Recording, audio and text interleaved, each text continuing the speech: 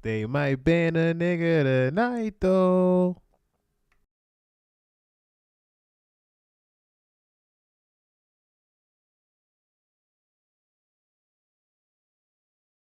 It's alright though.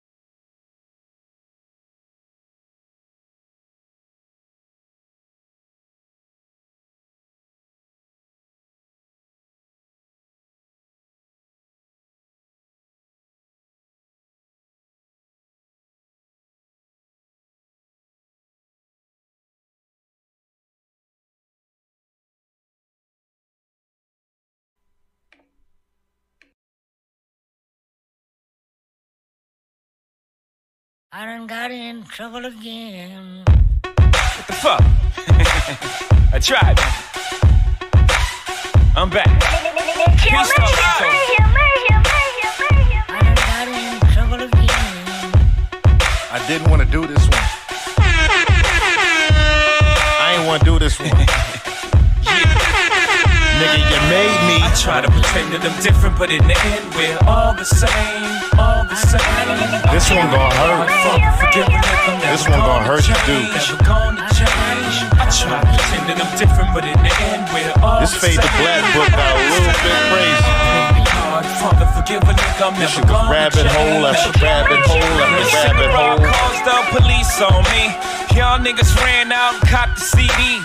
We See gon' what get I to it. discovered is y'all snitch lovers. I might speak, I don't fuck with nobody. See what Doug, Jimmy, and LA don't know. These youngins crossed the line with Did a whole lot, letting it man. blow. Had the papers writing stories like, didn't they know? I That's see what why happened when they Jaguar made Wright that said rapper you was a little bit more CEO. I worse. know, it's just a matter of time before the steady hate. Not even a little starts to bit. overflow. Then the levee breaks and my conscience go. You escape the Rico. Why throw everything away over We gonna talk about it, Iceberg paper Slim. chasing, they paper hating. Billionaire hope you on the pace to make it. Fuck that. We got a lot to get into, baby. We gonna be here for a while. Live from the spot. Trying to pretend that I'm different, but in the end we're all the same. All the same.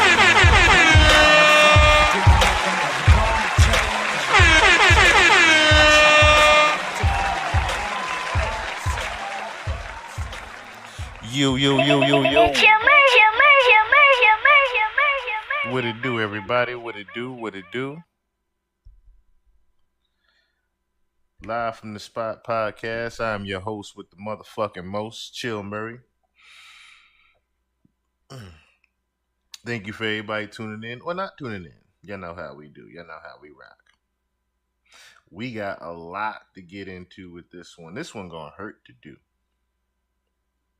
This one's gonna hurt to do. For the simple fact that I grew up with this individual like Diddy. We grew up with this one. We grew up with this man.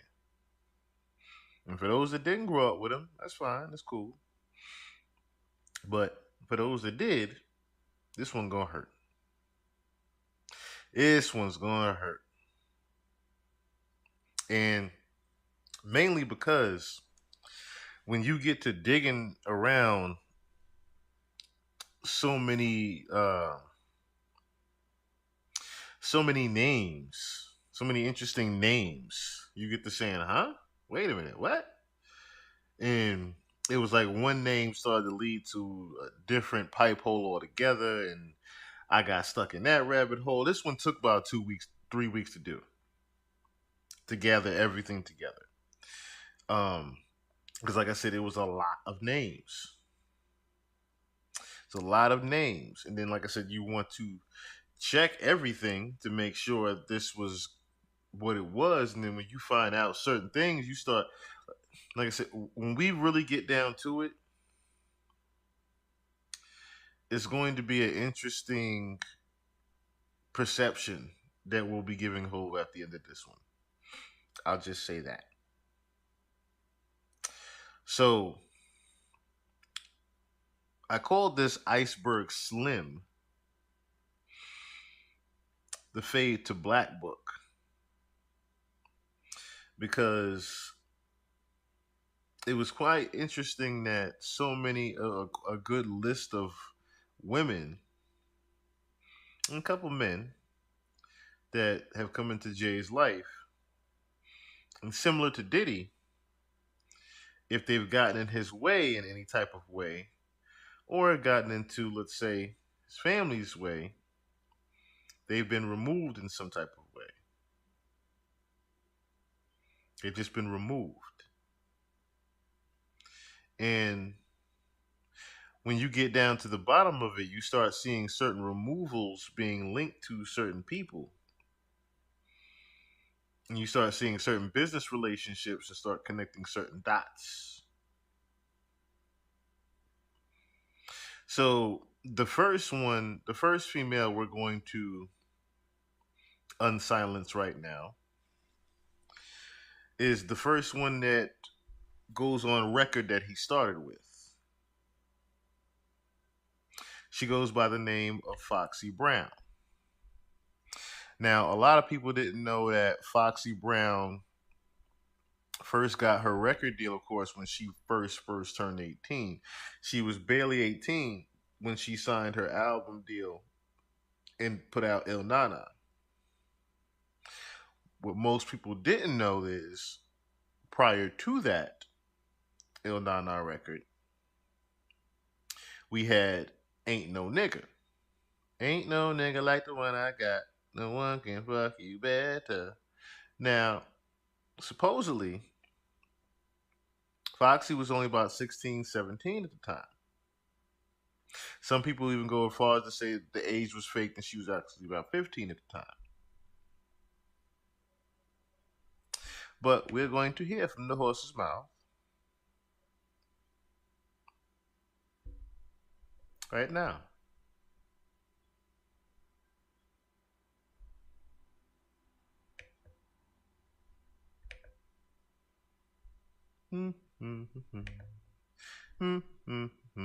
My video player been acting up lately too. I've been noticing. It's been taking a little bit long to even start. Game for briefly, a little brief time, actually in it. But you've been listening to hip hop your entire life, and I'm sure you'll agree that female MCs a lot of times didn't get their props. But now in '96, you know what I'm saying, it's on. You got yourself. Yeah, the ladies, I think '96. Yeah, the ladies.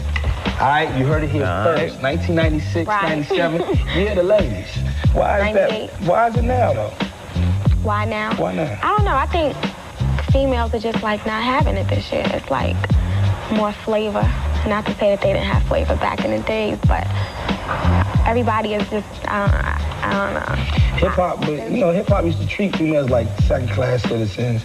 You know what I'm saying? Yeah, she can ride, whatever, but she can't head the bill, you know what I'm saying? I think more so because they don't think that females can hang with males, or either it was stereotypical, like you had to be the hardcore hoodies, Timbs, fatigue, you had to be hard, or you weren't trying to get noticed. Right. So now we're adding more class, sex appeal, sassiness, back to hip hop. So it's starting to recognize now. Go on with the skills. That's what I'm saying. It's skills and sassiness hit record. That's all it equals. 1996, 97. Yeah, well, I'm glad to see the year of the female. I remember watching y'all. I ain't gonna front you, I remember watching you. Any day. You know what I'm saying? It's all good though. I mean, keep playing. I'll make sure your videos run. Keep running. But I'm gonna be watching for Foxy. Look at it, it's Foxy. Crazy. Stay tuned, y'all. The rest of the keep moving right here. Don't go nowhere. They're not standing there like listening to the lyrics. They listen to the beat. So I think that's what's selling more. I used to just sit and be like this at the speaker. Some people still do. That's like the real true hip-hoppers. Right. But the other average everyday record buyers and school kids and stuff like that, they probably just listen to the beats and, excuse me, what they can dance to and stuff like that. So. Who you check for, Jay? I like everybody, but, you know, I really listen to Seal and Prince and, you know, things like that, you know? As far as, you know, the lyricist thing go, you gotta realize, once again, rap is also a business now. It's a big business. Huge business. You know what I mean? So, I mean, be the nicest guy in the world. If you don't know how to put them songs together, then, you're gonna be sure. Business, that's the business gonna swallow you up. Sure indeed. You just sit and chill with Seal? I mean, you listen to Seal. Listen to Seal. I don't mean you had to demand house, but I mean, you listen to Seal. Yeah. Word, and Prince? Yeah. All right, now I can feel you on the Prince thing. You know, I get that. They along the same lines, you know, they write like, you know, they along the same lines. I'm saying, man, Prince kind of threw me on a couple of songs, though, man, you know. I'm not a woman, I'm not a man. Hold up, dude. You gotta clarify, you know what I'm saying? I can't feel him on some of them. Sometimes you gotta take it there, you know. It's like borderline genius, you know, you gotta take it there sometimes. And he borderline a bunch of stuff. Yeah. Very much respect to Prince. Jay-Z, Foxy, once again, the Nutty Professor soundtrack. You know what I'm saying? Make sure y'all peep that. Your joint. Reasonable Doubt, June 25th. Trinity, make sure you check for that. And then Foxy House, October sometime. Foxy Brown joint. Until then, we just gonna be feeling you. No. I'm laying low now. You're not gonna hear me for a while. Oh, for real? Yeah. Why? Cause you know, I just did Tony Braxton remix that I'd probably ride through too. And you just all over this track. Oh, Foxy. Oh, you about to start a company? You need some people to work? I can hand out flyers. For real? I'm a man. Okay, You don't want to see me with some street flyers. team, be head of my street team. Word. Joe Clay, Foxy Brown, street team, whatever. I had picket signs and everything. Hey, look. Y'all know how we do. Peace and love, East Coast, West Coast, worldwide. I'll see y'all next time, all right? Peace. Okay, so what's interesting about this is the fact that, yeah, she was of legal age, 18 years old at the time when she did this in 1996. But the interesting part about it was the fact that Jay-Z at the time was 27 years old.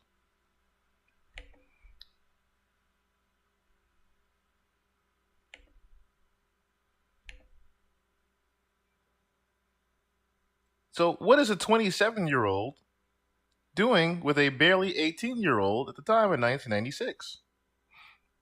But back in those days, not a lot of people even paid attention to those type of things. Someone that was almost 30 years old is dating someone that was barely even legal. Now, as you can notice in the interview also, not a lot of people also even knew, in the public at least, that Jay-Z was even dating Foxy Brown. Only people behind the scenes knew that. So it wasn't something that was publicly known to the fans, or should I say to Foxy Brown's fans, that she was dating Jay-Z. But you can put two and two together, of course, when you watch certain videos. When you watch the I'll Be Good video, and you see Jay-Z in it. Of course, Ain't No Nigga, her lyrics were specifically from experience of dating Jay-Z. Ain't no nigga like the one I got, no one can fuck you better. Now, what a lot of people don't know is when that record was actually recorded, though. But before we get into that, I want you guys to listen to something here.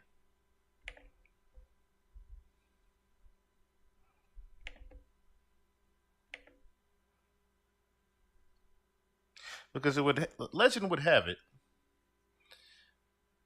This article that posted she was by only 15 when they where hooked they up. claim Foxy Brown stated Jay-Z hooked up with her when she was 14 and he was 24. She claims that he was her first time, and according to this TMZ article, she even claimed Jay-Z was into transitioned women. Over the years, many people have actually said Jay-Z was in a relationship with Foxy Brown back then, one being Nick Cannon, who during an interview with Dame Dash pressed him on the situation. Nick Cannon straight up brings up the fact that when he met Foxy Brown, she was 16 and was introduced to him as Jay's girl. This question made Dame Dash visibly uncomfortable.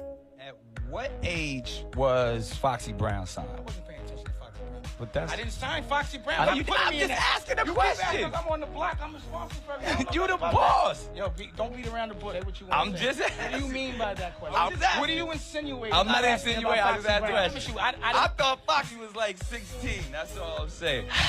It sounds like you. All I'm saying is like in this industry, and we live in these glass houses. It seems like you got a question for Jay. Ask him. Y'all keep asking me questions when I ask him because he ain't here. Ask him. I ain't got to do with that, and I don't even know nothing about that.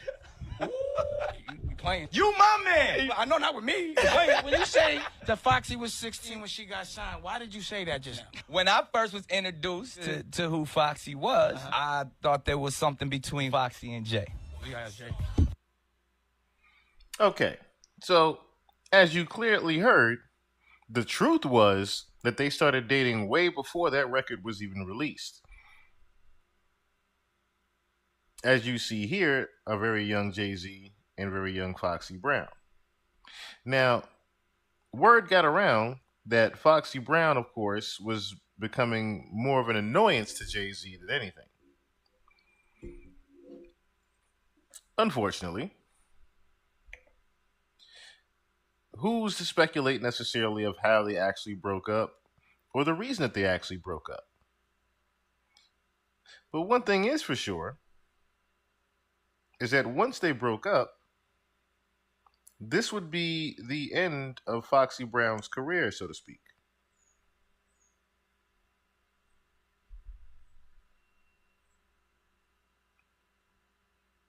Foxy Brown would not know that it would be the end of her career, but she would soon come to find that out. As we have here a rare audio of Jay-Z talking about what exactly happened back in the day. When it can't nobody. No. I have a minute? There's a lot of Foxy questions on the faxes and online. There was a big article where she, I guess, is upset with you for different things. Yeah. What's the story with Fox? I just think Foxy, she got her facts wrong. Like, her timing was wrong. Like, she said that I left her in the cold in '98. She had an album out with The Firm in '97. When am I like I'm the battered husband, like I'm gonna stay in the house, not get an artist. But I wasn't even like upset about it. It wasn't like, yo, you down with The Firm, you can't mess with me, da-da-da. I was like, we still gonna do records. Cool, do your thing. Matter of fact, I hope you get bigger, so when this next record we drop, you gonna blow up. You know what I'm saying? Right. But, I don't know. I just think her facts is a little out of whack. So what happened then? Because you guys never did, really, right? Yeah, so after that, after I got Emil, it was tension. Oh, wait, Emil and Fox. Oh, it was tension. Like, we couldn't go nowhere. Like, their whole girl clique was fighting, their whole girl clique was fighting. This girl, this is Emil. She's signed to me at the time. Right. You know what I'm saying? You signed to The Firm, you signed to Def Jam, you signed to, whatever. What am I supposed to do with this? I'm supposed to just kick her to the curb? Right. You know what I'm saying? So I had to ride with my girl. And that's how it happened, I mean, I made the wrong choice, but it's cool. You should have went with Fox? You saying you should have went with Fox? Nah. So as we clearly hear here, Jay-Z is saying that he chose Emil over Foxy Brown in the later years. What wasn't quite clear, though, was the actual gap in between that, which we will get into in just a short second here. Because that would raise a question of what was the gap between 96 and 99, when Emil actually first arrived on the scene. But would it actually?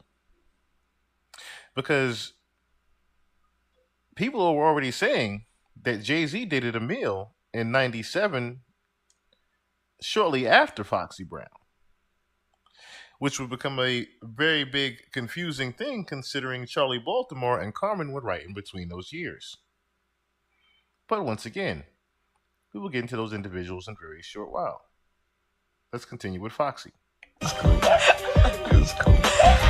Oh man! Yo, you know what? I'm gonna stop talking. I gotta stop talking. I gotta stop. I say what's on my mind. By the time I gotta bring it back a little bit. What happened with Emil, man? I don't know, man. You know, I was telling Emil a lot. Like I was like, yo, can I get it? It's not your record.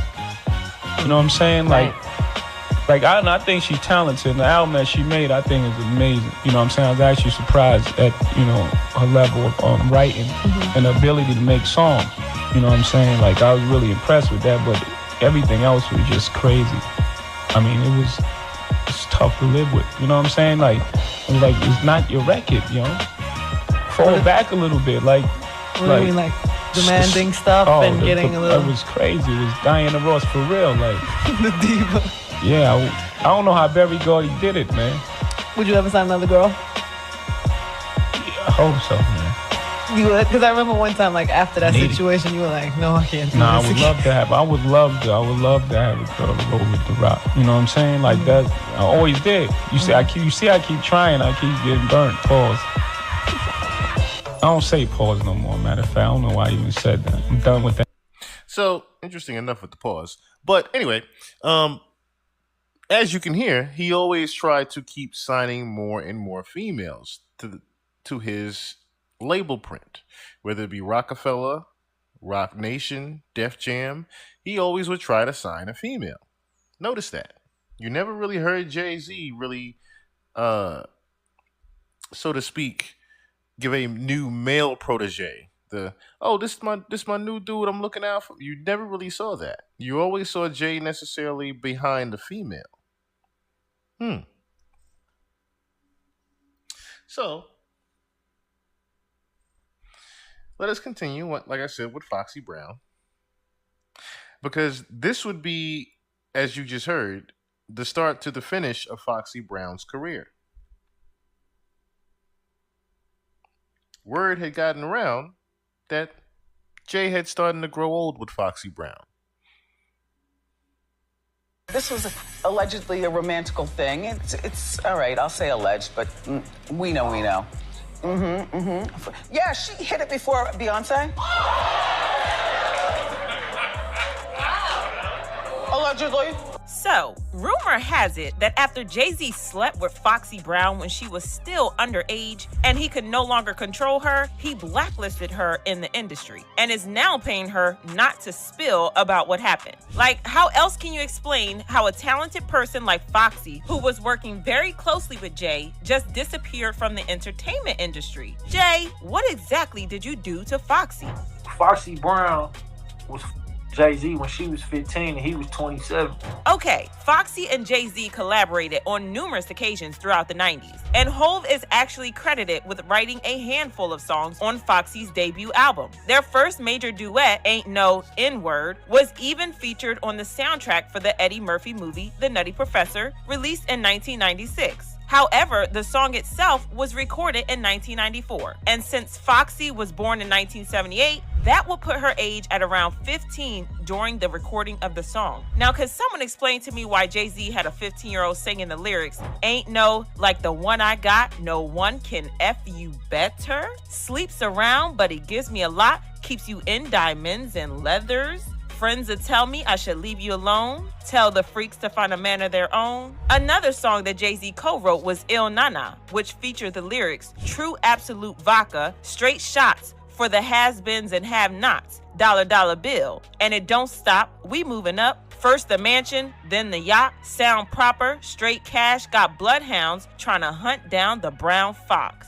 Yes, he didn't rap in the song, but those words were written by him. And him talking about hunting down the brown fox? We see what you're doing here, Jay. And I won't even get into the details of other songs that were just so graphic and recorded when Foxy was 15 or 16. Anyway, given how successful they were when they worked together, it was a bit sus that they just stopped. And if you are wondering why it's allegedly, because Jay-Z blacklisted Foxy when he could no longer control her, and that was after he slept with her when she was still a minor. Y'all remember sometime back there were allegations that Jay took Foxy's virginity when she was just 15 years old when he was 27 and funded her shopping trips all while paying for her hair and nail salons while she was still in high school. At the time, there were also reports that Jay-Z gave her an STD. Y'all should go back and talk to all of the niggas that she slept with in Philly when she was in Philly. She burned every last one of them. She sent more to the clinic than COVID. It gets even deeper because allegedly there's a tape out there of Foxy and Jay-Z. And guess what? They were not alone. Their company was Jamie Foxx, and based on the rumors that were making rounds, Jay-Z signed Foxy to multiple gag orders after she, Jamie, and Jay engaged in a threesome, and that not long after the incident, the tape was ironically robbed from her home. I mean, the T even quoted Foxy referring to Beyonce as a halitosis-infected heifer.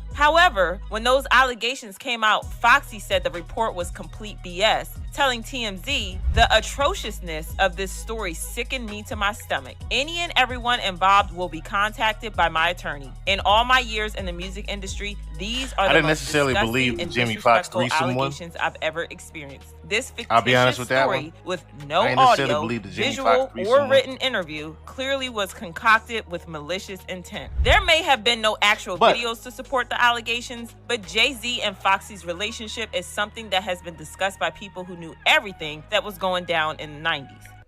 The main reason why I let that part play is because it would also shed light on how necessarily the whole her and him kind of had a falling out because of this little scandal that started to go out and rumor. And if you think about it, you have to couple that with what happened to her with her losing her hearing and deaf. So some people would say that she caught a what do you call it? I can't remember how I describe it when you have sex and catch the disease. But she got the whole deaf thing from sleeping with so many men. I didn't necessarily believe that either, but it was kind of interesting that she went deaf right after that. Like, she went deaf. And this is a clip of her explaining it on Comeback Jack, and just listen to what she says. How do you tell Jay you lost your hearing? The day of that she lost her hearing. I said it was at the it was the morning of the funeral. Mm-hmm. So imagine, I was in Brooklyn. I wasn't home in Jersey. This is my mom's youngest. She passed away from cancer, and Jay was leaving to go out of the country and found out, canceled his flight, his trip, and said, I need to be, his family needs to be there. I was at my mom's house. I woke up and she wrote a note. She had a note and she said, Ingy, you were sleeping so peacefully. I didn't wake because they came in late from the studio, and I said, I'm going to stay in Brooklyn. She said, you were sleeping so peacefully. We didn't want to wake you, but you need to hurry up and get to the church because, Right. So, but when I woke up, it was just too quiet. It was a quiet you would never know. It was a quiet that I've learned to make work for me now. Because I had to mentally find a way to flip it to my advantage and say, well, the serenity that I hear, you didn't have when that. I have that moment, right? I can sit down and read a book. I told you I'm an avid reader. I can sit down and create, and I don't hear just the normal like wind. There was absolutely no sound. Right. It's a sound that will drive you crazy. That will send you to the G building. Right. I can imagine. So now, Jay's at the funeral. My family's at the funeral. The church is packed. Everyone's at Tabernacle downtown in Brooklyn. I got on my knees. Understand my relationship with God supersedes all of this. Right. Being West Indian, that's just a part of our, that's culture. How we were raised. It's the but DNA. I have my relationship, I have an unfailing, I have an irrepressible spirit. When it comes to Christ, Yahweh, I don't play. I will Right. get on my knees. I will lay my face on the altar and give thanks. This is stuff that people they don't know that girl. They don't know that person. They don't know that. I said, God, what's happened to my world? What's happened? Do you understand the first things? I let everybody down. I let everybody. You felt that's the first thing that you feeling. I let Fans, family, the industry. Like, I'm on my way to the funeral for my favorite aunt who I have to eulogize. right. And I'm sitting in her.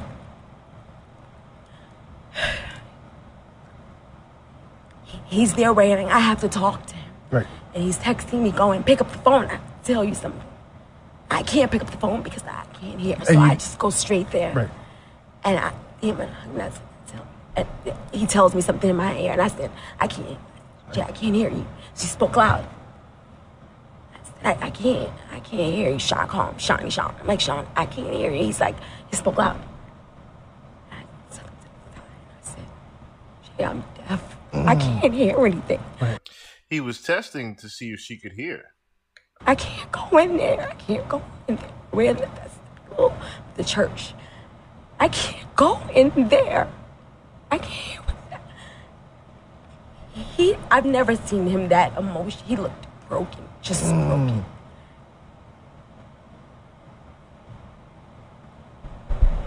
He said, and can you hear? And I was listening to you. I said, no.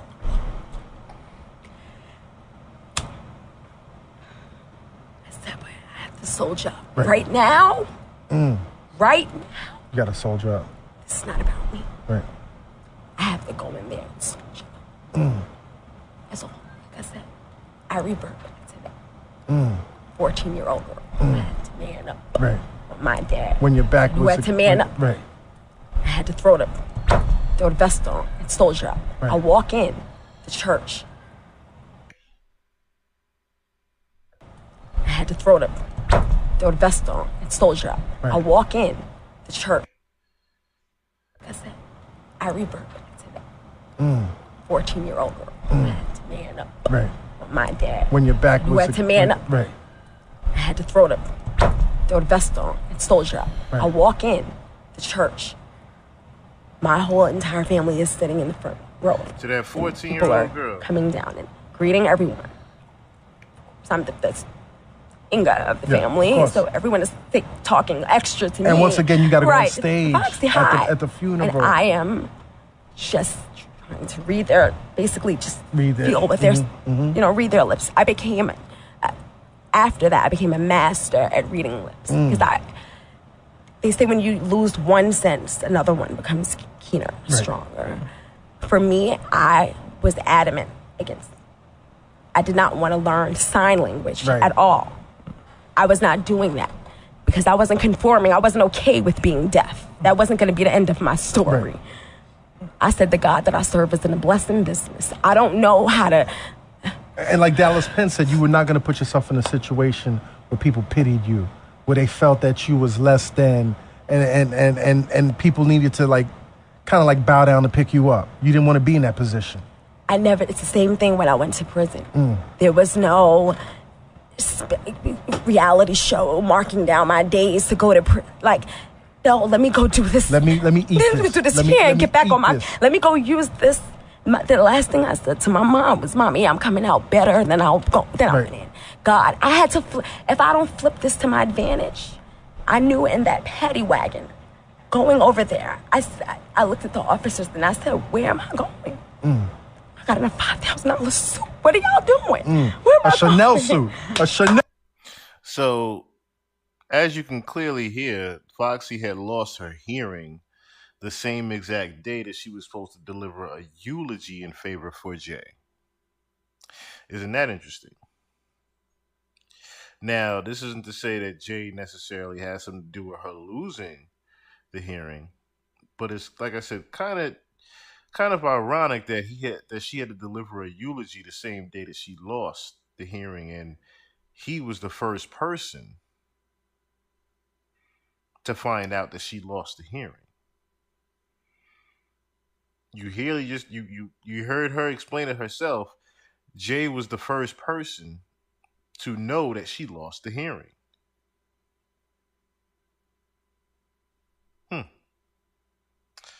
So, moving along,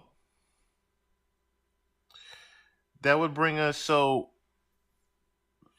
9-6, between 9-6 and 9-9, right? Because we just heard Jay-Z also mention right after Foxy was Emil.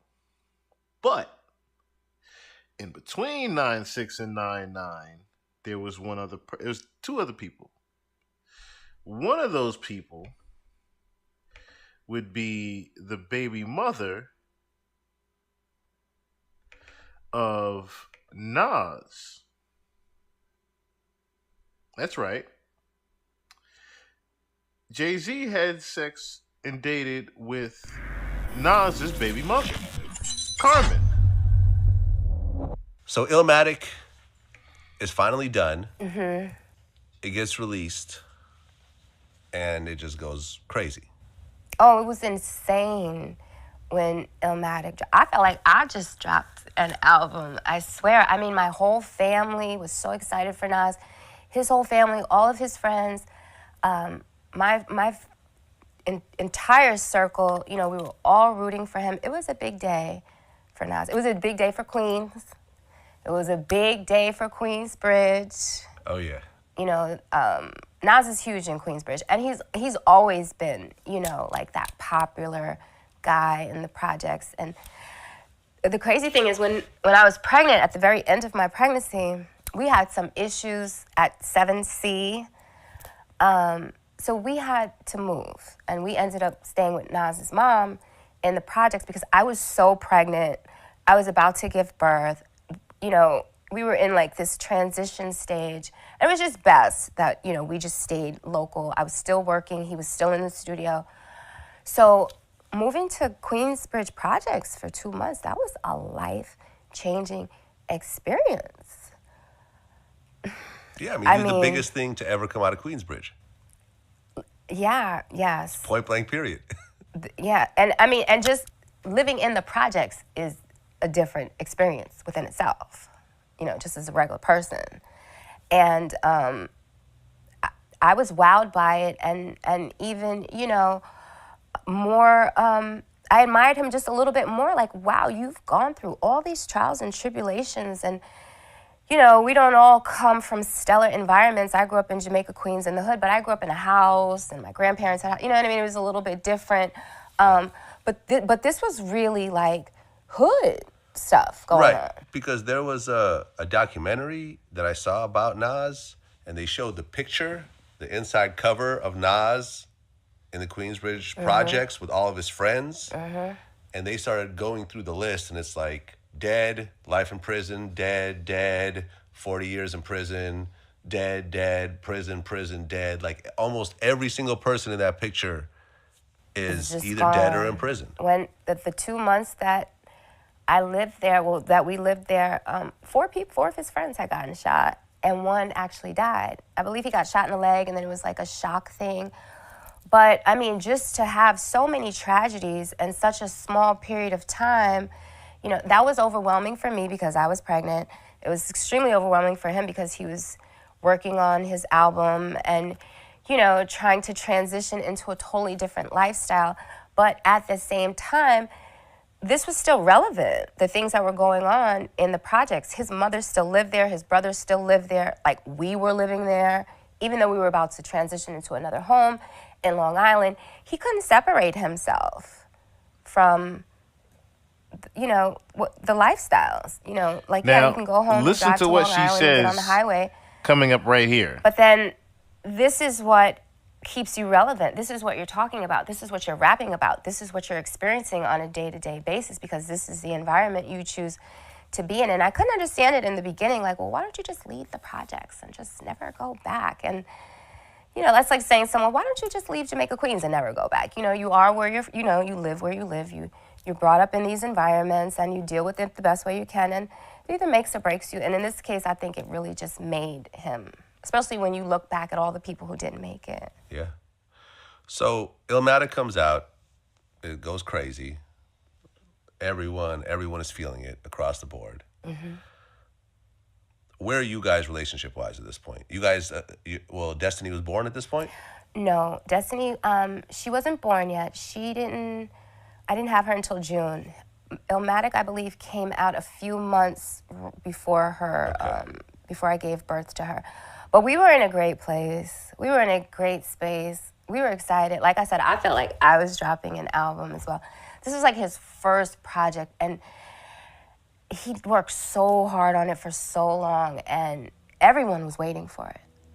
Everyone. It was like one of the most anticipated albums of that era, so to speak. And people had a lot of expectations, and I think that he fulfilled, all those expectations and then some.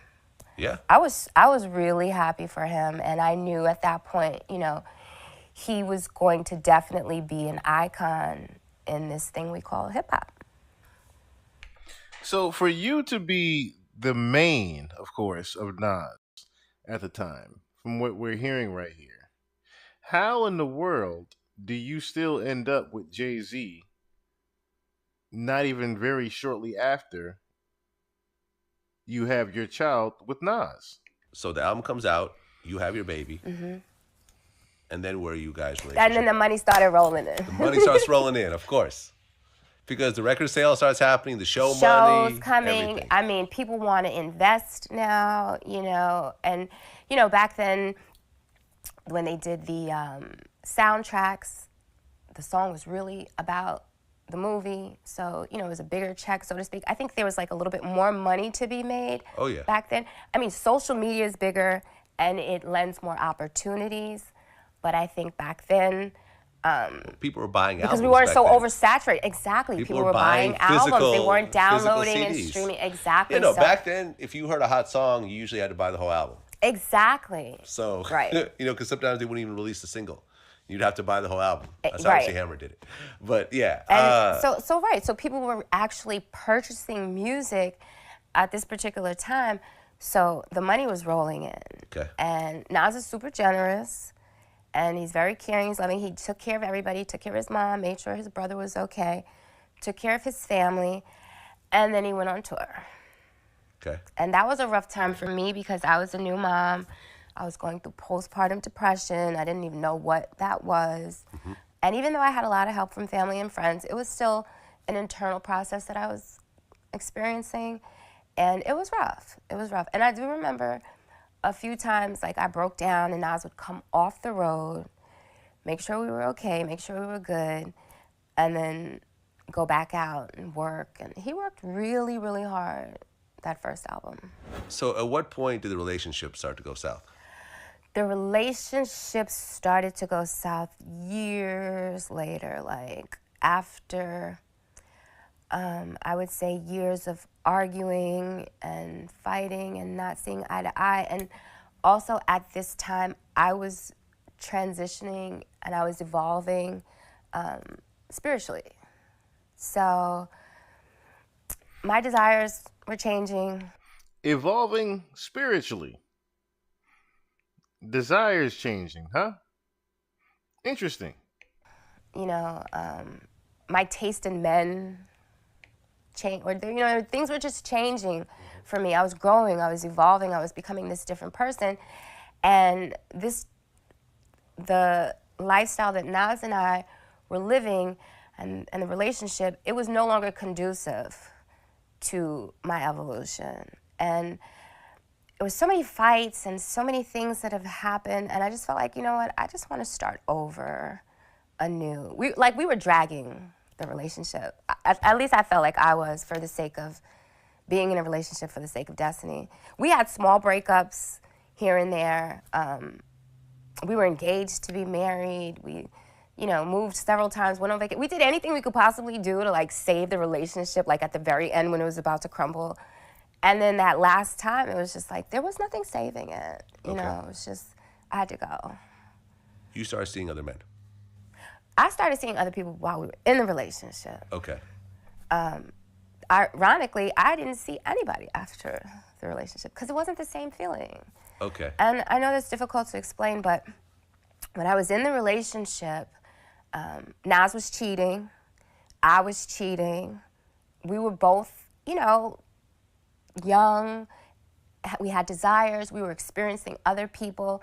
And I learned in a short amount of time that the way you feel about one person has nothing to do with the way you feel about another person. At the end of the day, love is all there is. There's two emotions that a human being can experience at any given time: love and fear.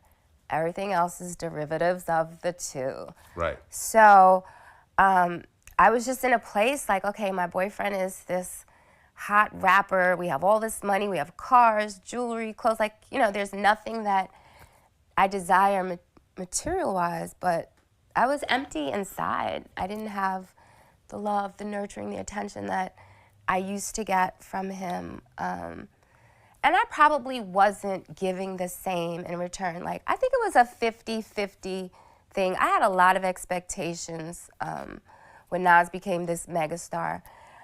I probably could have been a little bit more understanding. We were young and we were just growing. So he was cheating. I was cheating. The problem was, this is where the problem came in. The problem was who I was cheating with. Now, had I been cheating with like some nobody who just wants to play Nintendo all day and smoke cigarettes in front of the TV, that may not have been a problem. Like, okay, you know what, Carmen, we can get through that. We can get past that. We can't see him anymore, but we can get through that. But I was cheating with individuals that were in the same genre of music, the same circles, the same company. But I didn't look at it as if I was doing anything wrong. I felt like this is my circle too. These are my peers too. Like I'm in the box too. So it is what it is. And who are those people? I had a relationship with Jay-Z. But the thing about Jay-Z and I, we were friends before anything. That was my best friend before we became intimate, before we became lovers to any extent, before anything physical happened between us. That was my friend. And we were really good friends. And I enjoyed our friendship. And I have absolutely no regrets. And, it was what it was. So just listening to the psyche back then, right? Of just in the women back then in those days. They were just engulfed in the lifestyle. They didn't necessarily care about the consequences of the cheating. They just knew that they were just in the lifestyle. And if their man is cheating, they're figuring, why not?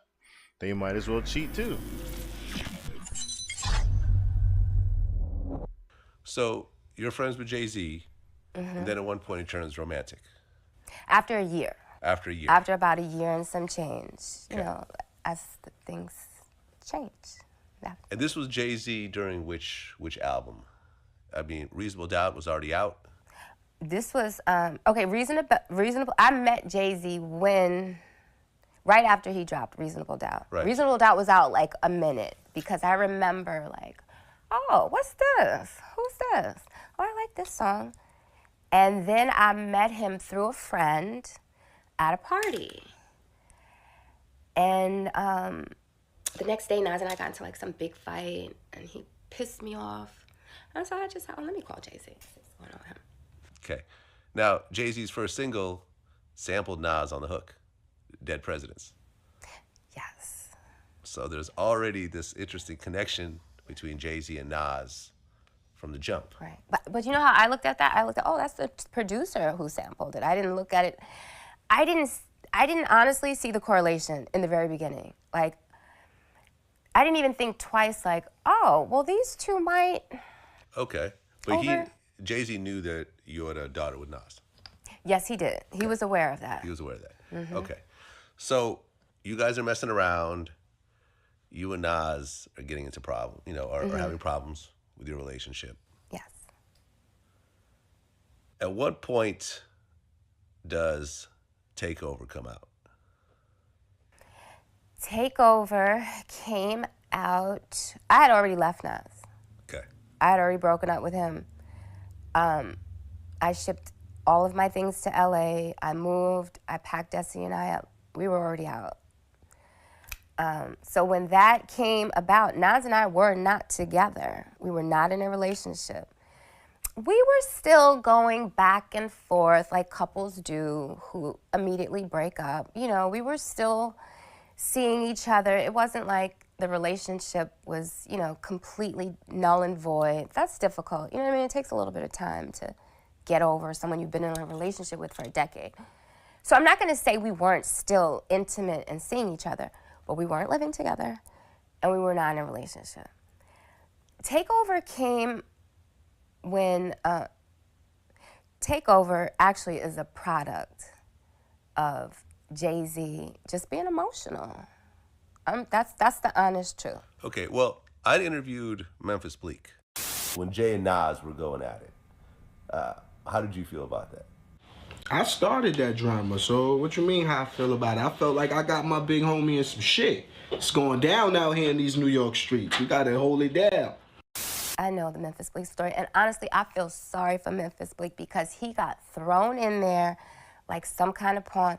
For him to think that he would be the cause of, you know, a rap battle that has gone down in history between the biggest hip-hop icons in the world, that's a terrible mistake on his part. And I feel bad for him because his whole entire career was ruined as a result of him trying to even take a shot at Nas.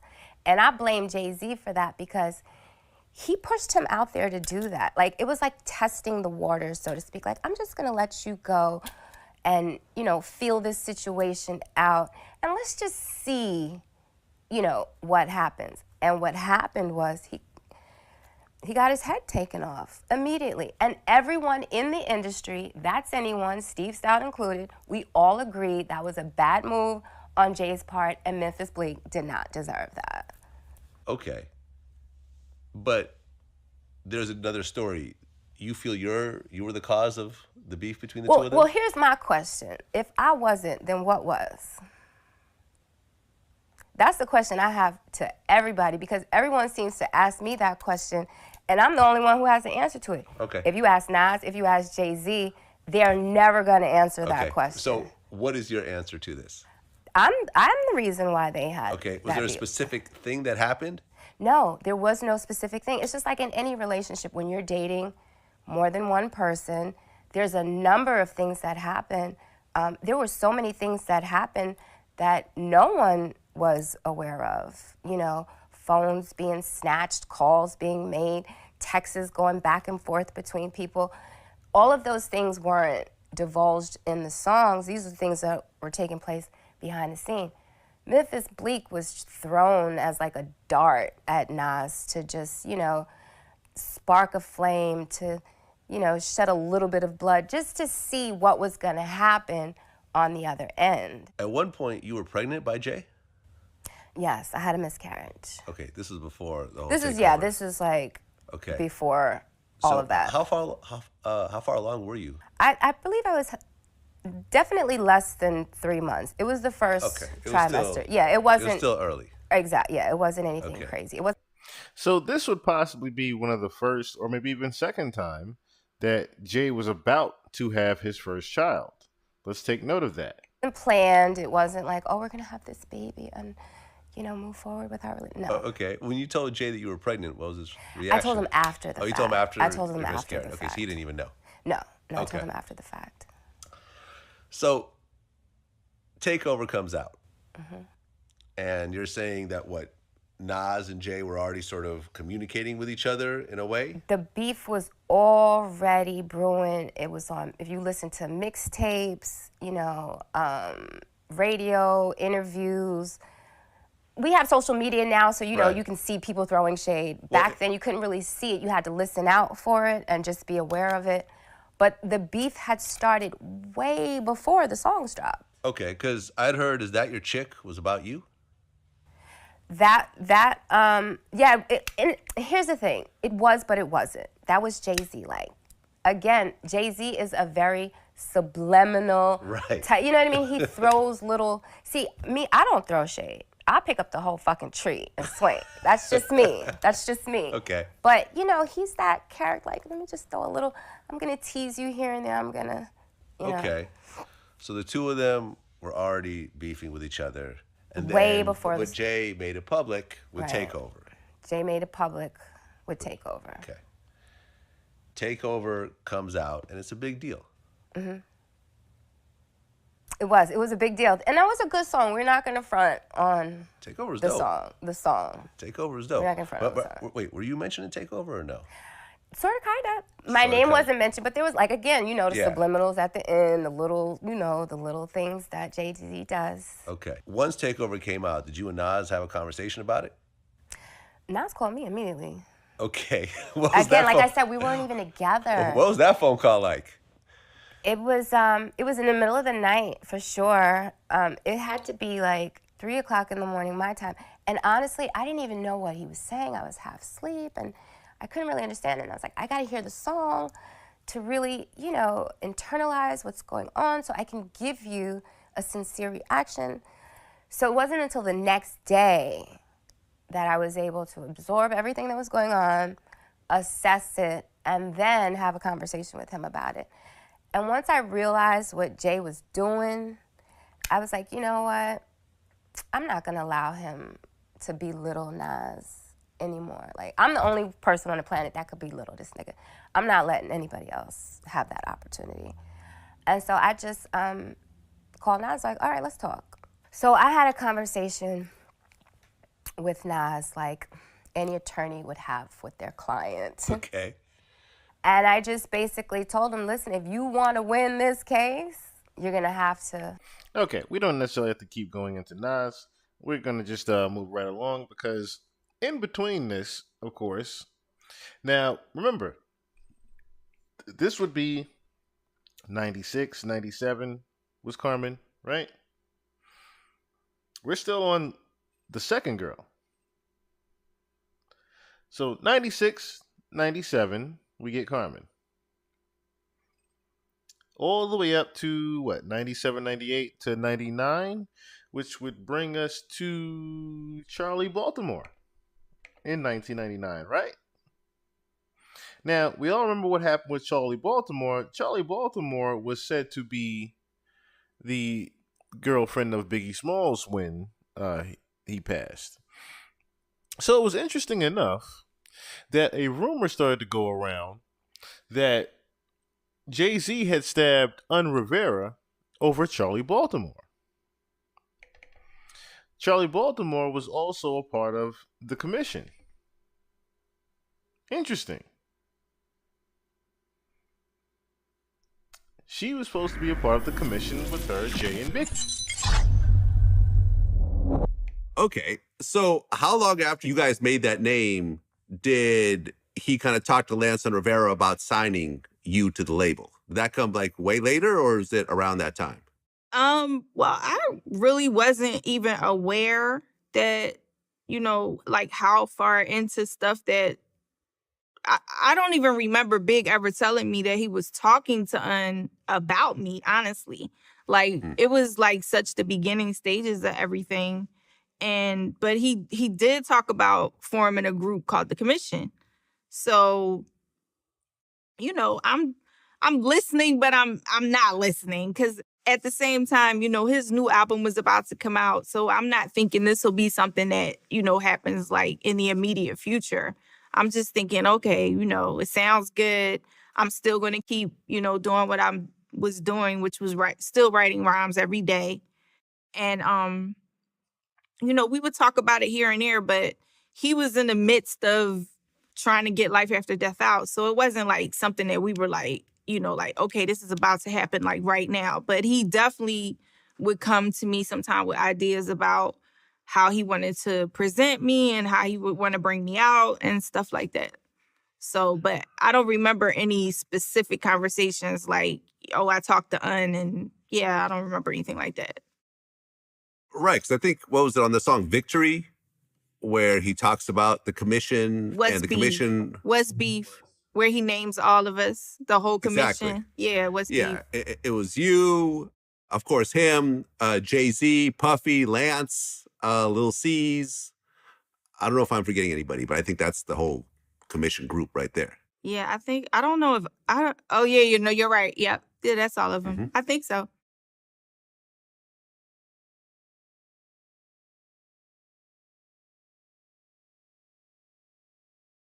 So,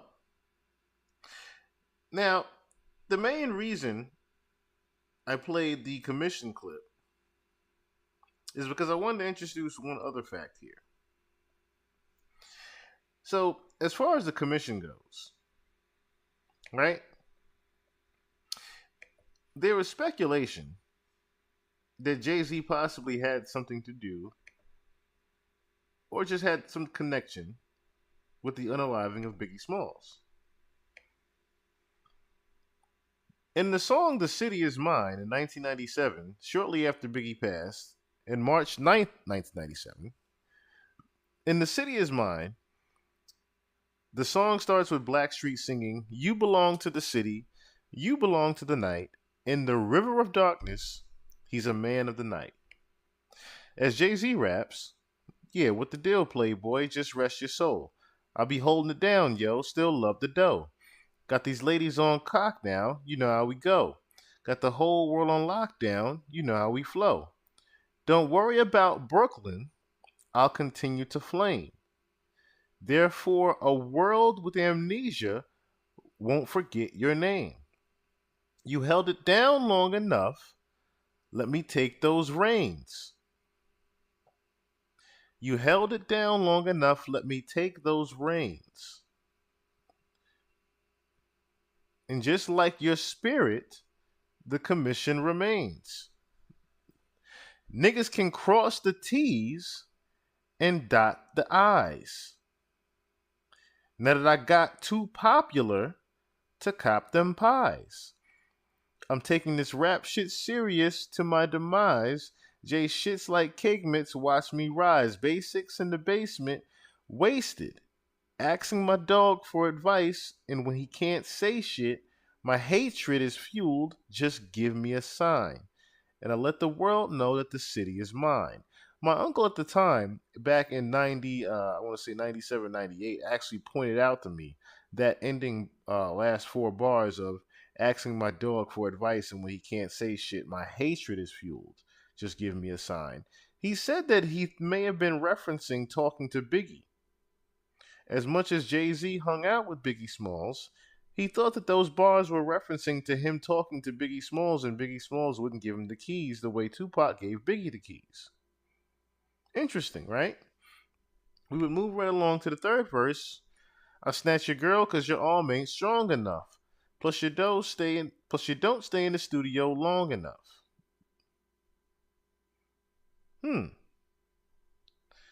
I wondered if that was about Charlie Baltimore.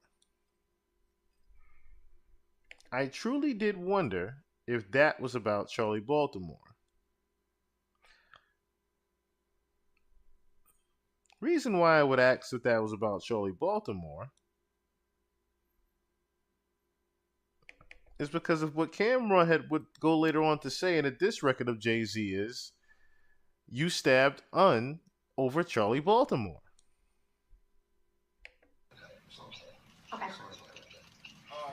In a press conference, Cameron would clarify what he said.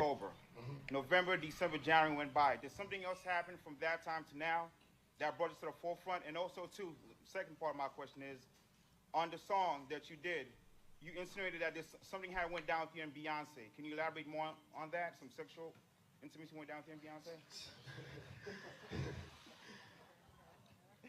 First of all, let me go to the part two of the question because you made me forget the first part of the question.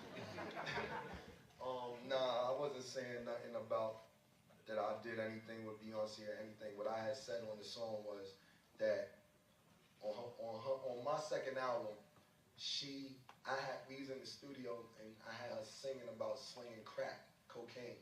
So if you listen to my second album, I was saying he made a song called You and Your Girlfriend with her, and I made a song about sell crack with her. So that's what I was saying. Then I did say something about putting it in her mouth and all that. But I said sorry on the very next line because the reason I said that is It's because I knew he'd catch feelings over the girl. Because I remember he loved Charlie Baltimore. Like, that was the whole situation with Un. Other people with him and Un, they say it was a bootleg CD and this, that, and the third. It was over that girl, man. He loved her. Miss Info, no, she right there. She tell you, she was in the building with me all the time. They going crazy. Right?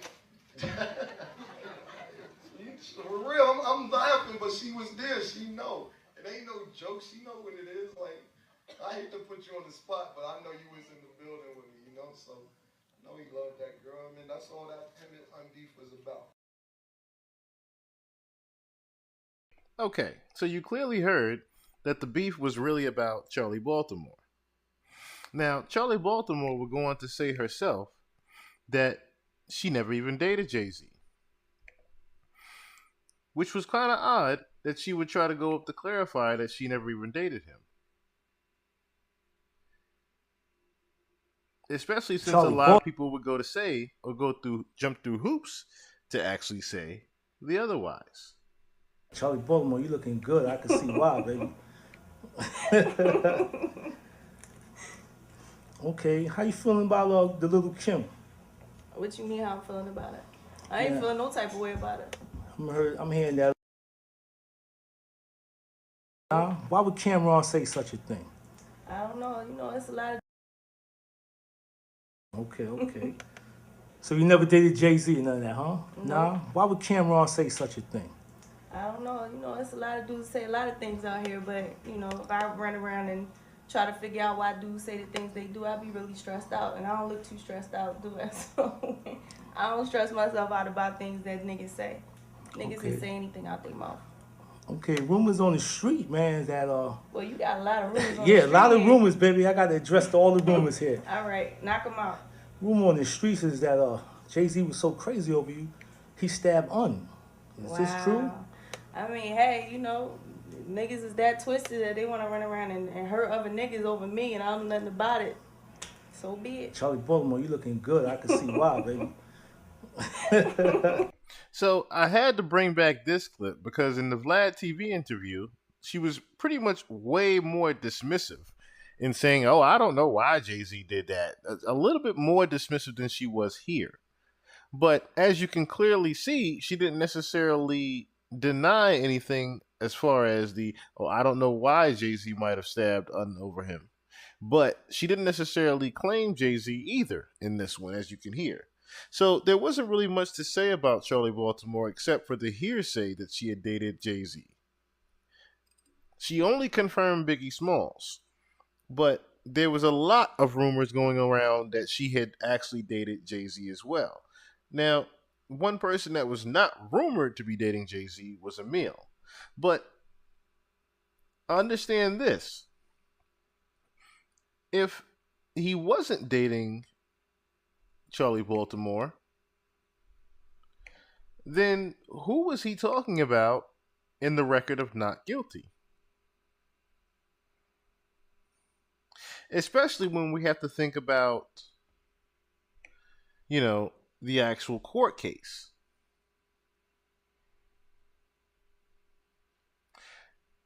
The court case that was going on between R. Kelly and the victim of the sex tape he had.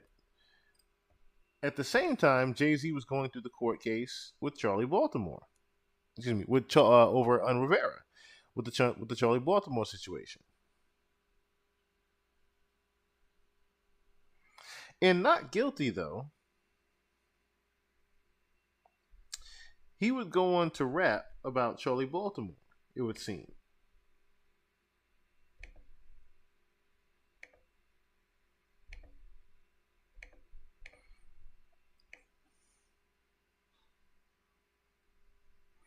Let's go on down to this verse here.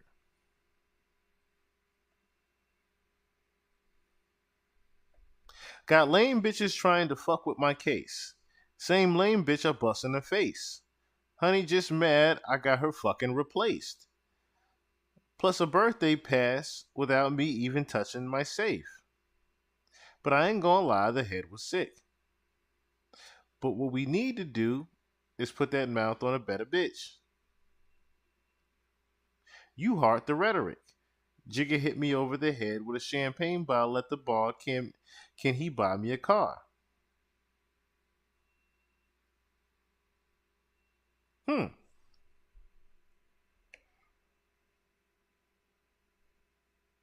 In one instance, it would sound like he was talking about one female, then he was talking about a different one.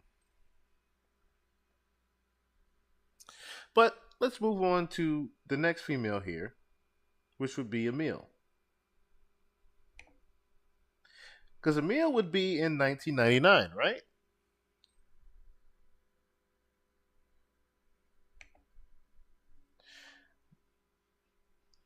Emil was about, let's say, 99, right?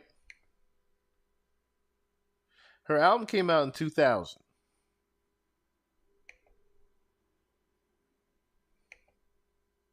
Now, Can I Get Her was released in 1998.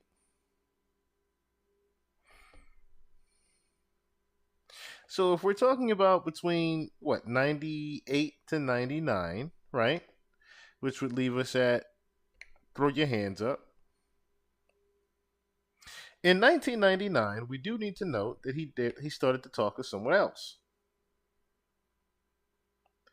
So while Emil was around, in 1999, between 99 and 2000, Beyonce started to emerge. They first met, Beyonce previously told 17, that they met when she was 18 years old, which would be between September of 1999 and August of 2000. Which would mean Emil was still around in the picture, would it not? When they first started meeting, anyway.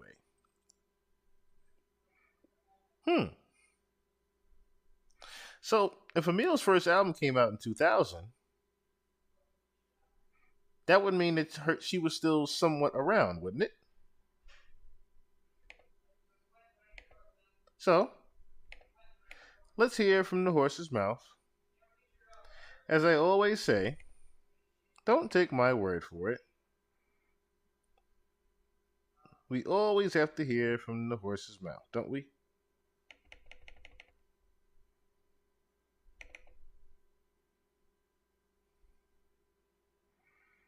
Because Emil wasn't necessarily disgruntled about leaving The Rock, as much as she was more so puzzled as why she left The Rock. People was hating on you at the label, I guess the assistants and all that, blocking what you needed to do. I guess why did you, was that part of it? We also heard that, you was dealing with Killer Priest, and that was the reason why they dropped you from Rockefeller. That's what we heard. Did you hear that? And how true it? I heard at the time, I might have been dealing with Priest at the time. And as far as there was a lot of hate going on at the label, yes, it was. Or I do believe that had a lot to do with it. But why? Let me just ask you this question: why, if you choose to do something in your personal life, if it was the deal with Killer Priest or whoever it might have been, whether if it was a regular nigga or not, why would that? Personally, I don't know. Why would that really affect your business relationship? I don't know, and I can't say that was the reason or anything like that. But I don't know, but it none of that changed. If any of that was the case, I also heard that it was because I got real big and shit. You know what I'm saying? Okay. Yeah, I got up to a little 135 pounds. If you want to call that big, okay. Yeah, I got there. Oh, so they even said that because you gained some weight. Yeah, that I gained weight, that I was real lazy and all this shit. Come on. All right, yes, I did gain a little weight. Okay, how much weight did you gain? I was like 110 pounds. It's less than that when I did Can I Get It and all that. You know what I'm saying? And then so you I gained a couple pounds. and I was eating. You know what I'm saying? So then the rumor came about that I was pregnant. Okay. But I wasn't pregnant at the time. Okay. I didn't get pregnant until a year or two later. Okay, so they thought they thought that you was pregnant by Killer Priest or by somebody else? I heard some fucking things. None of them was true. Okay. So you did go with Killer Priest or no? Yeah. Okay. Okay, cool. So that you don't think that was the reason? I don't know. Do you think the 20 pounds on that ass was the reason? Or an excuse. Okay. Or do you think that hating ass assistant up there was the reason? I think that had a big part of it. Yeah. Now, how did that make you feel being an artist? You know, and you need to have a certain relationship with the I guess Jay-Z or Dame Dash or whoever it is that you need to deal with, and then the assistant seemed like she's in this, I guess, blocking it, to put it simple. Like, I mean, how did that make you feel? I mean, I don't know. It's just like it just seems. I mean, did you want to fuck her up? Yeah, it becomes to that point. But then if you go there, you know what I'm saying? You know they really ain't gonna fuck with you. No matter which way you go, they not gonna fuck with you. So it's like a no-win situation. Okay. You know what I'm saying? So the song, I want to get it to because I'm playing back and forth. The song that you came out with Beyonce. The song was hot. Check the video. Video's hot. You know what I'm saying? I think you were set up to, the way that it seemed like you were set up to blow. Like it just seemed like everything that was in place was really set up for you to blow. I'm pretty sure people want to. Take note of who's in one of her first main videos. Beyonce. Your album from you, the only female to the rock, so that had to feel good. Like you was the lady of the rock. And then for all of this to come down and the way you saying like these cats treated you like, you know, like basically you started getting excluded out of shit. You know, recently they did a live concert on HBO and your part came up. Showtime, HBO, whatever situation it is. Your part came up and then they kind of try to dish you on that. Now, my thing is, if it's really no bad blood and it's years later, why would they even be on it like that? That's what I'm wondering too. Like, you know what I'm saying? I mean, come on. You know what I'm saying? To this day, I've never done radio or anything like that. You know what I'm saying? I've never came out and said anything foul about you or anything like that. So I don't know where that's all stemming from me. But I'm beyond that. You know what I'm saying? It seems like you hurt some feelings up there by leaving. I didn't leave.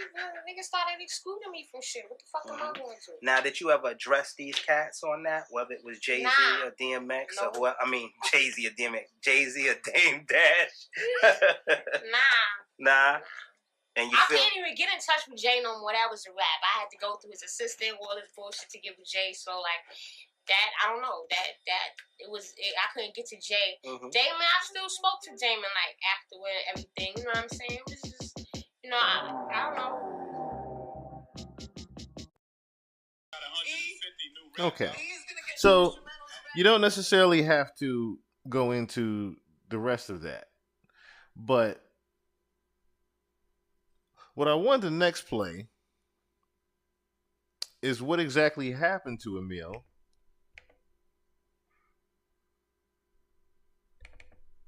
because a lot of people would start to speculate. What exactly was the reason that Emil was even removed? Album, be like, let's do this. Let's go. Hey, dog, where the hell is Emil? What happened to Emil, dog?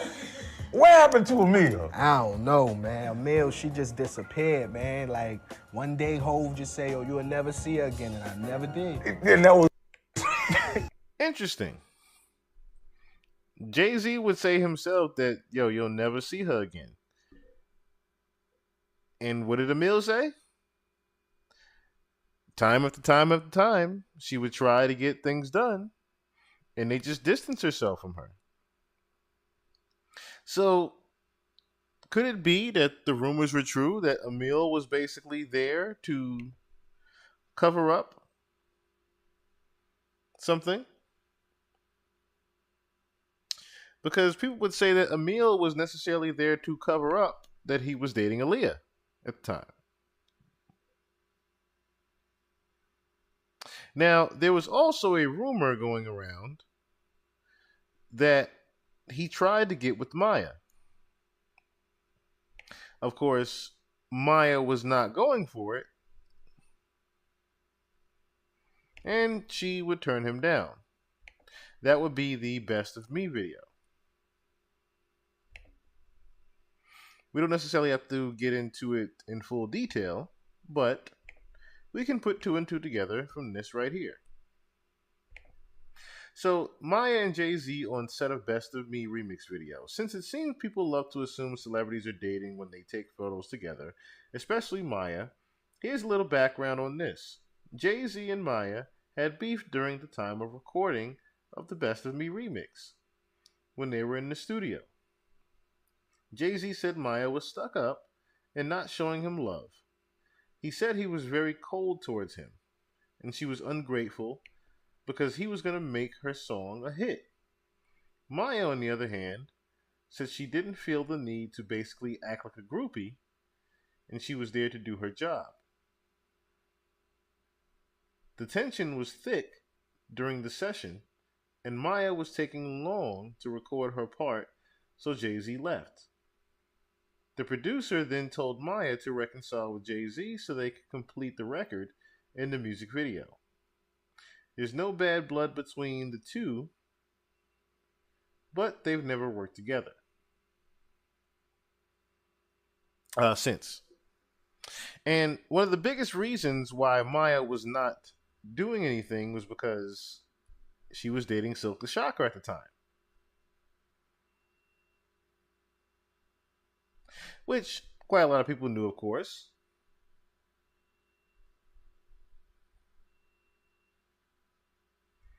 But that was one of the main reasons why, of course, she didn't hook up with Jay-Z. So, once again, let's move right along past Maya, because that would only be a distraction from the year we are in right now. Remember, we're in 1999 to 2000, right?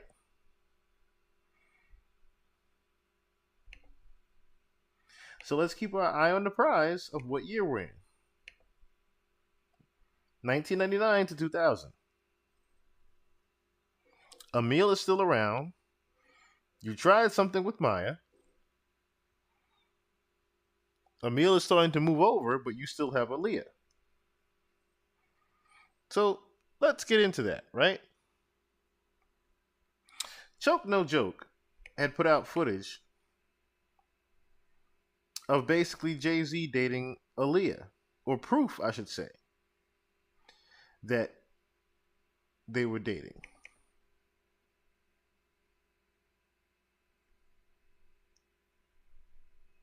So let us go to that receipt here.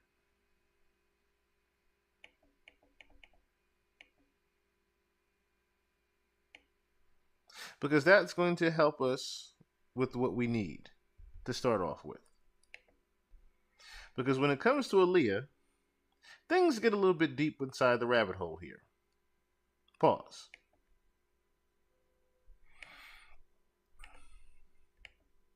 So this would be at a party in the year 2000 that Aaliyah and Jay-Z were... What up, welcome back to the Live Music Channel, Mr. Excitement. You know how we do Little Kim album release party. You're no Cheryl, you know what I'm saying, a.k.a. Salt and Pepper in full effect. What's going on? I'm impressed that you know my real name, Cheryl James. I've interviewed you probably 10 times in my life, so I know you for a minute. Roxy, all that good stuff.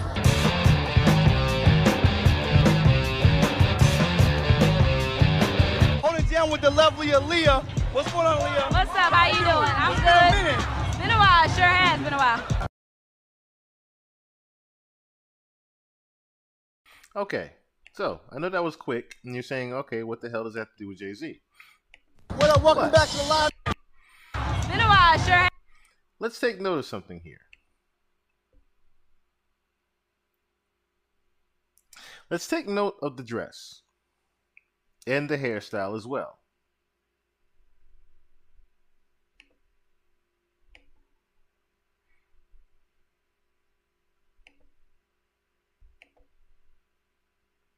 Let's take note of the colors, the hairstyle, and the dress.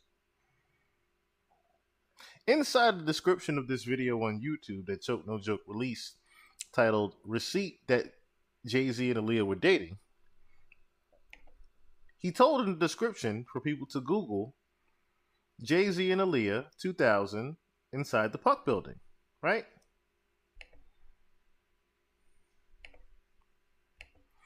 This would be that Google search.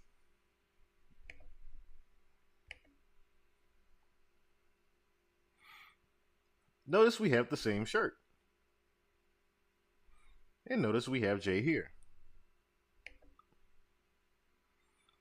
Notice we have an also cautious Jay.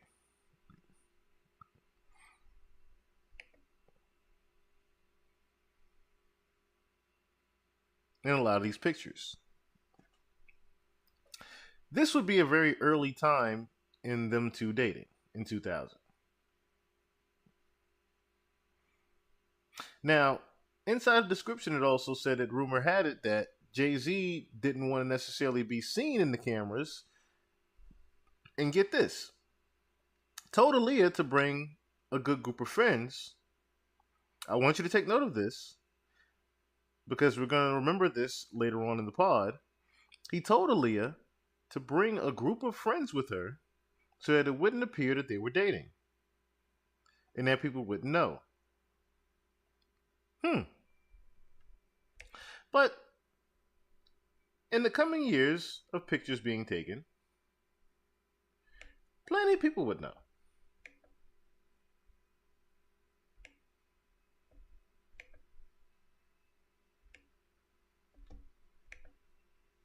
Plenty of people would know that these two were definitely together. In some type of way, shape, form, or fashion. Right?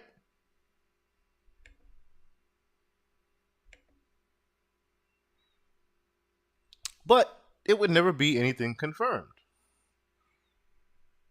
that Jay-Z was actually dating Aaliyah. Except for one particular instance, or should I say movie, that Dame Dash himself wrote and produced.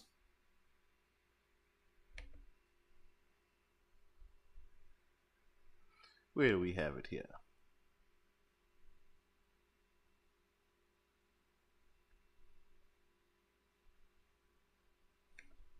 All right, so that would bring us to this exhibit here, right? So, the Death of a Dynasty movie. Some remember it, some do not. But there was a movie called Death of a Dynasty that Dame Dash himself produced and directed. Even had Jay-Z himself involved. Now, what was interesting about the Death of a Dynasty movie that had people talking was that it was a parody that Rockefeller Records had broken up. A parody about Rockefeller breaking up over a woman. Interesting. Dame Dash directed and produced a movie entitled Death of a Dynasty, in which the summary and plot was about the breakup of Rockefeller Records over a girl.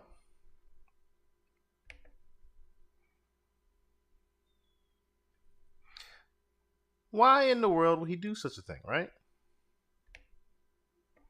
Well, let's answer some of those questions right now.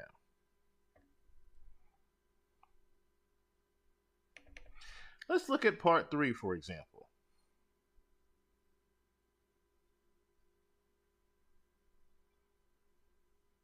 Because in part 3, we would see a fake Dame Dash, which would seem to be meeting the love of his life for the first time. Now, the love of his life prior to the Rockefeller breakup was who? Aaliyah. Now, some of you are going to say, okay, this is a white girl.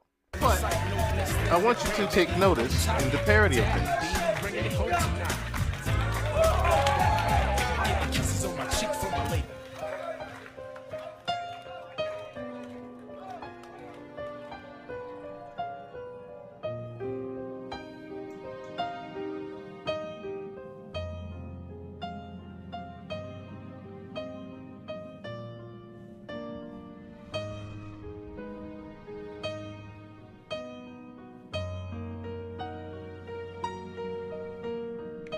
Now, notice he's breakdancing, b-boy, tomboy, right?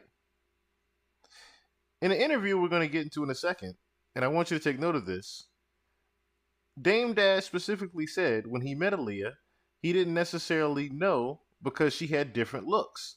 As we just saw here, there was a depiction of 3 different looks that this girl just had. The b-boy style, her holding up the rock sign with the tank top, and her also wearing the bikini. Dame Dash himself said when he saw Aaliyah, she had so many different looks to her. But he fell in love with her, saying, "Damn, who's that?"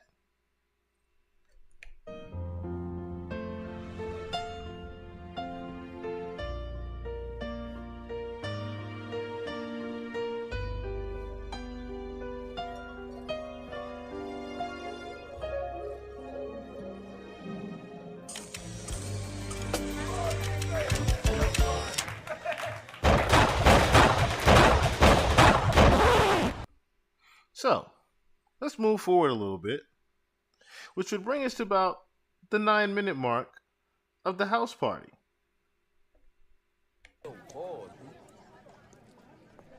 It's alright, everything's smooth. So, this was a fake depiction of Jay-Z. Of course, we already know this is the fake depiction of Dame Dash. Which would bring us to the fake depiction of whom? Aaliyah. The rock dude, kid. Holla. What's up, yo? Yo, what's up, man? Yo, what's up with all this cuddling and shit, man? What, you in love? Snapping in front of girls now, dog? What part of the game is that? Yo, what you so sensitive for, man? I didn't even know we was snapping. Get the fuck out of here. I'm gonna change my clothes.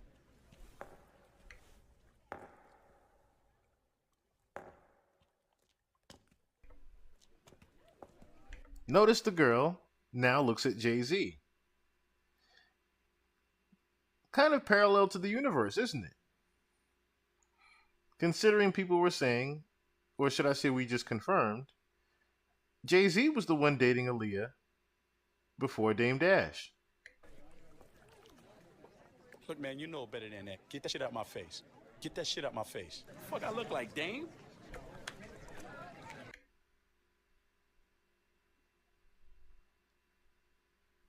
Let's bring us up to about the 13-minute mark when this happens. Fucking white dread.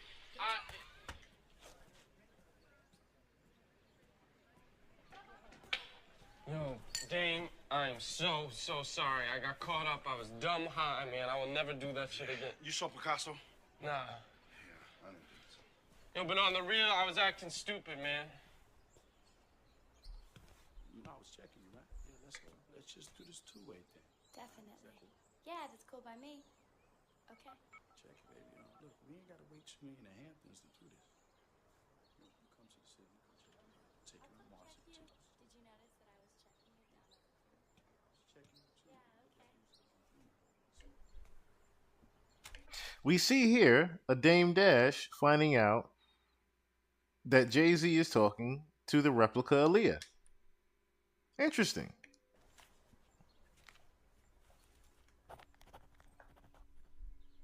Yo, what you getting so upset over some chick for, man? Yo, Dame, I didn't even know that was your girl, man. What the fuck you mean you didn't know this was my girl, Jay? And you gonna do this at my party? Oh, so this is your party now? Yo, I'm tired of this disrespectful shit you doing, man. How you gonna disrespect me like this?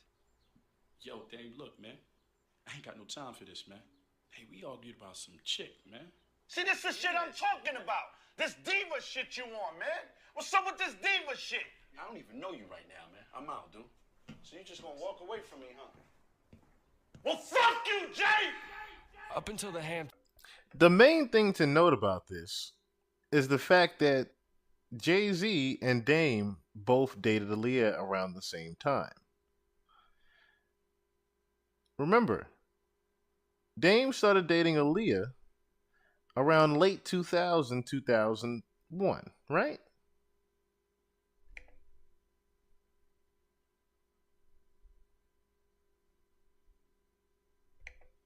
If we're going to be truthful about things, let's take a pause for the cause and just fact check one particular thing.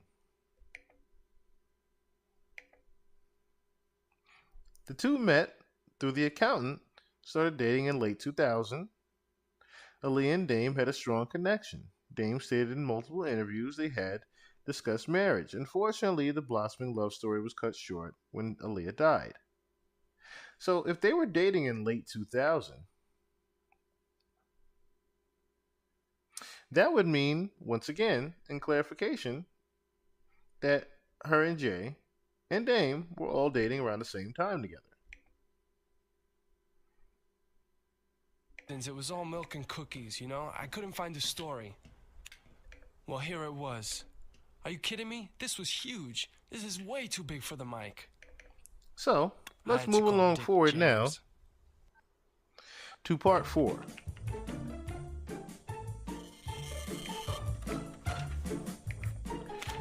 To which, in part 4, we would get, I want to say, a very intriguing reference to someone. A very small but intriguing reference to someone. Hello? I knew she ain't just fucking hang. Hello? Yo, my mom's on the other line. I gotta go. You gonna go next? Okay. Hello? Did you hang up? Hey, Damon. I think she just hung up the fucking phone. Cause I'm arguing with y'all two chrome head. What the fuck I got y'all two for? Y'all ain't fighting nobody all year. Who you for? Who? What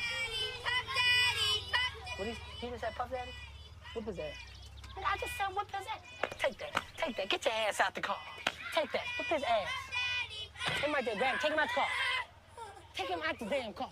Let me tell you something, all right? Well, I'm not Puffy, all right? My name is P. Diddy. I thought I told you. P. Diddy, okay? They gonna change. When I say shake his ass, you shake his ass. Put him down. Why you shaking like a little bitch? Get your ass back. I want to tell you something. My album come out September 16th, remix 2008. Cop that. It's nice, okay? Bad boy. We on top. We ain't never gonna stop. I like that. Get your ass in the car. That's right, mother. While Dame Dash thought to direct and produce a skit like that, in which he referencing him shaking a kid like that, shake that ass. Well, let's just move on from that. Fucking bad boy. 2008. BAT. When I pick my nose, I pick it. So, in this particular part, we would also see a depiction of a Lear Cohen talking to Dame Dash. Yo, Dave, sit over here. What's up, you alright? Yo, they fucked my words all up, man. That article was... Yeah, I heard you quit the mic. Heard you at the Globe. Big step up. Trying to go for mine, you know what I mean? Huh. Yo, they fucked us up, man. They twisted my words around. Who the fuck you think you are? I'm Dame Dash. I know. You can't play me. Fuck no. You know who Liar is? Yeah, that's like the biggest white hip-hop mogul. Liar's coming up here right now and renegotiate my contract. And if that fat motherfucker don't give me what I want, I'm taking a rock and I'm bouncing. Now that's some shit you need to write about. Instead of all this bullshit you've been writing. Fuck. Let me ask you a question, you fraudulent buffoon. You clown, you gasbag motherfucker. The fuck do you think you're doing blowing your whole CEO life over some pussy, you little... I invented you. You know that. You know you existed because of me. I thought I had done something with something. You turn out to be a total fucking zero. So sit down. Sit down. What the fuck is this? None of your fucking business. He works for me, you fat fuck. No one works for you anymore. You're finished. Listen, man. Did you come to talk about this contract or what? What contract are you talking about? I told you something, Damon. I told you that when you were of no use, you would be gone. You are of no use. You are gone. Jay's in, you're out. That's the way you gonna fucking play me? You have been played. You are done. You are finished. You are gone. You are an illusion. You are sitting there in a chair you think is yours, in a body you think is yours. You are nothing and nobody. You are over, man. Get the fuck out of my office, you fat motherfucker! Out of whose office? wake up. This is not your life anymore, man. You blew it. You had your shot, you fake cocksucker. You had your shot, you fucking would-be polo-playing pussy. Yeah, all right. Make sure you print that. Charlie! Back up! So, in that particular scene, we would notice that Dame Dash is being pushed to the side for Jay-Z. Legend would have it, that would actually happen with Leo Cohen, rumor has it, was talking with Jay-Z on the side to get Jay-Z to remove Dame Dash and basically be the president of Def Jam and move up without Dame Dash being there at all. Now remember, this movie was also made prior to the Rockefeller breakup. It was not after the Rockefeller breakup. It was before the Rockefeller breakup. So let's also take note of that as we move on to the 7-minute mark here and more confirmation of what would happen later on in real life would happen in this movie. Times. Oh. What's up, man? You hungry? Nah, I'm cool. Oh, come on, man. I can't eat all this by myself, man. Sure?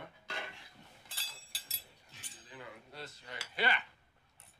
You've been busy, huh? Looks like you've been real busy. Me? No, I'm just cool, man. I'm cool. You're not upset About what? about the shit with you and Dame? Look, man, let me tell you something, man. You can't be running your mouth before you know what's going on. Yo, son, on the real, they totally fucked my words up. They twisted it all around. That's not what I said at all. All I said was that you and Dame... Stop. Let me tell you something about Dame. All right, he made 2 mistakes. First mistake is he got jealous because I'm in the spotlight. That's why he be dancing on my videos. We had to tell him to dead that shit. Then he got greedy. He run in the office every day talking about, I need a new deal. I created Jay-Z. That's bullshit. What about you? What about me? I didn't do a damn thing. Aaliyah came to me. They wanted to keep Rockefeller and Dame kept crying.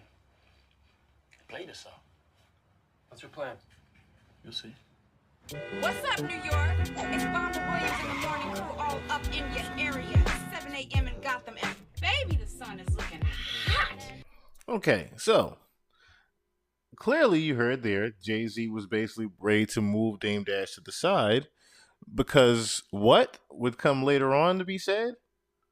You heard it. Dame Dash said he made Jay-Z. Now, where have we heard that from? Again, I'm going to keep reiterating. This was before the Rockefeller breakup. So for that to come to fruition, that Jay-Z would say, Dame Dash saying he made Jay-Z. No, he didn't. How would that also come to fruition? Certain things are not as coincidences as they may seem. But that would bring us to the next part here.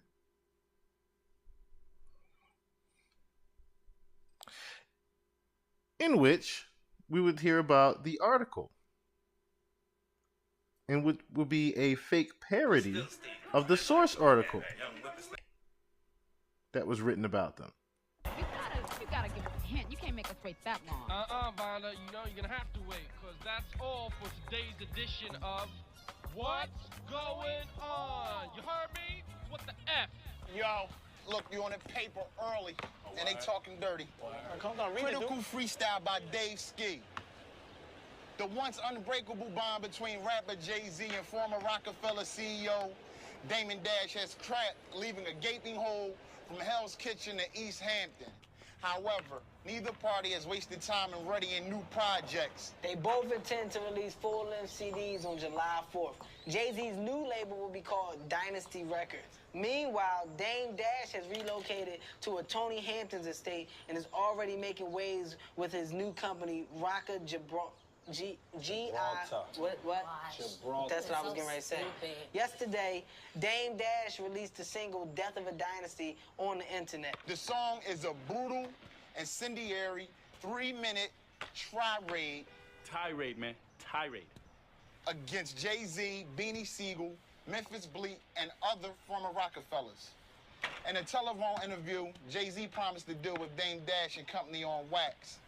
Insiders from both camps blame up-and-coming supermodel Picasso. During the past few weeks, she has been spotted canoodling with Jigga and Dash, somehow managing to play both sides of the Rockefeller fence with her salacious charms. Salacious? What? Who will take the next step in... I can't read if you go. Can you stop? Thank you. Who will take the next step in this hip-hop battle royal? Will it remain a war of beats and rhymes, or is violence lurking in the shadows? One thing's for sure, Dadeski's got the goods. Whew, that kid is on a whole nother level now. So, also to note, the intern, the kid that we kept seeing run around with Dame Dash, and he told to sit down, in this movie was also an intern that was running around with him. Basically, it would seem that the fake Dame Dash gave him a story about Rockefeller breaking up when it wasn't actually going to happen. So let's move forward to the later on part of this at the press conference, in which Jay-Z announces, or the fake Jay-Z announces his removal, or should I say his departure from Dame. First of all, I want to thank the people of Harlem for letting us hold this event in this hot spot. It's an important day to me and my extended family right here. It's like a welcome back home party, you know what I mean? I started my label to celebrate my independence. So I'm proud to let you all know, come tomorrow, Dynasty Records will release our first record. Ain't nothing changed. I'm still having fun. But this is the first record I was able to do with no interference, you know what I mean? I'm answering some questions, and that's about it. First question. I have a three-part question. Shut the fuck up. Next question. Yo, Jay, what's up with Picasso, man? Yo, you still hitting that? Because all my niggas been telling me that they... Mind your business. Yeah, who's gonna run the day-to-day operations for Dynasty now? Well, basically, the first couple of months, I'm gonna be running operations. You ain't running shit!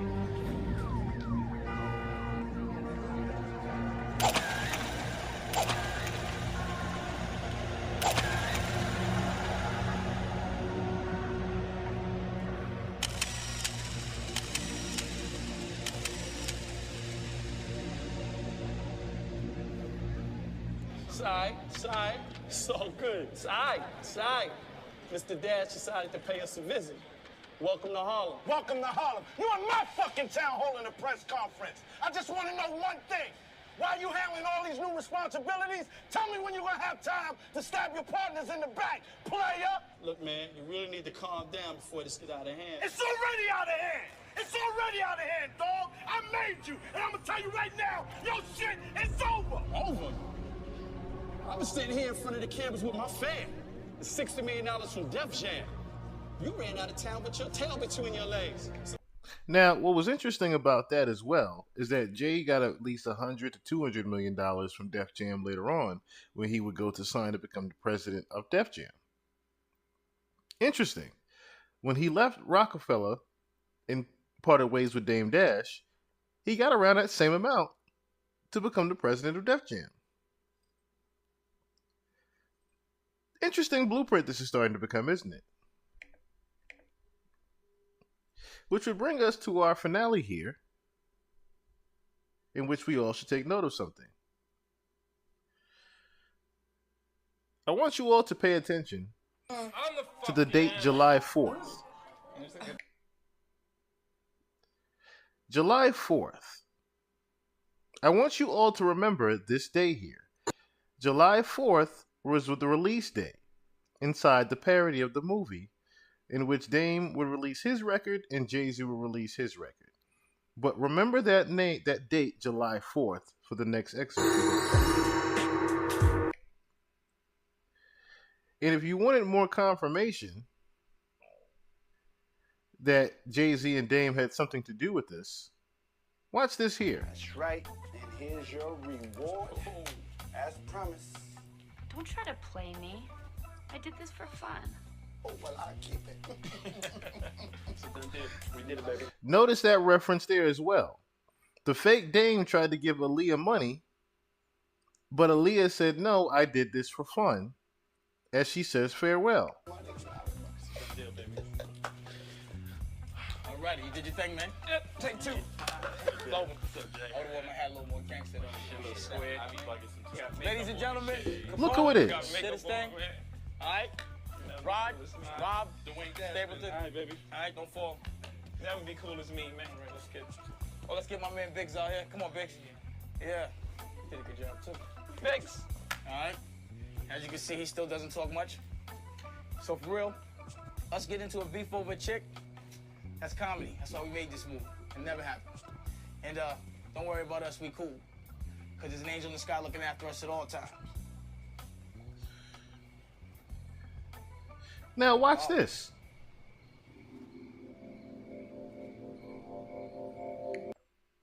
In memory of Aaliyah. So, the movie would happen, or should I say be produced and made, after the passing of Aaliyah. But what stood out to me about this the most was, why would you make in reference in memory of Aaliyah? Yes, of course, I understand Dame Dash is saying, yeah, I dated Aaliyah, so this is in memory of Aaliyah. But if this had nothing to do with Aaliyah, why are you dedicating it to her? That's the first thing. The second thing is, if there's no Aaliyah depiction in the movie, who was that girl that you two were fighting over? The third thing, how is this an exact blueprint or replica of what would come maybe 2 to 3 years later of an exact depiction of how they would actually break up? Quite interesting how this would be a parody, in it seems. Or was this a blueprint right in front of everyone's face of how they would actually depart without anyone knowing what actually happened to Aaliyah?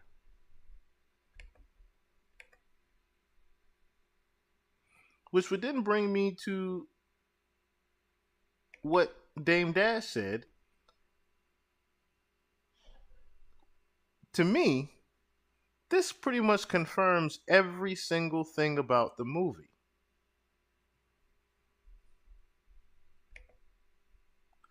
What it also confirmed was that Dame Dash and Jay-Z was dating Aaliyah, but that, from what Dame Dash says, he wasn't the only one, and neither was Jay. Listen to what Dame Dash says here on a podcast just months ago. That I've ever seen? Experience. Part of Not been, well, just seeing people get killed. Like seeing a bullet go into somebody's head and it swell up with no blood. Or watching life just, leave a man. That shit is fucked up. Or going to a wake. The most fucked up shit was Aaliyah dying. That was the most fucked up shit. The shit I had to deal with that. You'd be surprised how people act when they think you're hurt. That's when they really start trying to make moves on you. But that's when they try to make moves on you? That's terrible. You remember that when that time I was beefing in Def Jam and shit? Like when I was, they got that tape of me flipping on Kevin Lyles. And right. The reason why they had tried to, that meeting, that wasn't Aaliyah, but my Big's brother Bobby Burt, Baba Law had got killed. And we were all at the wake the day before. Mm-hmm. So, that was like one of my first brothers that got, that was one of the first times we ever dealt with no shit like that. And that's when they made that meeting. They said they sent the email knowing we was all at the wake. And they made that meeting to do some shit behind my back.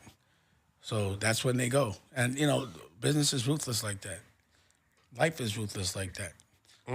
So, I don't have I'm not like, I'm like not butthurt about it. I just be like, all right, now I'm gonna torture you. And that's the reason why they got to click up to get at me. For the Aaliyah situation, were you supposed to be at the video shoot?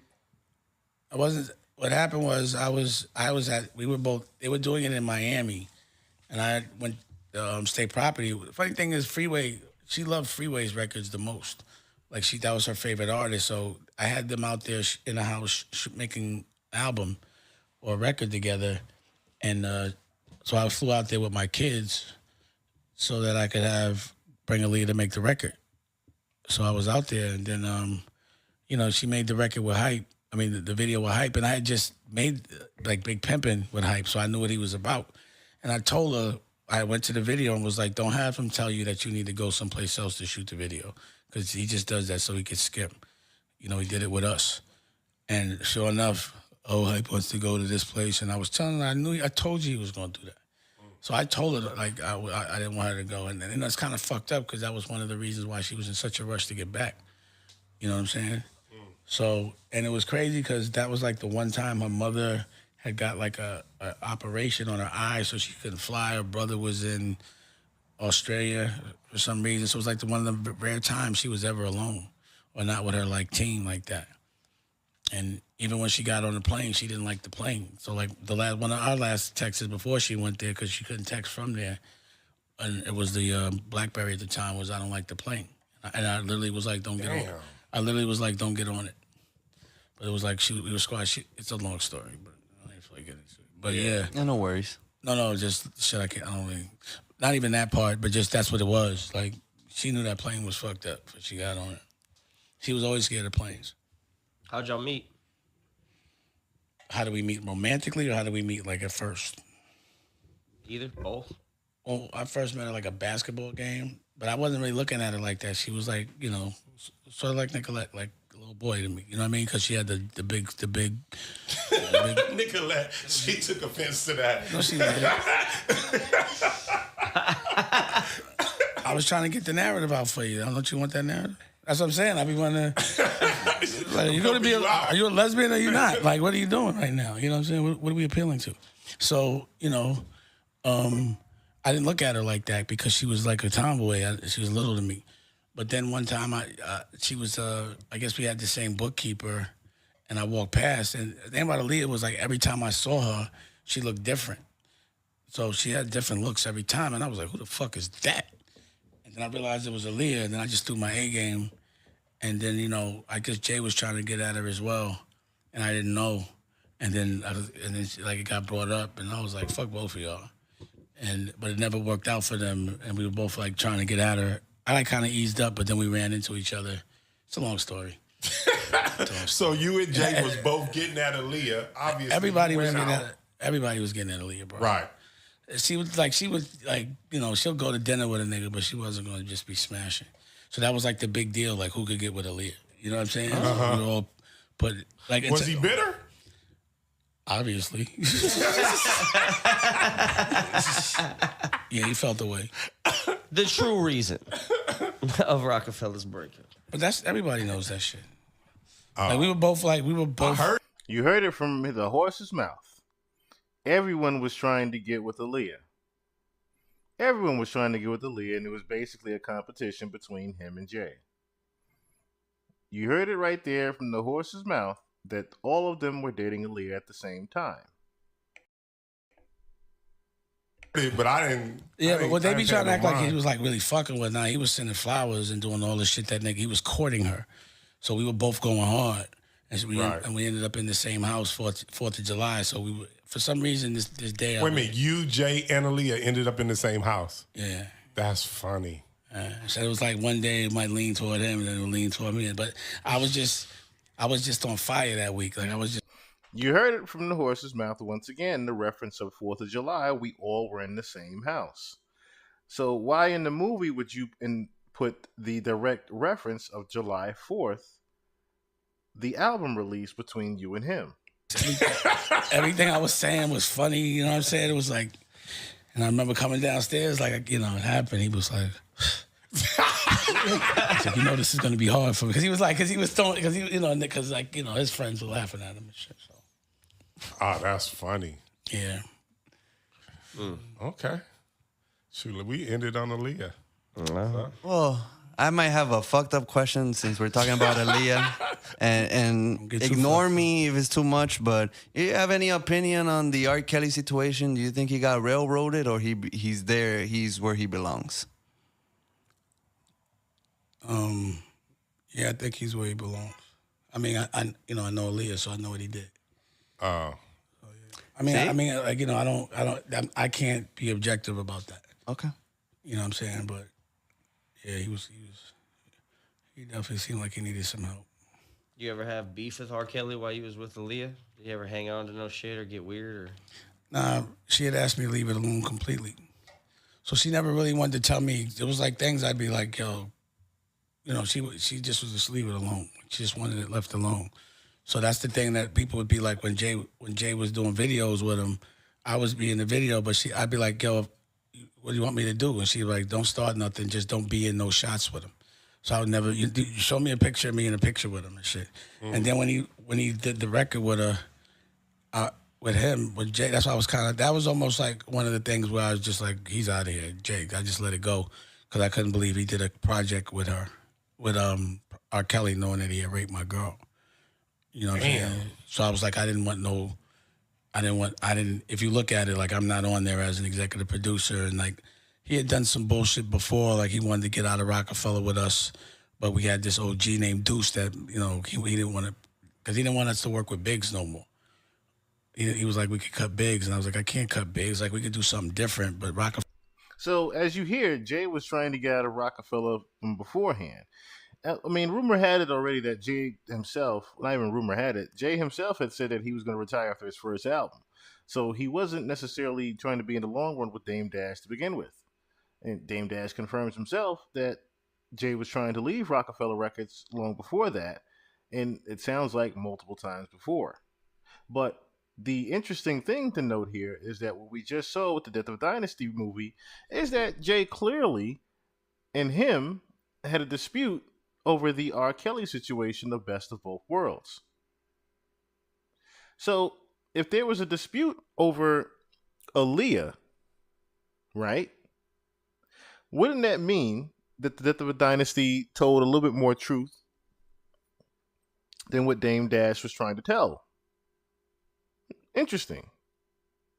So, the breakup wasn't necessarily over Aaliyah as much as it was over R. Kelly and his business with Aaliyah, in the past with Aaliyah, and the fact that Dame Dash had an issue with his friend doing business with R. Kelly. That would mean that there was, in fact, a breakup over Aaliyah. Follows us three.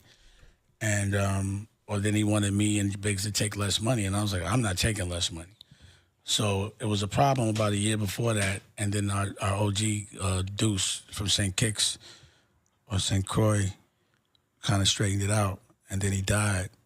And then like a year later, and him and Biggs didn't speak for like a year. Nobody knew. It was really him and Biggs that had the problem. I mean, Jay and Biggs. Yeah, and it's so funny because Biggs is up under him now, but it was really Jay and Biggs that had the problem. Like they had the beef. You know what I mean? Like I was always just like, let's just be friends. Like I just want to be brothers. That's all I wanted, was us to be cool.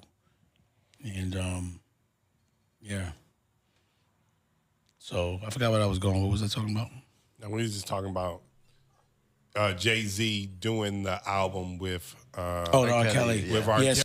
So let us not remove ourselves just yet from the Aaliyah situation. So remember when Dame also said that, she had a fear of flights and she didn't really want to be on a plane. Well, let's also take one quick side note down the rabbit hole in the fact that Lenny Kravitz had said that he had lended the plane to Aaliyah. He had lended his private jet to Hype Williams and Aaliyah just so they can get back safely. Well, listen to this real quick. Once again, don't take my word for it. This is coming from Debrat herself reading something from Lenny Kravitz. Or should I say about Lenny Kravitz back in the day.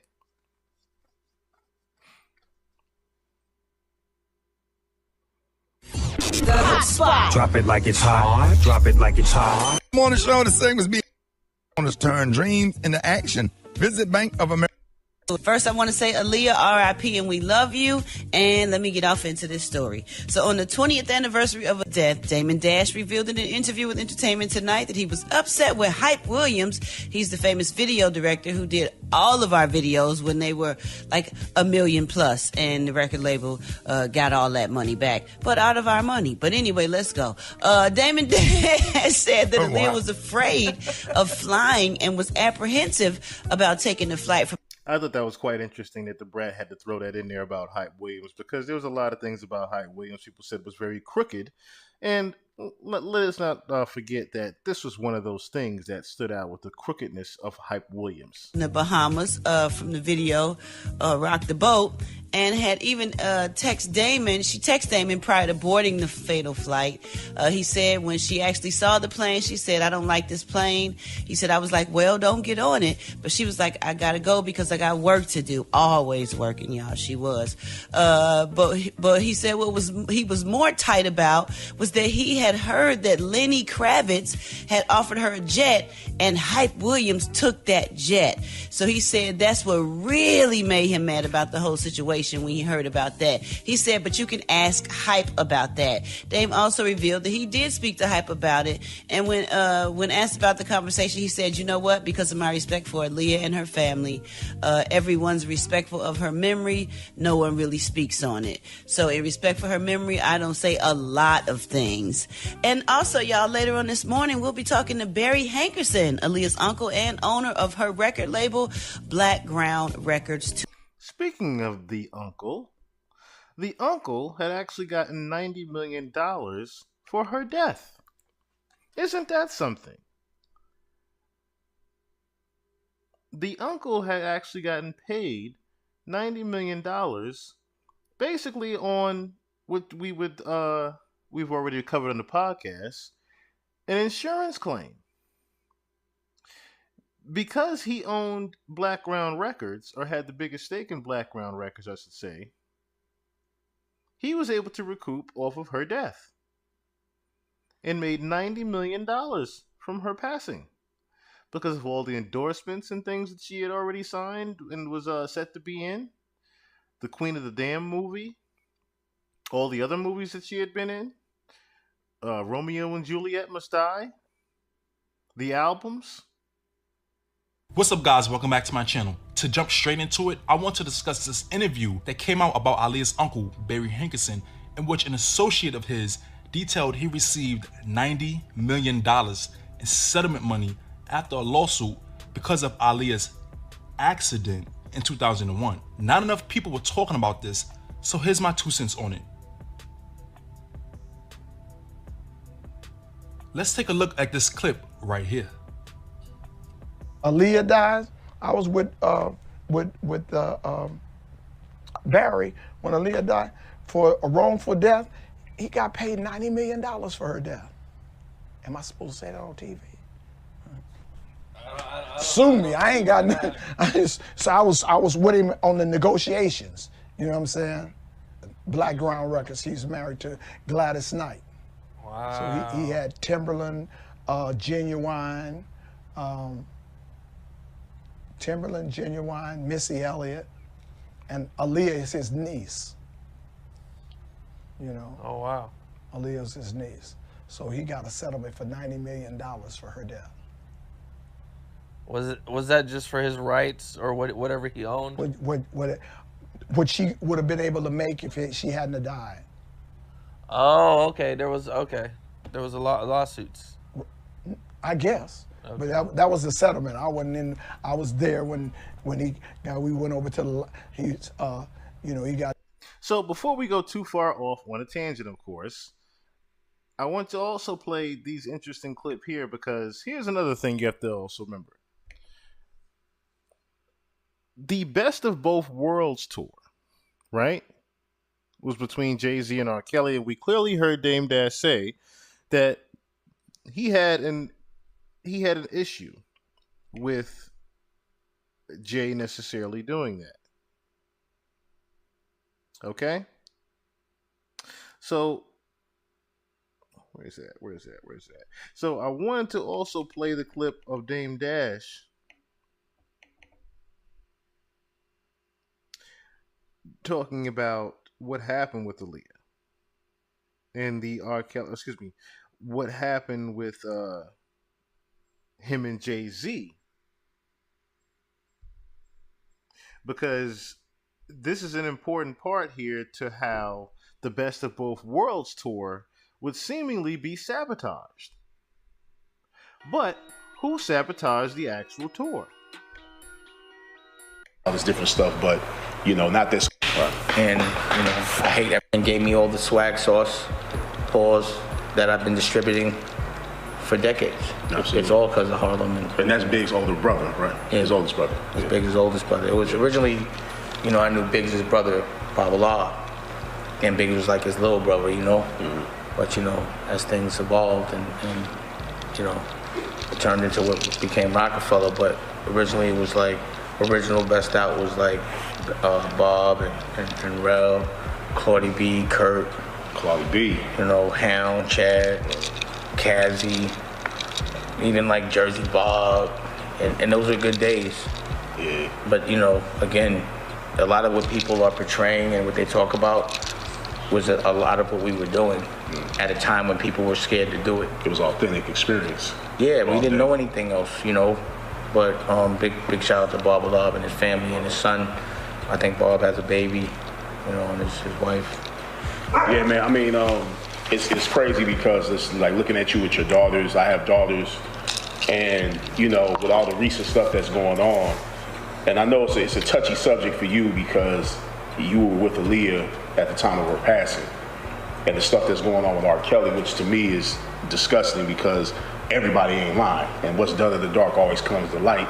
And the problem I really have with that, more than just R. Kelly, is the people that were complicit enablers, allowing this stuff to go on and seeing this stuff going on and didn't do anything about it.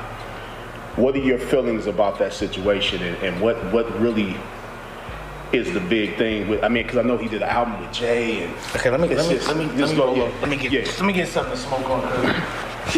And the mic, it's all everything. Well, can I say a couple things? Yeah. Claude wants to let you know that he had all the girls. Yikes. And from what you're saying, I watched some of it yesterday as much as I could tolerate. And I'm not gonna lie, as a human, I was tight. And I was tight about a couple of things. Yeah. Number one, there was a girl, and when she was even trying to talk about it, she couldn't. Yeah. And I remember Aaliyah trying to talk about it, and she couldn't. She just would leave it at that dude was a bad man. And I didn't really want to know what he did, to the extent that I might feel the need, to approach it, to just deal with it, just because that's what a man does. But it just was so much hurt for her to revisit it. It was like I wouldn't even want to revisit it without a professional. Whatever got done was terrible. And then what bothered me was, it was like,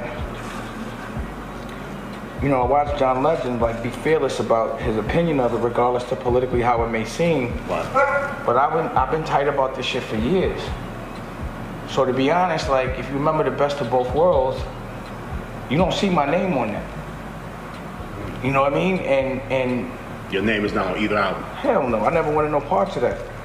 So when Holmes was doing that shit, I was like, bro, our homie violated, and he violated my girl.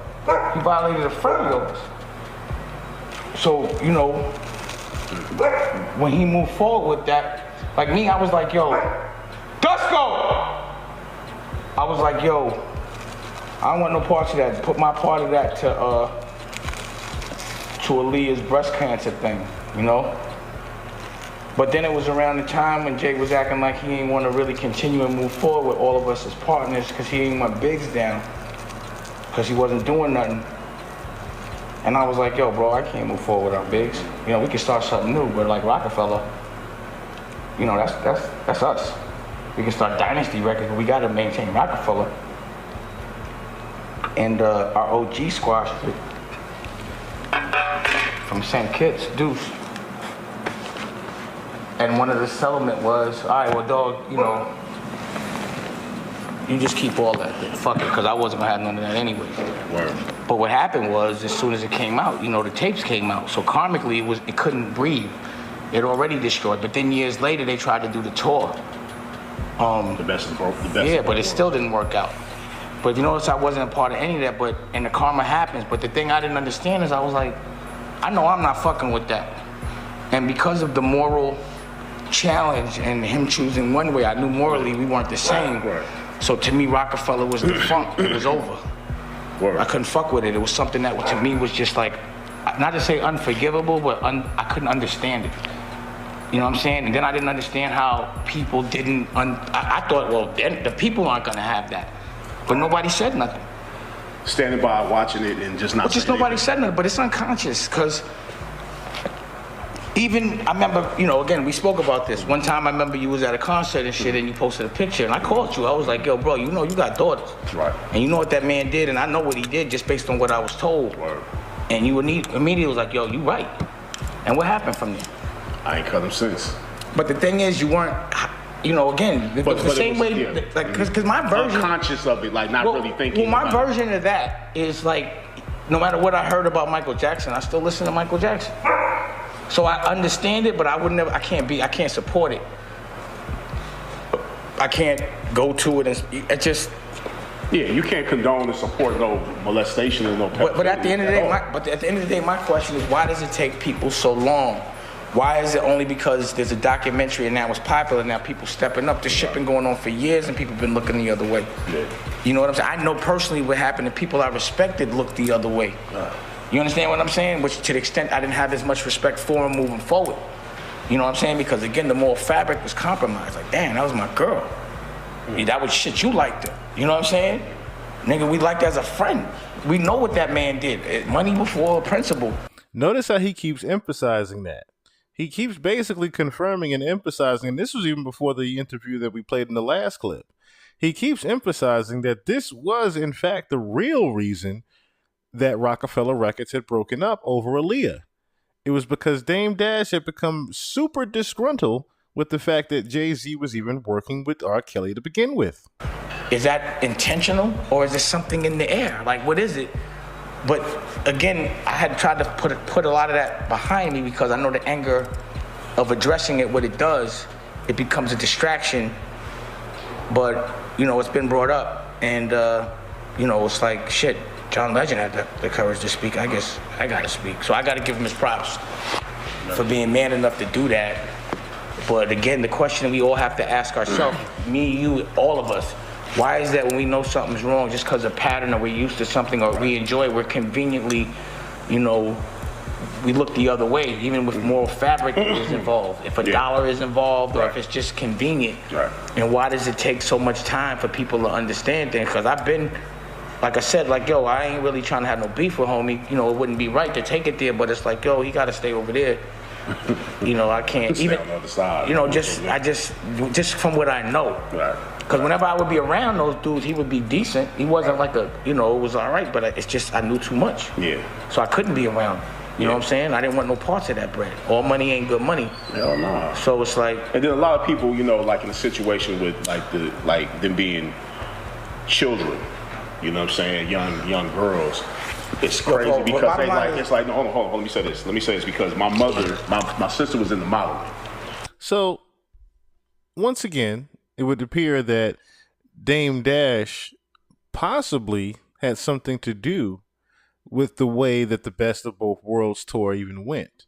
Because if Jay was agreeing with it, Kelly was in agreeing with it, but at the time Dame Dash was not in agreeing with it, that would only raise suspicion to why we would then get a scenario where R. Kelly is saying, similar to Martin Lawrence, they're trying to kill me. Do you guys remember when R. Kelly was on the radio with Jay-Z and this happened? A lot of people don't really understand that. They don't know that you missed the light and cue. What are you talking about? Right? So the cue that was missed was 2 sets ago. So that had to be all premeditated. Like, then I do a set, then he do a set, and then he runs off and screams at the light. Is this the reason? Shout out to Gary Westcott. I'm really sorry you had to put up with all that. Is this the reason that, because I know there was a show in Connecticut that was canceled. Yeah, because he wanted to get a new lighting guy. So you had to cancel the show. We had to cancel 2 shows. We had to cancel Milwaukee, and we had to cancel Connecticut. You guys are never gonna cancel. You can't fix this. Louis, you're gonna. And we canceled Cincinnati. Hartford. I mean, this is just disrespectful. Are you gonna do the rest of the tour by yourself? Yo, I would love to just do the best of both worlds, me and Mary. I want to put it out there right now. Like, we can just go. Mary, just do it. I just spoke to Mary. She's at home. She wants us to call her. Let's call her. So we gotta. I don't want to put that. I'm not gonna ask on there. No, we don't have to ask her, but I would like to get on the phone because she can't. She. You know, people when you answer the phone, ain't nothing but people that's gonna just add negative drama to it. And I like to keep it naked and keep it the truth. During this whole tour, Jay's been turning out a lot of shows, but I've been turning out a lot of shows. You know, it just depends on what your market is. Everybody know that. But tonight had absolutely nothing to do with Jay's getting a better response because I said earlier, I expected it. He's at home, and I know what Jay, I'm 15 years deep in the business. I know what Jay is. Notice how there was also disruption in the phone when R. Kelly was talking, but it was very clear when Jay-Z was talking. But listen to what R. Kelly said. As you said, I heard you earlier, and you were saying we was rocking and everything. I mean, Mary said that everything was rocking, and she was right. It was jumping off, Nobody I felt good. from the crowd, we couldn't tell there was any kind of problem coming, or that even when you left, I didn't I was like, what did he say? Right. What happened? Exactly. I didn't know what. We didn't understand it.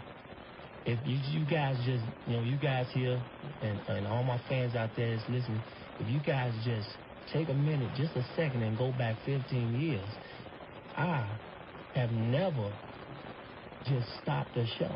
I don't care who I've been on the stage with. It may not be the best of both worlds, but I've been on stage with many of people. Right. And I've seen artists come out and get way more response than me on some shows. But I'm not about competing with people. I love music, and I love doing what I do. So what happened? Well, what happened is when I came out, first of all, I was threatened earlier prior to that,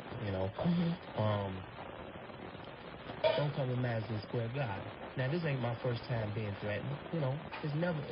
I've been threatened before. What do you mean threatened, on the phone? Or? Yeah, on the phone. Yeah, on the phone. And I've never been, scared of anything but God. You know what I'm saying? So I came anyway. But I didn't let my people know. I let my lawyers know. I let my business manager know, and a couple of people that's close to me that I had gotten threatened. What you think I should do? Was this an anonymous threat, or was this somebody that you know? It was a private call on my phone. Nobody that you knew, just don't come to the garden. Nobody that I knew. Something's going to be threatened. Anytime I've been threatened on the phone, I didn't know who it was, you know what I'm saying? But it happened, but I came anyway because I really wanted this show to happen just like Jay, just like everybody else. But I don't know who Jay travels with. I travel with 3 kids of mine. I have 3 kids. I got a wife out here with me, you know what I'm saying? And they were with me. They at the show. But they come out on happy people, you know what I'm saying? And doing me and Jay's part, I saw a guy looking real hard at me, you know what I'm saying? And I said, okay, it's New York, it's hard, it's all good, you know what I'm saying? But I went back to the left, came right back to the right, and during that time, dude opened up his coat. I can't say the guy had a gun. I'm not going to lie on anybody. I don't know if he had a gun, but when he made the movement to open up his coat, I saw something. I don't know what I saw. It's like 6 row, whatever. That's what happened. I bypassed it. I didn't worry about it. But when I went backstage, after Jay came out, I went back to change so I could come out for my segment. I asked my wardrobe. I told my wardrobe lady what had happened. And I asked her, what do you think I should do? You think I should? Because I don't want nobody thinking that it's going to be some more drama, anything like that. But she told me I should just let security know or whatever. That time I was talking to her and changing. Between talking to her and changing, I got back out. It was my time to go back out for ignition. I came back out for ignition. The guy wasn't there. I had told my guy John to go around and see if he had saw the guy. John said he actually remember a guy sitting like maybe 5th or 6th row. So he ran out there, but he said the guy wasn't there. I came out and I didn't see the guy either. But as I'm performing now, I'm really into the crowd, like really looking in the crowd. I see another guy in the bleachers doing the same damn thing. You know what I'm saying? Excuse my French, but I saw another guy. You saw him from the bleachers? There was another guy in the bleachers to my right doing the same thing. Maybe 4 rows up. The bleachers that go up. So saw another guy. Is that when you said, is that your girl, homie? Like right around that? No. Just when I was like, around the time when I was singing, the first time was around the time when I was singing, what's the song, A Woman's Fed Up, when I said, calling Tyrone. Now, you know, I never do that. If anybody know my show, I usually let the audience sing it. And they'll usually say, calling Tyrone. Well, my fans know what I'm talking about. So, anyway, I sang that part tonight for the first time ever, because I know it's a part you let the crowd sing. But the reason I sang it because at that point I was nervous as hell. And I was, you know, struggling for my words. It got quiet a few times on my segment because of things that I was supposed to say, I couldn't say because I'm now worried about my back, you know, or my front, you know what I'm saying? So at this point, the second time it happened, the segment was almost over. I went backstage, you know, I ain't gonna lie, I was crying, I was upset, I was pissed off, and I called my production manager, Chris. He called Joe McDavid, which is my business manager. I told him what was going on. They sent security out, this, that, and the other. And by the time I got through crying and going through all of the whole thing with them and snapping, man, you know, they was telling me, you know, it'll be cool. I said, no, it ain't cool unless y'all go find that guy. You know what I'm saying? Or find those guys or whatever. After that, I went back on stage out of being desperate because Jay had just came off and the crowd was just sitting there. So I snatched the mic back. I went out there. I was crying. I was upset. And I simply told my fans, I love them and I thank them for supporting R. Kelly. But we're in a situation with something like that where, you know, somebody flashed some guns at me. And at this point, I'm thinking. Did you say something? Was that the whole thing you said? Did you say something about, I think there's going to be a riot, or I think people are going to run up out of here or something like that? I ain't say nothing like that. No? Don't even make sense. Okay. I ain't say nothing like that. Something like people going to run out of here? I said, I love my fans. I said, I hope y'all are still my fans after I say what I got to say. I was trying to get security to come out here and say it, but, you know, I decided to do it myself because I wanted them to hear from the horse's mouth. This is what I saw. Now, this ain't the first time I've been in an audience when somebody made a messed up gesture at me or whatever. Back in the past, it's happened. You know, in my last show, sometime depending on what city, whatever, it has happened. But it's just that I had got a call prior to that earlier today. And then for me to get here, and then this happened, then I became nervous as hell. At this point, I'm thinking about my safety. I'm thinking about my kids. I'm thinking about my wife. And I'm thinking about just, you know. What about, I'm sorry, I don't mean to interrupt you, I know. But I'm just curious, because I know there was other shows that Jay was saying when he was here, you heard it, that you left. There was like 4 or 5 shows that you left, and he felt, I guess, because it was for the same issues that he believed it was for this one. I mean, what was the case in the other shows? The other case in the other shows, it wasn't 4 or 5 shows let me just I was just at the end of this. I'm sorry. Go ahead, finish. I can be here till the morning answering these questions. But what happened is at that point in time, I was concerned about my safety, and I was concerned about my kids and my wife. You know what I'm saying? So I went to the dressing room after I made that announcement and apologized to everybody, but let them know what was happening. Went to my dressing room, and then by that time, New York police came and they asked me what happened. I told them what had happened. So they locked my door, just told me, just hold on, just chill for a minute until we can, you know, sweep the place and we can see those guys. At that time, I asked them, had they checked, all my people really was asking them, had they checked the place? Had they checked everybody? And they said they did. You know, they checked all the guys coming in and everything, but they didn't check all of the girls. They checked most of them. They didn't check all of them, you know. And at this point, I became even more concerned, you know what I'm saying? Because anybody, let's be real, can carry a weapon. I know where I come from. Guys can get their girls a weapon and bring it in, whatever. I don't know. Did I ever see a gun? No, I didn't. Did I see somebody just like they had a gun? Twice. And that, I became concerned about my safety. So at that point in time, lawyers was back there, everybody, because just like Jay or anybody else at this point, your lawyers and everybody else going to be concerned about your well-being and notify the cops or whatever. I was done for tonight. I was done. But when Jeff Sharp, which is the promoter of the tour, came back there and told me that Everything was cool. We gonna get the police out here. It's 140 some police. They called more. They gonna get them out there and sweep the place and make sure that everything is cool. And if they do that, would you feel comfortable about going back out? And I said, well, do that. They did that and they came back, which is plenty enough time for me to go and perform. And they did. They came back. They said everything was cool. They got cops all out there. When you say sweep the place, you know, what do just you mean? to go out there and look for the guys, see if they see anybody, and then just place them in a, you know, in a certain area where, you know, if anything do jump off, they all over the place. Right. They all on it, you know. So the cops went out there. Now you're backstage. I just want to get it clear. Yeah. So you made your announcement that you believe that there was people out there with guns waving at you. Then you went backstage, and then the cops went out to kind of secure the area more, just kind of and check. All right. So then go ahead. I'm sorry. Then they came back, told me, you know, they got a lot of cops out there now. Everything should be cool, even though I said to myself, but y'all ain't going to be walking around on stage with me. I said that to myself. But I thought about my fans. I thought about radio stations. Okay, so it clearly seems that something was going on with R. Kelly back then with the Best of Both Worlds tour that Jay-Z had nothing to do with.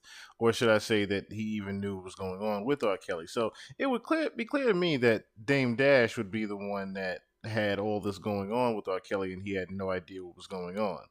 And through the sabotaging of this tour, you know, one would have to speculate, why would Jay-Z then circle back around and then do another tour with him in 2004 and then you title it Unfinished Business? They titled the second album with 11 records Unfinished Business even after the debacle of this tour. At that which point, Dame Dash in 2004 said, enough is enough, we're done with Rockefeller. But a key thing to note with R. Kelly, and we have to now circumference this thing in. Okay, so we know that Jay-Z and Dame were both dating Aaliyah at the same time in 2000, right? 2001, Aaliyah passes while she's with Dame Dash. The tour happens about a year or two later with Jay-Z, R. Kelly, and Dame Dash around each other. The tour debacle happens. Let's now also put in the info of Hype Williams being involved with the possibility of him having something to do with Aaliyah's death. So let's also couple him in. Now let's also couple in Aaliyah's mom and the uncle that received money for her passing.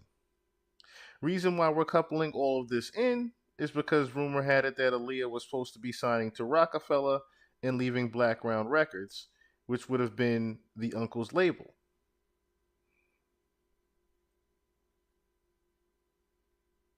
So it makes perfect sense here how now an insurance policy claim comes into play for everybody. And everybody gets to make off of Aaliyah's passing. Now, how the mom comes into play, and we don't need to go down the pipe hole that much of Aaliyah, but how the mom comes into play is Lisa Van Allen herself mentioned that R. Kelly had slept with Aaliyah's mom. R. Kelly had said it himself.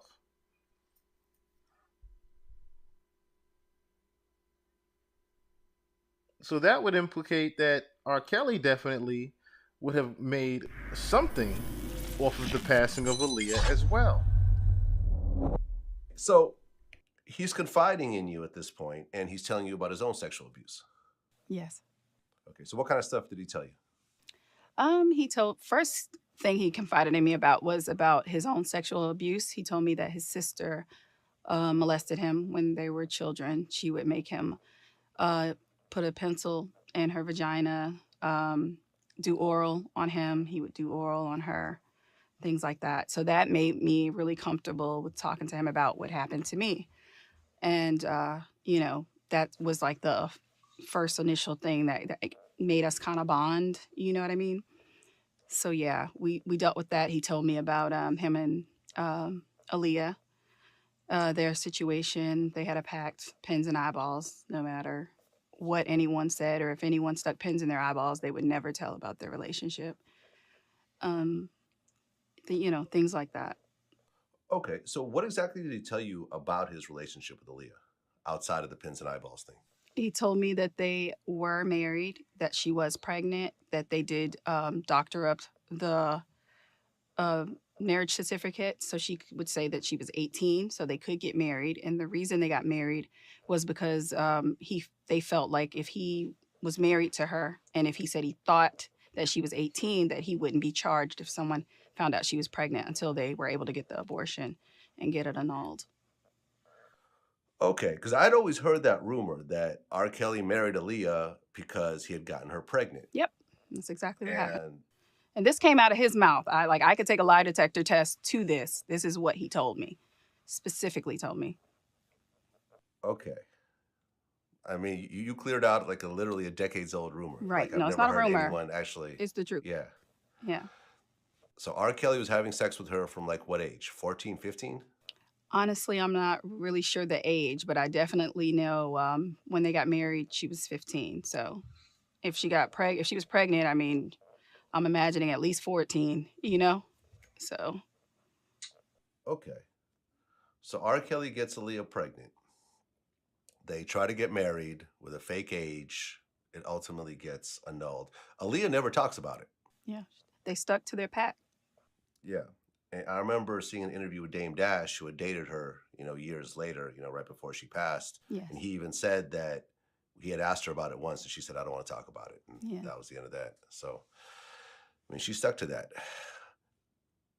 Did you ask him at all why he was having, because he was probably, what, 24, 25 at the time? Like, why he Yeah. was having sex with a 14-year-old? Yeah, he was older. I never asked him why. I guess because we were kind of like in a conversation of just confiding in each other. But he did get a little more in depth with more details about when her mother found out, and that her mother, he actually stayed at their home in Detroit, and her mother actually was sexually attracted to him as well. And he said when Aaliyah would go to sleep, that he would this is what he said. He said that he would go in the living room and him and her would do sexual acts on the couch while Aaliyah was sleeping in the bedroom. R. Kelly was having sex with Aaliyah and her mother at the same time? I That's mean, what not the exact same time, but That's the what he same said. time frame? That's what he says. Yeah. Oh, so maybe this is why Aaliyah's parents have never spoken out themselves. Makes sense to me. Okay. Wow, this is something I've never heard before. Right. Came from his mouth. Okay. And I mean, you're 17 at the time, so I guess it didn't really Yeah. I just was bother like, you. other than like, wow. Really what was like wow for me was the mother. Right. That would be a wow for me too. But to now string all of this together, we have to now sum everything up. So how this all ties back to Jay. This is one of the said reasons that Jay is next after Diddy. Because how this all strings back to Jay is the fact that Dame Dash was one of the main people, not even one of the main people, he was the main person of contact for Aaliyah when she was about to pass. Dame Dash was the last one that spoke to Aaliyah before she passed and got on that plane. So who was it that gave Lenny Kravitz the eye, or should I say the word, that, hey, someone's over there in Bahamas because you're lending a private jet? Was it Dame Dash or was it Jay-Z? Well, one thing to also note is that during this time, Jay-Z and Dame were still very cool with each other. One thing to also note is that at this time, we're talking about the year 2001, right? So that would also mean that Jay-Z and Beyonce were starting to date in 2001, correct?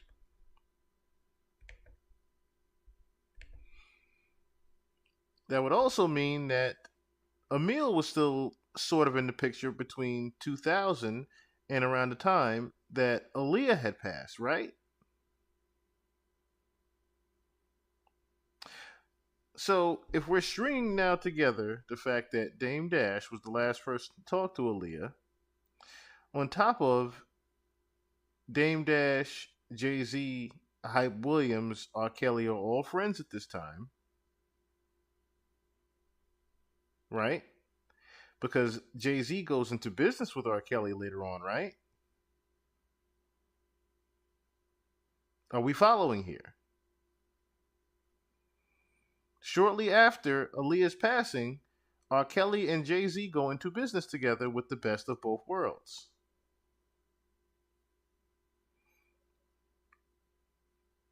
Also have a second album called Unfinished Business. We then couple that in with the removal of Dame Dash behind the possible sabotaging of the Best of Both Worlds tour. We get to the removal of Dame Dash because he doesn't agree with how Jay-Z and R. Kelly are together. We have the removal of Dame Dash because he doesn't agree with the practices of R. Kelly. We have the removal of Dame Dash because he didn't necessarily agree with Hype Williams taking the jet and having Aaliyah take the smaller plane to die.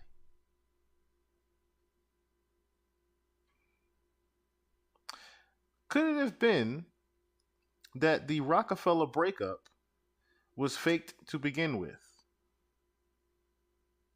Not necessarily just a parody in a movie, but a blueprint to an escape plan. A blueprint to an escape plan in which the breakup would overshadow what really happened with Aaliyah. You see, in 2000, we still had Emil around. We had Emil basically being the front woman for Rockefeller,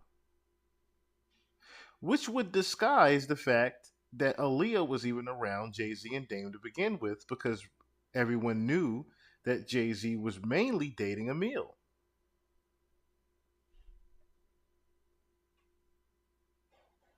So, if we're going to now round all that up,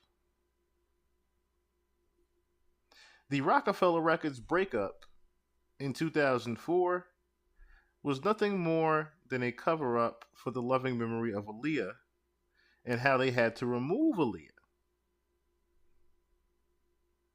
Because as they removed Aaliyah, they would usher in Beyonce. As you see here, in 2000 to 2001, Beyonce and Jay-Z start dating. The biggest thing you have to note is the fact that in 2001, Aaliyah passed.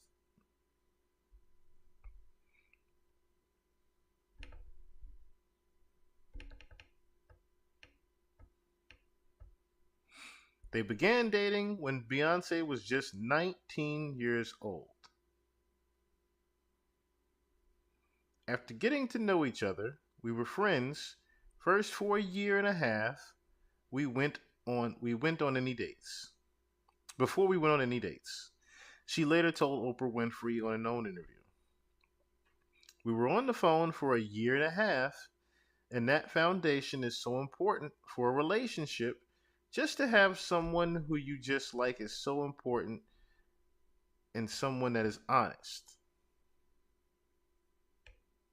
2001, November, they appeared in Vanity Fair. 2002, we finally get Bonnie and Clyde. Basically the announcement that those two were together. But one interesting thing we have to note before we even move on to, while we're still on the subject of Beyonce, is that around the time that Beyonce was in the game, she was very, very young. Okay? So, as we all know, she was in Destiny's Child from around the age of 16 when they first were getting their stardom, right? About the age of 17, she does the video with Case. People started putting that together as well. But 18 and 19 is where things get interesting for Miss Beyonce. When she turned, let's say, 17, right? Because, quote unquote, everyone said that this was before Jay-Z. But let's listen to Matthew Knowles real quick, the father of Beyonce. Now, in an interview, Matthew Knowles would speak about how he actually felt about Jay-Z dating Beyonce. I kind of don't like how Vlad said the quote-unquote gangster rapper thing, but I mean, that was one of the things that was being said. So, let's listen to Matthew Knowles and his response to that question. How did you feel initially when Beyonce started dating Jay-Z, who is very successful, but he's also, generally considered a gangster rapper? Well, I'll tell you this. I've been asked that before, and this is true with Kelly and Solange. I never got involved with their personal relationships. I can only say as a father that I hope I instilled with them the values that they would want to look for in a man. And I think I did when Beyonce wrote on her, I think it was her first album, maybe it was the second one, the song Daddy, that she hoped that she found someone just like her daddy. How do you know I'm not a gangster or used to be a gangster? I've been in the music industry for 30 years. So you never interfered with your child's relationships or any of the group's relations with men, right? Well, why was Bun B in another room in the studio? Okay. And so Pimp goes in, they're like Destiny Child over. He's like, oh, I want to meet them. They tight. He goes in and he introduces himself, and I guess Beyonce was kind of taken aback that she was meeting Pimp C. Again, this was before Destiny's Child was a worldwide phenomenon. And so he comes back in the studio and we're recording and hanging out, and Matthew Knowles comes in and he asks Pimp, can I talk to you for a minute? And so they leave out for a couple of minutes, and Pimp comes in and he's dying laughing. And we're like, what's wrong? He's like, yo, Matthew Knowles just told me don't fuck his daughter, man. Please don't. So, Matthew Knowles would tell Bun B and Pimp C, or should I say, he pulled Pimp C to the side to say, please don't fuck my daughter. Matthew Knowles told Pimp C, don't fuck my daughter. Well, rumor would then to have it that there was a Girls Gone Wild tape about Beyonce, in which Pimpin' Ken, a protege of Pimp C and Bun B and UGK in Houston, Texas, would go on record to say that he possibly had even seen. It's his interview. You will be well seasoned. So game tight, man. Come on, man. We're gonna get the game. We're gonna get these guys game tight today. So should a P ever send a female a picture? Why not? Man, no, because you know what I'm saying? It's called first and last. If I'm gonna take a chance, give me my money in advance. If you can't give me no assistance, keep your distance. Have you ever went to McDonald's and went to window 2 and got your burger? They say pay at window 1, pick up at window 2. You understand me? So why would I let you see what's going on in window 1? Come on. When I need to get my money in window 2. You know what I mean? I need my money in window 1, then we can see what I got in window 2. So, you know what I'm saying? I got to meet on my Peter. You know what I'm saying? The longer you pay, the longer you can stay. Judge! Tabernacle! I'm trying Bishop to Godward. I'm trying to say Seymour. So with that being said, let's go back. You had mentioned Pimp C earlier. With that being said, did Pimp C really have a sex tape of somebody in the industry that would break the internet? You look like you done seen it, Marvin. You done seen it. Marvin seen it. Tell him who it is. Hey, man, tell him who it is. We still trying to find out who was in this Pimp C tape. All I can tell you, there was a famous R&B chick, and it was a guy that was getting money at the time. And, you know, Pimp, he used to be in the studio. And every now and then he'd have a camcorder, so he was able to get some footage. And he wanted to do something with the footage, but I don't know why he didn't do nothing with it, but if I could have got a hold of that tape, I'd be a billionaire, man. Whoever it was, they had to kill me, man. I know TMZ would have paid a bank for that one, man.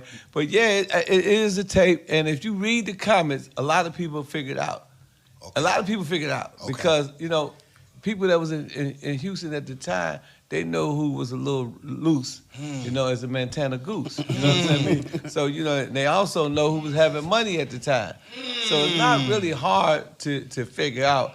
But, you know, just tell us. Just say the name. But no, the only reason why I won't tell it because Pimp C is not here. Okay. So therefore, I'm respecting his wishes. If he wanted to get out, maybe he would have put it out. Maybe he might have had to deal with the situation. You know what I'm saying? I mean, maybe him. The way you make it sound like it was gonna be a big deal.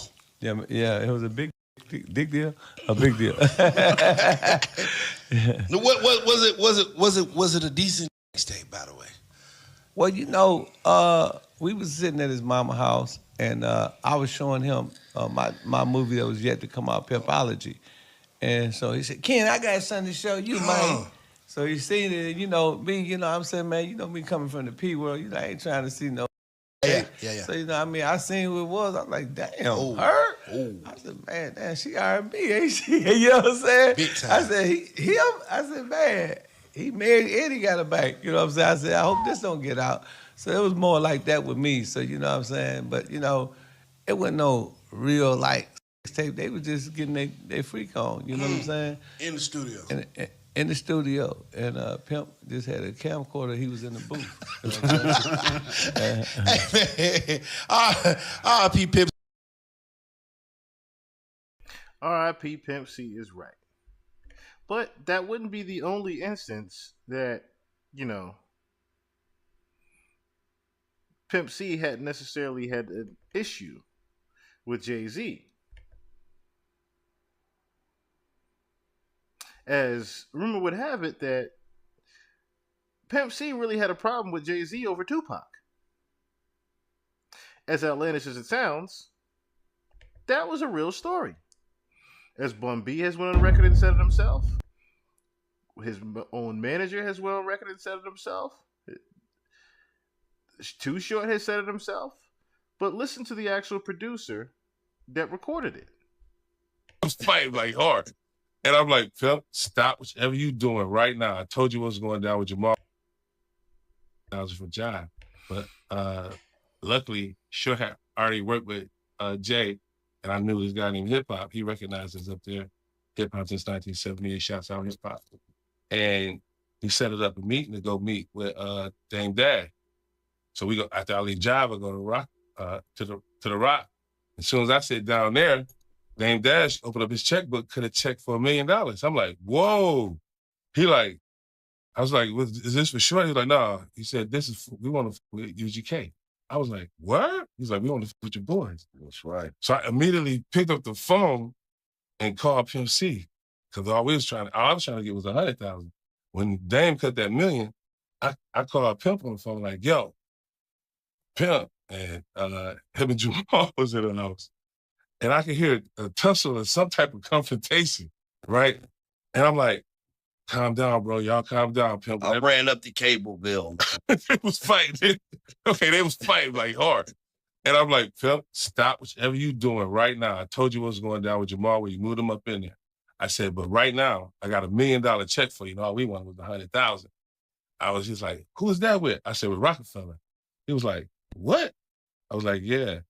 He was like, I'm watching Dan with the checkbook, he writing it out. He was like, ain't that with over there with Jay-Z? I was like, Yeah. He was like, man, tell him to take that check to go give it to Tupac mama, man. He's gonna be stealing all my shit. I was like, what? So I hated that. I called him on speakerphone. So I jumped up to click it, and there was another guy standing at the Dame that was getting another $2 million check to do a venture he was doing with Dame. But I was... Was it Lee Daniels? Yeah, front line and center. It was me, J Mac, and a girl named Mary. So we was rolling with her because she was a cop from Patterson, New Jersey. And she just needed some work. They had retired, and we had her because she had a pistol. And we up there, and they switched from short business that I thought they was want to talk about short because we was doing songs together. It was like, nah, we want UGK. And so I called them instantly because I knew y'all niggas at the house. Right. I was like, yo, I'm excited. I got $1 million. This is it. Rockefeller is the shit. Hey, there's this shit. I called Pimp, and these niggas fighting. So I calmed them down, and then once Pimp locked in, he was like, wait a minute, Rockefeller. Ain't that where Jay-Z at? I was like, yeah. And I didn't get the connection. I was like, he was like, tell him to take that check over to Tupac mama and give it to her for stealing all Tupac shit. And I'm like, what? I put him on that Pac life, boy. he went, once I let him hear that Tupac, he went on his mission for me. So I'm trying to figure out like what that got to do with this, right? So I jump up to take him off, and I look up, and I see Jay, the door closed. I didn't see Jay at first. He was behind us. Right. And I hadn't met him. It had nothing to do with the music shit, right? And he ain't know I managed Short or UGK and nothing like that. We just met on some real shit in New York. And I see dude, I'm like, oh shit. I jump up instantly. I go over there like, yo, Hov. He wasn't calling Hov yet, but I knew he was on it. I was like, yo, Hov, you got to go down there and see his mama, man, and go out to dinner with them boys because they move different down there. They already rich. Right. There's too much concrete up here in New York. Them Texas boys not about to come up here. They roll different. So unless you take his mom out to dinner and sit down with them boys, then you could do some business with them. I had to turn down the check. You know what I mean? Because I didn't want to be responsible for such a serious situation. A lot of money right there. But they was the first. Rockefeller was the first to cut $1 million checks to. That was one of the biggest checks probably that you had came up on. 100,000 was a lot back then. You know what I mean? So to see that was just overwhelming. And I didn't realize it because hip hop set the meeting up so smooth. I had no idea. By the time I sat down, the check was already cut. Wow. So once I called Charlie, I was down there fighting this shit. Yeah. And I calmed him down, and he did the reality check. Like, wait a minute, Rockefeller, Jay. He was like, So that wouldn't be, like I said, the only time that Jay would have had a discrepancy with Pimp C. So we have the sex tape. This a real famous rapper, and then it's a real famous R&B chick. Incident. Okay. Yeah. Pimp had a naked. He had a recording. It's starting to really seem like there would have been some type of motive there, mysterious doesn't it? celebrity deaths in hotel rooms. Wow. And all these celebrities die in these hotel rooms by themselves. Man, Pimp C head was this big. Stop it, man. Are you serious? Man, it was this big, dog. Jay-Z has a remarkable ability to consistently capture public attention and allegedly manipulate media coverage. Since stepping into the spotlight, he has been a constant topic of discussion, with the media being particularly drawn to the intriguing aspects of his life. Jay-Z's knack for creating headlines is evident in his history of engaging in controversial situations, such as feuding with Offset, the questions surrounding his relationship with P. Diddy, and navigating a complex marital relationship with Beyonce. One particularly shocking claim revolves around Jay-Z allegedly orchestrating a plan to harm Pimp C, according to certain sources. This revelation surprised many, as it suggested a level of ruthlessness that wasn't previously associated with Jay-Z. It's a stark revelation that challenges preconceived notions about his character, catching both fans and observers off guard. This guy had the meanest face I've ever seen. Like, I was like a little scared. I'm saying this here on live TV. Indeed, December 4th carries a significant and layered connotation in the realm of hip-hop, extending beyond being solely recognized as Jay-Z's birthday. A decade ago on that day, the hip-hop community bid farewell to one of its most authentic and impactful voices, the late and great Pimp C. Chad Butler, known as Pimp C, died in a Los Angeles hotel. So isn't that something to note already? The exact birthday of Jay-Z. Isn't that something?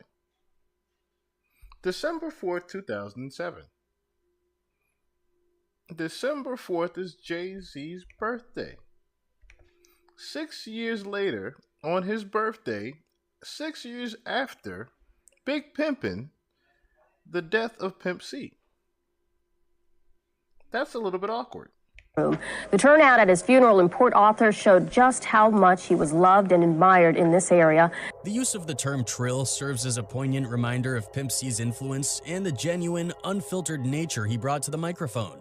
Despite the momentum that was building for Pimp C in the industry, as indicated by the term trill, the transient nature of life and memory became apparent. Even the most enduring memories, like the impact of Pimp C's contributions to Diddy. The publication said it was cough syrup, but the actual autopsy says it was M.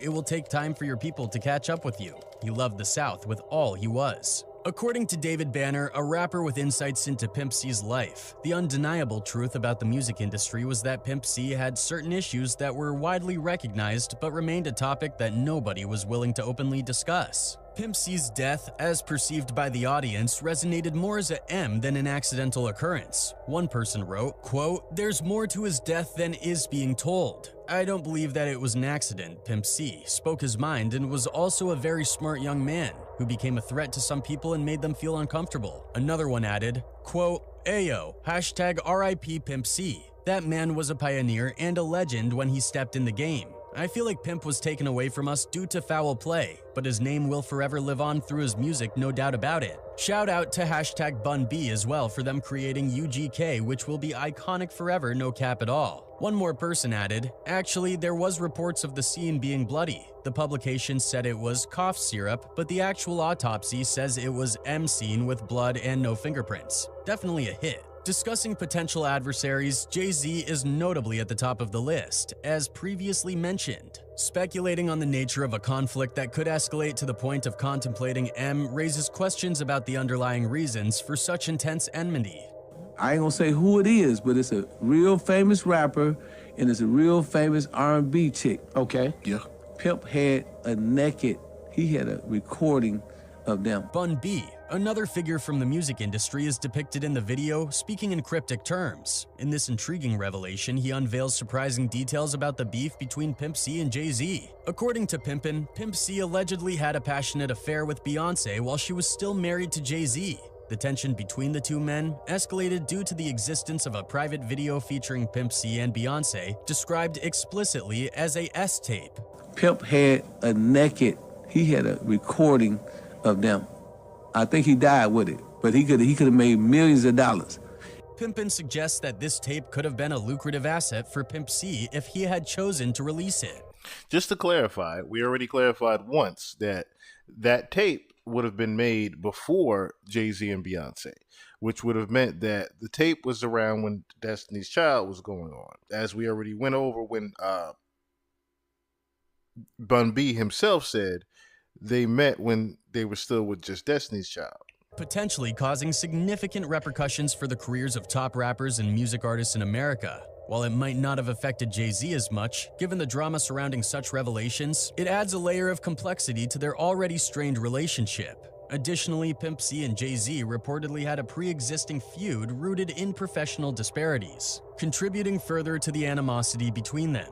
In 1999, both Pimp C and Jay-Z had planned a musical collaboration together, but Pimp C was not enthusiastic about it. The underlying reason for this difference in opinion was revealed by Too Short. According to him, the stumbling block in reaching a mutual agreement stemmed from Tupac, as Pimp C's reluctance to be part of the song was solely tied to Pac. I don't know, but he said, "I'm not fucking with nobody that did with Tupac." Too Short added that he exerted pressure on Pimp C, urging him to go along with the collaboration by repeatedly saying, "Just do it, man, do it, do it." This implies that there were ongoing issues between them, and these conflicts seemingly persisted until Pimp C's death. However, there is another, potentially more distressing possibility. Pimp C was reportedly discovered in a peculiar state at the scene of his death. Attendees at his funeral were reportedly shocked by the condition of his body. Limited access was granted to view his deceased body, even though he was a prominent rapper. The aftermath of his death was described as resembling a scene from a horror movie. leaving those who saw his body deeply unsettled.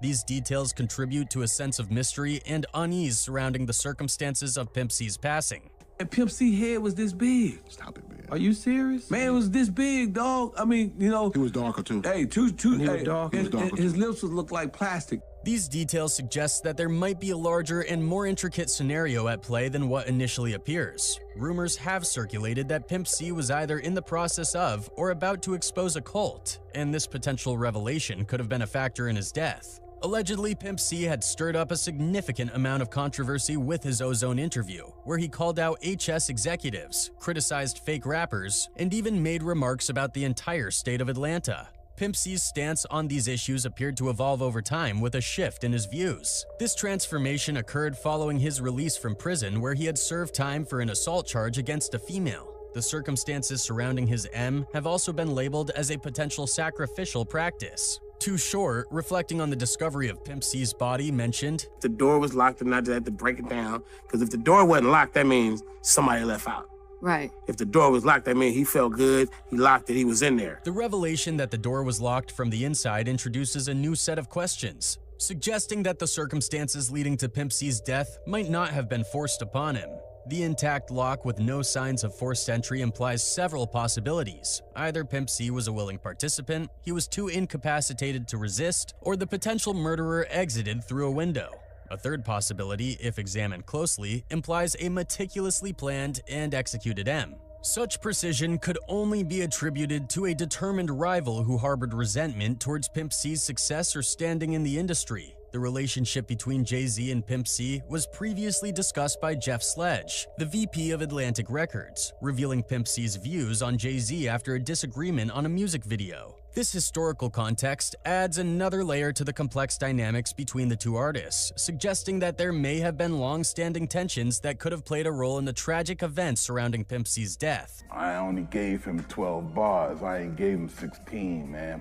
Certainly, the private video featuring Pimp C and Jay-Z's wife adds another layer of complexity to the situation. The potential release of such a video could have serious consequences for both Jay-Z's career and his marriage. Some people have suggested that Jay-Z is the prime suspect in Pimp C's M, as he would be the one most motivated to eliminate a threat to his career and personal life. The argument is framed around the idea that, according to this perspective, Jay-Z viewed Pimp C as competition, and as long as Pimp C possessed the video, there was a constant threat to Jay-Z's career. Coupled with pre-existing differences in their professional relationship, this theory suggests that Jay-Z might have been compelled to take drastic measures to safeguard his reputation and personal life. So, with that, you also have to know, okay, you're asking yourself, how does Jay even get something like this to happen? How does Jay get to Pimp C in 2007? Well, you look no further than someone that would be very close to UGK, right?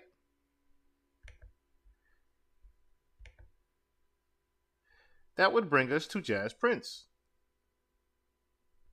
Now, we don't need to go far too down the rabbit hole here because, as I said before, when it comes to Jay, you have to look at the connections and the people that's around him in order for you to go down your rabbit holes. But if you would ask yourself how he would get to Pimp C, you would look no further than the gentleman sitting right next to him, that he is in very much business with over the years, Jay Prince.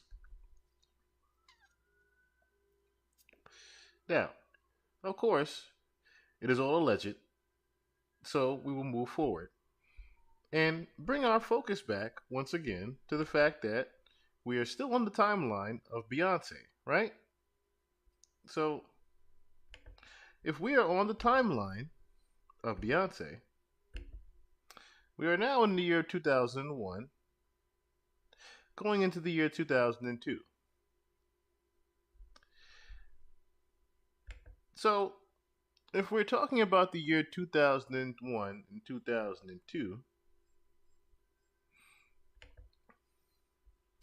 we would also have to make note of someone else, wouldn't we?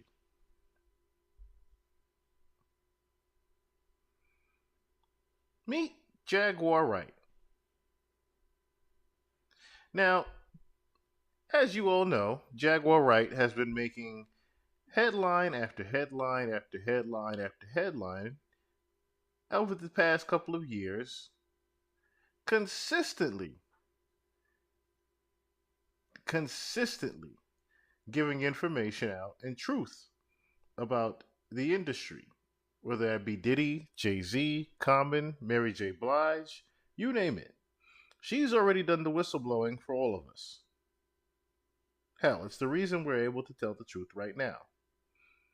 But did anyone know that during this MTV Unplugged, this very famous MTV Unplugged, that Jaguar Wright replaced Mary J. Blige in the song Cry, did anyone know that Jay-Z and Jaguar Wright were dating?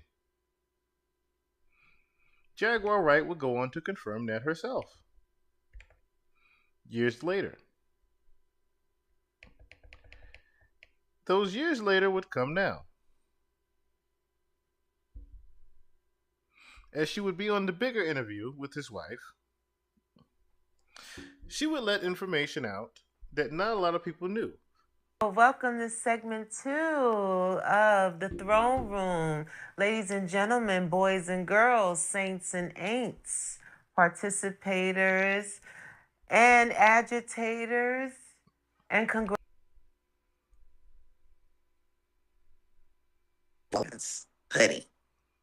And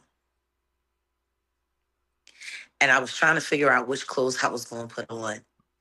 And I heard Dame like screaming at the top of his lungs. And so for whatever reason, I opened up my dressing room door and I peeked out and I looked. And like Dame and I think it was like a couple of his homies, cousins, they were sitting there holding him, was forward and holding him back. He's like, I'm going to kill you, motherfuckers. And I'm like, what the fuck is about to happen here in the back of the garden? This shouldn't be happening tonight, It's a big night for Rockefeller. Everyone should be happy, especially Dame. And then you hear Mint bleep, fuck you, nigga. Aaliyah's dead. That bitch is gone. Beyonce the queen, she here now. Long live the queen. Fuck Aaliyah. And then I heard a little voice and said, all you gotta do is put on your sweatsuit and walk out the back door and nobody will even know you gone. And I did. And I slipped out in the midst of the chaos.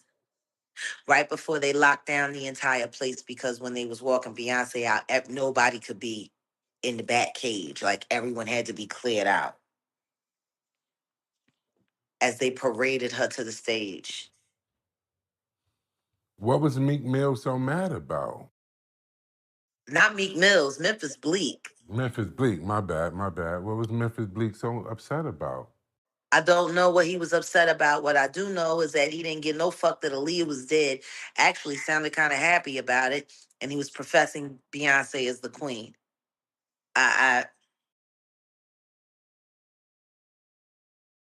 So after you removed yourself from that, you spoke about... I did not go to the after party that night. They were so angry with me. Because you walked out, or the combo of walking out. Well, I walked out and I didn't go. See, what happened is everybody in the Roots that was in the Philadelphonics, they went down to 4040 for the after party. And the way Sean had things set up back then, especially for his big events at 4040, you had the regular area, you had the bar area, you had the party area, you had the table service area.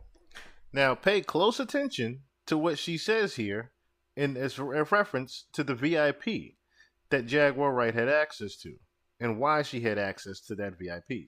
And then you had a VIP upstairs, and then you had the VIP, which was Sean's private VIP.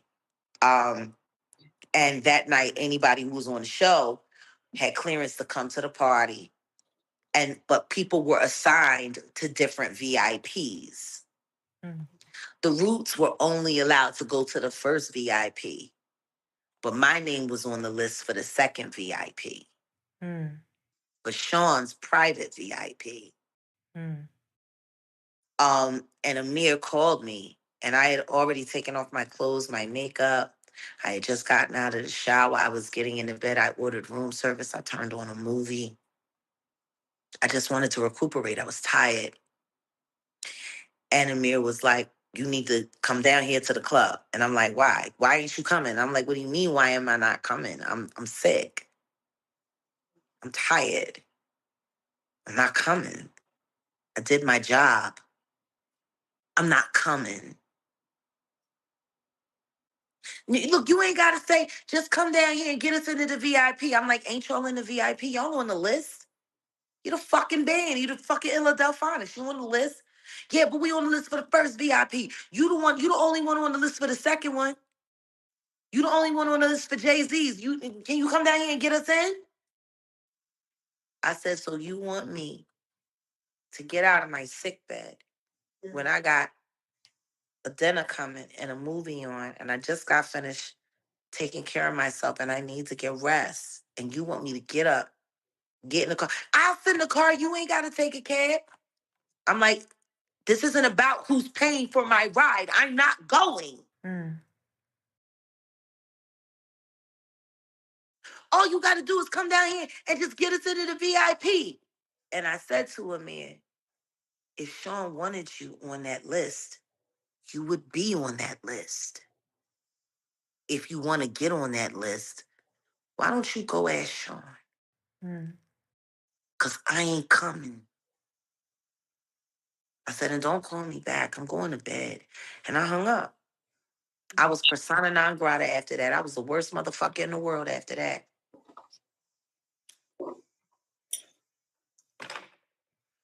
The question that everyone should ask about that very real story that I very rarely talk about is this. Even though I was there as a member of the Roots, why was my name the Why only was your name name on? Jay-Z's list? Correct. That was my question.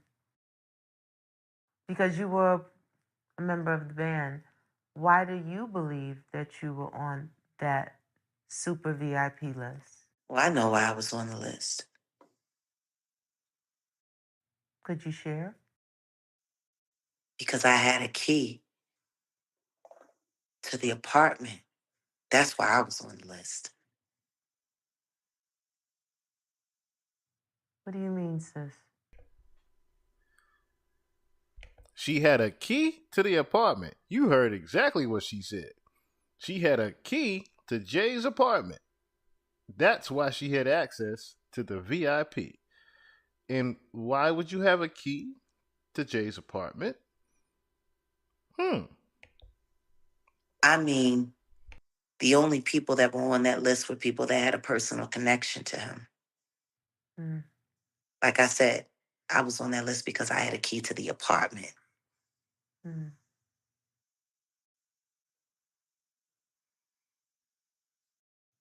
Got it. After that, what series of events even pulled you further away? Because They you didn't started stop they making started the music. blackballing process. Okay. Because you didn't stop writing. The music was still I in never you. stopped working. Right. Never. My catalog is extensive. Very Sean much Carter so. would know. He's housing a good section of it on title without my acknowledgement or consent.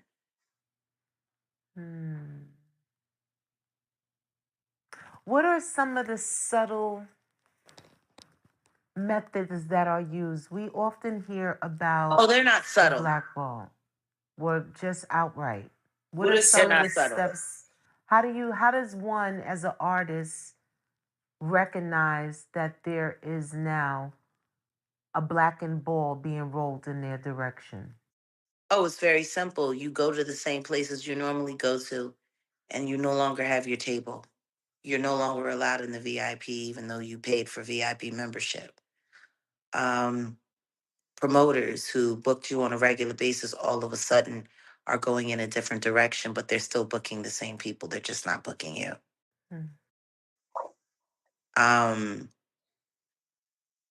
Artists that you would normally work with start taking a lot longer to return your phone calls. It isn't a shun. You are shunned. Sometimes they get so fucking petty, you can't even go to the place that you buy coffee and get served anymore. I was curious about that. When we did Orange Juice Jones, he spoke about not, being able at the plight of his success, Grammy nominated and everything, that he didn't. It was like step through the door. That what makes them shun an artist? Why would they? Is it a door that they want you to step through that you decide not to take a part of? Or is it some party that you don't attend that they say that you're blackballed? How does that normally work? No, it's just really simple. People stop returning your phone calls. Shit starts going wrong. Deals start falling through. So let's let her answer that question a little bit more deeply in these coming interviews that she would do outside of Art of Dialogue. Because I noticed that she would get personal on certain interviews when she was asked the right questions. In this particular interview, she mentions Big L. I'll be honest, and I said this. I was like, I feel like Jag doesn't have the right people behind her, like somebody like trying to help organize and shit like that. But I do see. I got the right people behind me, but everybody can be bought.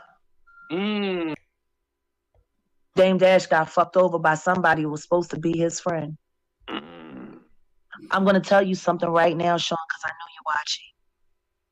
Listen to what she says here, because not too many people knew this. And this would attest to what we were talking about earlier with Foxy Brown. Or you have someone watching. I'm going to admit something right here on AT2 channel that I've never admitted before. People think I'm a snitch. The truth is I'm the best secret keeper in the world. I keep secrets even. What I'm about to say, my husband don't know. I started fucking Big L when I was 14 years old. Whoa. We kept it on the low because I was young. You didn't know that, Sean. And you don't know everything that L told me about you. Please sue me. I want to go to court. Wow. I want to tell everybody in the world all the things that Big L told me about you when I was fucking him. So this Big L is associated. Big L is the one that put Jay-Z on.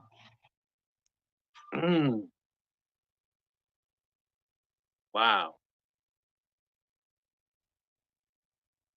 Jay-Z was the last person to see Big L alive. Wait, so this Big L person is not. You heard it there. Jay-Z was the last person to see Big L alive.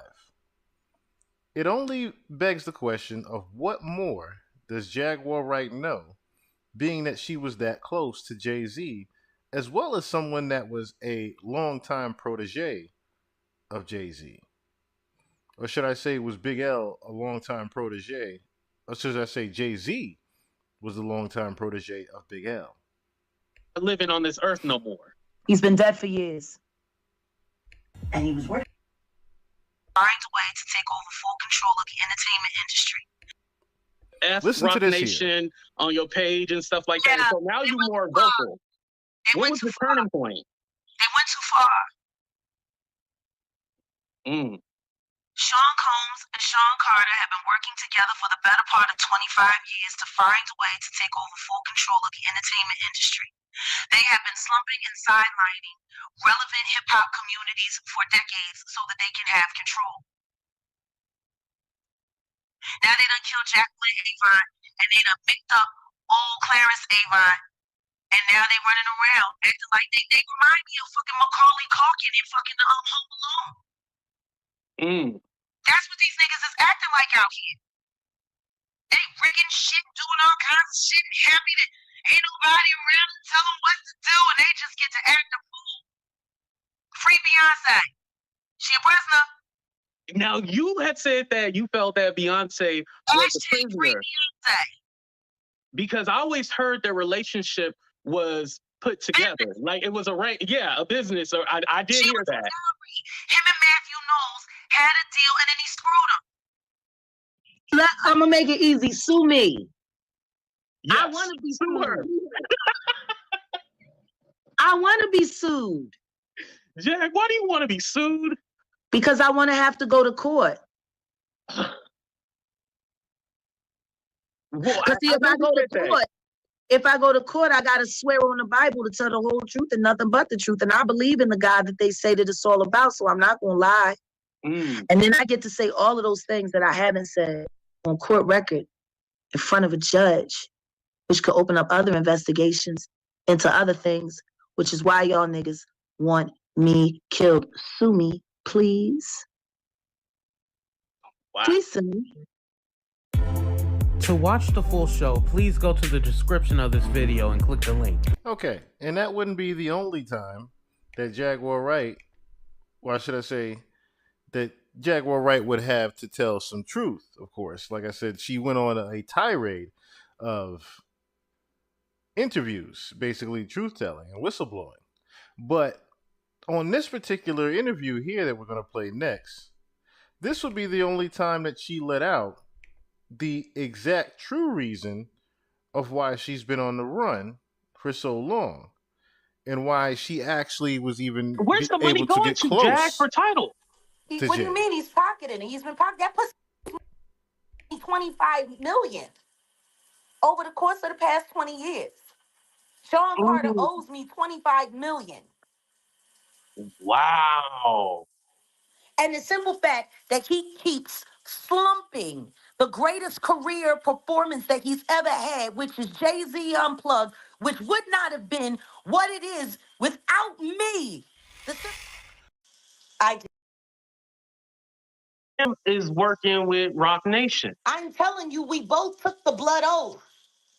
And he was paid to be my husband so no one would know who I was really involved with.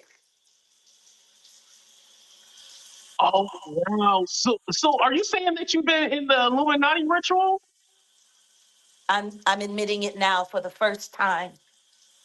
I took the blood oath. And so did my first husband. Whoa. And I left. That's why it ain't never been right since, because you left it. You don't leave anything like that. I did. After I found out what actually happened to Aaliyah, there was no way I could stay. Mm-mm. Oh, my God. And then I started doing my research. And I started talking to other victims.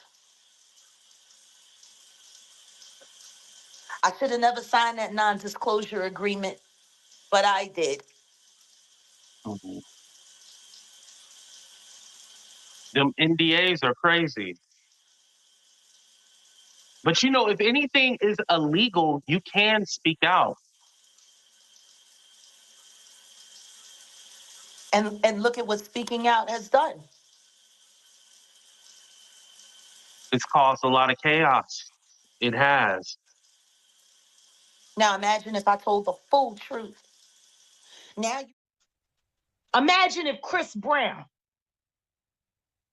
had said, I'm going to quit now because Jay-Z is going to ruin my life forever. Imagine all the great shit that wouldn't have happened. But one of the things I caught her say was that, you know, she's seen people basically being done wrong and just accepting anything, and that's just not what she was into. So she chose to walk away from it. Got that. She can choose that all she wants. Does that make it right? For If any that's artist. her choice, that's her right. No. Why does that make it right? Listen to what I'm saying. If she's amazing, if she has something to offer, if she's great at what she does, Why should that even have to be a choice? See, this is what I talk about when I say cruelty-free artistry. Mm-hmm. Because everything that she just said is only relevant because cruelty in the arts community is so accepted that nobody would dare check it. And guess what? A lot of us who did say, fuck it, I'll give it a try. Even though I don't want to do this shit, we didn't want to do it either. But when you're great, and you know that you deserve the right to be heard and seen by the world, you make hard choices. So because she didn't take the blood oath and you did, that makes her bad? I'm just trying to correlate. No. It illuminates a very, very, very big fact. No one should be forced to make that kind of choice with a God-given gift that was given by God. And that is the truth there. But another person that would come to realize that, you know, it's not necessarily a good thing to do business with Jay, if you're a female, would be Miss Blue Cantrell. Now, I want to also keep noting that we are still now in the year 2001 and 2002. Reason why I want to keep noting that is because these two are still together, while all of these women now, what should I say, where we at? Aaliyah, Jaguar, Emil. Who else we said? He tried to get with Maya. That was all between the 2000 and 2002 time frame. Emil, Maya, Aaliyah, Beyonce, and now we're at Jaguar Wright, all in 2001. So that brings us now to 2002, where we would now have a Miss Blue Cantrell.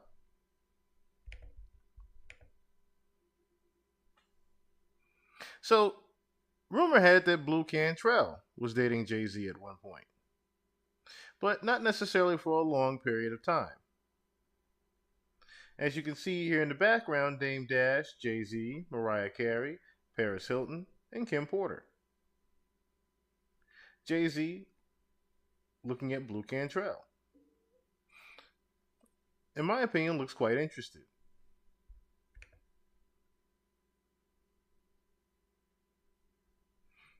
As they appear to be just having some drinks and having a good time here.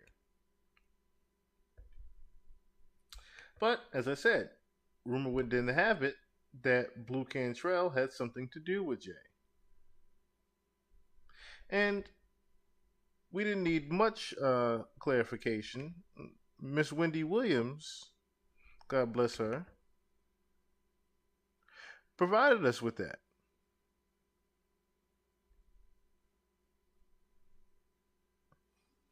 As she did an interview. What's happening, everybody? Around 2002, when the rumor was hot and on everyone's mind. It was like your natural hair color. Yeah. Mhm. You look like a natural blonde. That's because I have a very good colorist. He's really good. Did you fuck Jay-Z? Oh my God! I heard he's hung like a horse blue. Are you hating on Beyonce? Did she really have him locked down? I think so. I think they're in love. Is politics speaking? No, I really do think they're in love. I have a big crush on him, though. I'll tell you that much. Did you fuck I him? still have a crush on him now. Yes, No, I didn't. No, I'm really selective about it. What? Really. I really like him, though. And I don't care who he's dating. I always had a crush on him, though. If he came in right now and we were all not here. What? I'm just saying, you're in New York. Yeah, okay. And what? If you ran into him and everything was right, would you make that play? I wouldn't turn it down. Let's just put it that way. But I'm, you can't just go around just, sleeping with guys like that because it might not even get you anywhere. You have to be smart about it. Who you choose to lay down with. It's so weird because I so totally understand what you're saying, but there are so many women who misconstrue what you're saying as, bitch, please. You're spreading your legs wide open. Hey, let me tell you something. For Playboy and Black And they think that you're going around sleeping with everybody, but let me tell you something real quick. Okay. There ain't too many girls that are like me. I don't just sleep with anybody, okay? You gotta court me. You gotta wine and dine me. You're from down south. No, it doesn't matter. Just because you do nude pictures and you risky and you sexy doesn't mean you out sleeping with everybody. Okay. You know what I'm saying? And I don't get down like that. Some of my So after this interview, it would be not too shortly after that Blue Cantrell's business and career would be sabotaged. As she had broken her silence shortly after, it would seem to me that after she did that interview about Jay-Z, that her career would go into a down spiral. Once again, noting that this is all around the time of 2002. 2002, 2003, 2004. It seemed to be that there was a good rough patch. A good that patch robbed me for like $500 for a session ended up being in the studio while I was there with the president of the label. Blue Cantrell. You were singing, fool. And you made a choice to work with someone, and you probably didn't realize how nefarious he was when you got involved with him. I didn't. Did she really have him locked down? I think so. I think they're in love. I think they're in love. Is politics speaking? No, I really do think they're in love. I have a big crush on him now. It looks like we finally know what happened to Blue Cantrell, the R&B sensation from the early 2000s, and allegedly it had something to do with the love triangle between her, Beyonce, and Jay-Z. Rumors have been swirling for some time that Beyonce orchestrated a plan to eliminate her competition, and Blue Cantrell might have been just one casualty in the saga. Plus, we know that Blue didn't just hold her own in the R&B scene. She also got pretty chummy with Jay-Z, especially when he was just starting to date Beyonce. But here's where it gets really creepy. One day, Blue was found wandering the streets of Santa Monica, claiming that someone poisoned her. So the million-dollar question is, did someone actually try to eliminate Blue, or did she suffer some kind of breakdown after being mistreated by the industry higher-ups? And did Beyonce and Jay-Z have a hand in all this? Well, one thing to also note is that her name is Blue Cantrell, and the first name of the first child that Jay-Z and Beyonce had was titled Blue Ivy. What irony. Break it down. There's a lot of tension because you're around each other so much and you're fighting and you're nitpicking, and definitely can relate to that. So you know how there's this ongoing chatter about Jay-Z and Beyonce possibly pulling some strings to clear their path to the top? The list of artists who allegedly fell victim to their alleged career sabotaging tactics is pretty extensive. But one name that tends to fly under the radar in these conspiracy talks is Blue Cantrell, Jay-Z's rumored ex. Back in the late 90s, Blue kicked off her career as a background vocalist for big shots like Diddy, and it wasn't long before L.A. Reid recognized her talent and offered her a contract. Fast forward to July 2001, and Blue drops her debut album, So Blue. The record not only won over the critics, but also made a splash in the commercial scene. Her album's leading track, Hit 'Em Up Style, Oops, not only snagged her 2 Grammy nominations, but also catapulted her into the spotlight. Things were looking up, and the upward trajectory continued into 2003 when she dropped her second album, Bittersweet. But here's where the plot thickens. In 2001, Blue found herself getting cozy with none other than Jay-Z, who had just started courting Beyonce. In the same period, Beyonce was busy carving out her solo career, and wouldn't you know it, in 2003, the same year Blue released Bittersweet, Beyonce's debut album, Dangerously in Love, hit the shelves. Rumor has it that this musical clash led to a heated rivalry between Beyonce and Blue. Which would be a little bit ironic that the title of that album was named Dangerously in Love, huh? Puts a whole new twist in the damn name, don't it? That Beyonce wasn't just worried about Blue's rising success, but also had suspicions about her and Jay. Now Blue was quick to downplay any romantic involvement, insisting that it was all platonic. But then came the infamous Wendy Williams interview. When asked if things ever went beyond friendship with Jay, instead of flat out denying it, Blue let out a nervous laugh and dodged the question. Have you ever kissed Jay-Z romantically? No. No, I can't answer that. I can't answer that. Oh, she's touching him off the neck. Look. Do you see? Why do people not want to let the Jay-Z Blue Cantrell thing go? Wendy then floated the idea that Jay-Z might have shifted his attention to Beyonce over Blue because Blue just didn't fit the young and naive bill that Jay supposedly preferred, and Beyonce was probably more easily influenced and manipulated. I said on the radio that I didn't think it would last, though. What, me and him? Yeah. Why? Because you're above 25. Why, he needs somebody younger than that? At the end of the day, yeah. Why did you say that? Because I think at the end of the day, a younger, less savvy to the ways of the world broad. Somebody a little bit more naive. You said it, not me. But the drama didn't stop there. After Beyonce and Jay-Z dropped the music video for their 2003 collaboration, Bonnie and Clyde, things took a messy turn. Blue didn't hold back and publicly claimed that the video was suspiciously similar to the promo for her song Roundup, which, by the way, hit the scenes first. But this copycat business apparently wasn't a one-time thing. In November 2002, Blue released a collab with Sean Paul titled Breathe, and just a few months down the road, Beyonce dropped Baby Boy, featuring none other than Sean Paul. And remember how on Baby Boy, Beyonce belts out the line, "Let me breathe." Coincidence? Maybe, but the coincidences keep piling up. Another track from Beyonce's debut album, Signs, features lyrics like, "I was in love with a Sagittarius. I wish he was a Virgo, the same sign as me, and know how to show me love cause I've been hurt by a Pisces." Well, Jay-Z is a Sagittarius and Blue Cantrell is Pisces, so another coincidence. Now, when all these coincidences were brought up in a 2003 interview with The Guardian, Blue laid it straight, saying, "I'm an adult, she's younger, and if she's doing what you're saying, then she's being a little immature."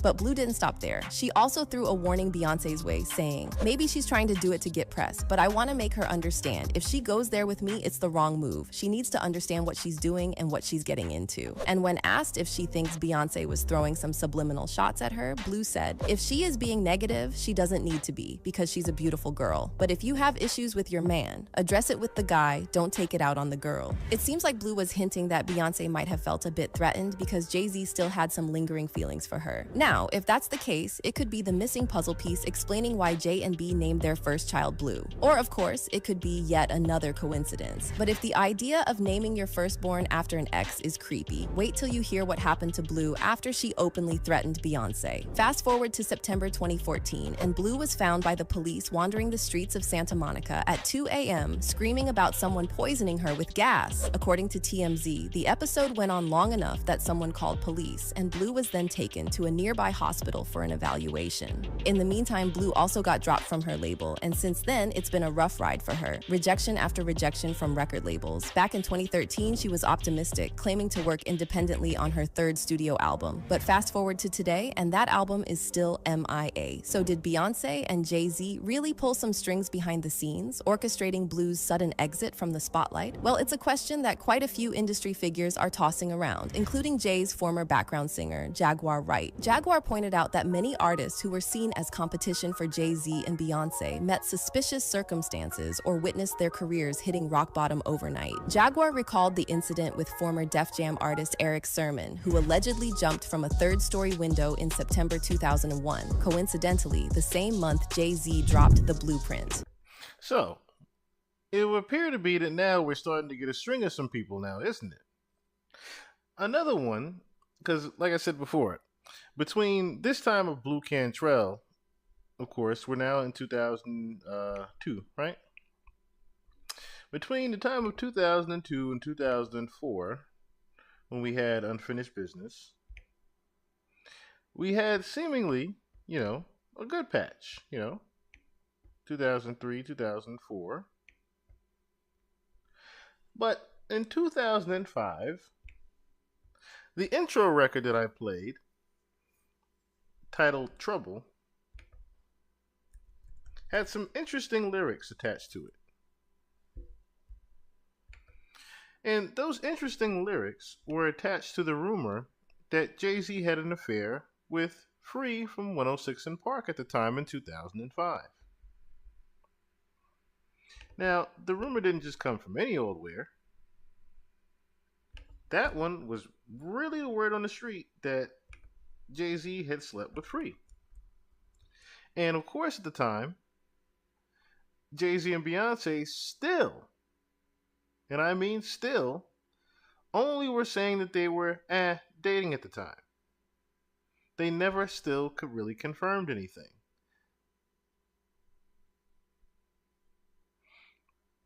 So, I want you to listen to this clip here of Wendy Williams talking about the baby of Free.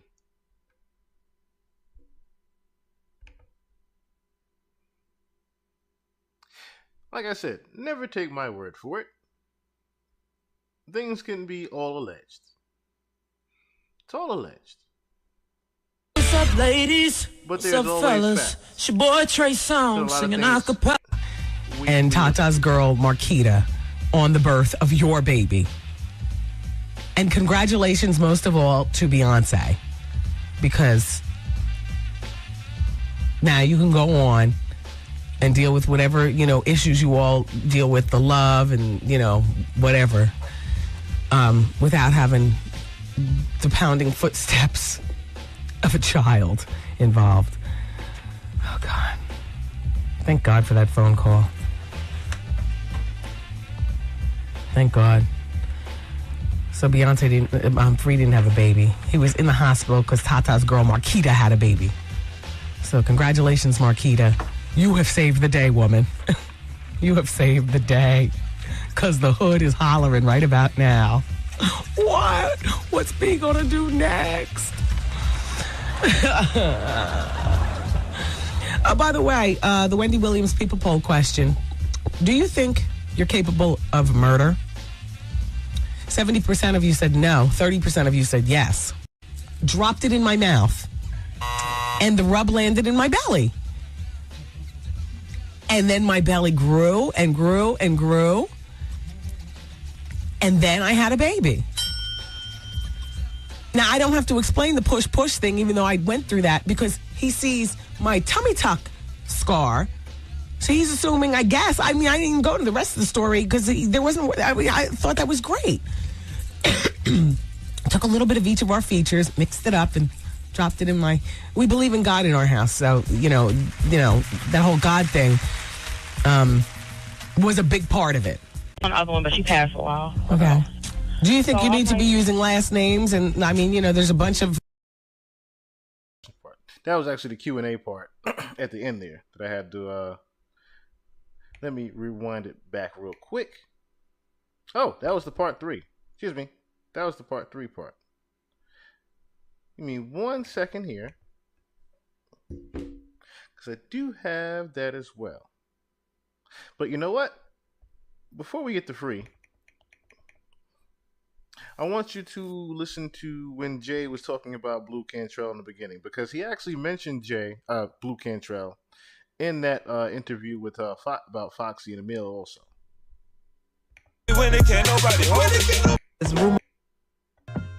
There's a lot of girls that want to know, are you ever going to settle down? Is there a Mrs. Hova? Then there's rumor questions about certain particular chicks. I would love to settle down one day.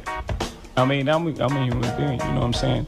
I waited. I don't have any kids. I waited for that whole thing. I wanted to do it right, Wife, kids, all together at the same time. Yeah, but I know, right now, my career and what I'm doing and what I'm trying to do is the most important thing to me. So, I got time.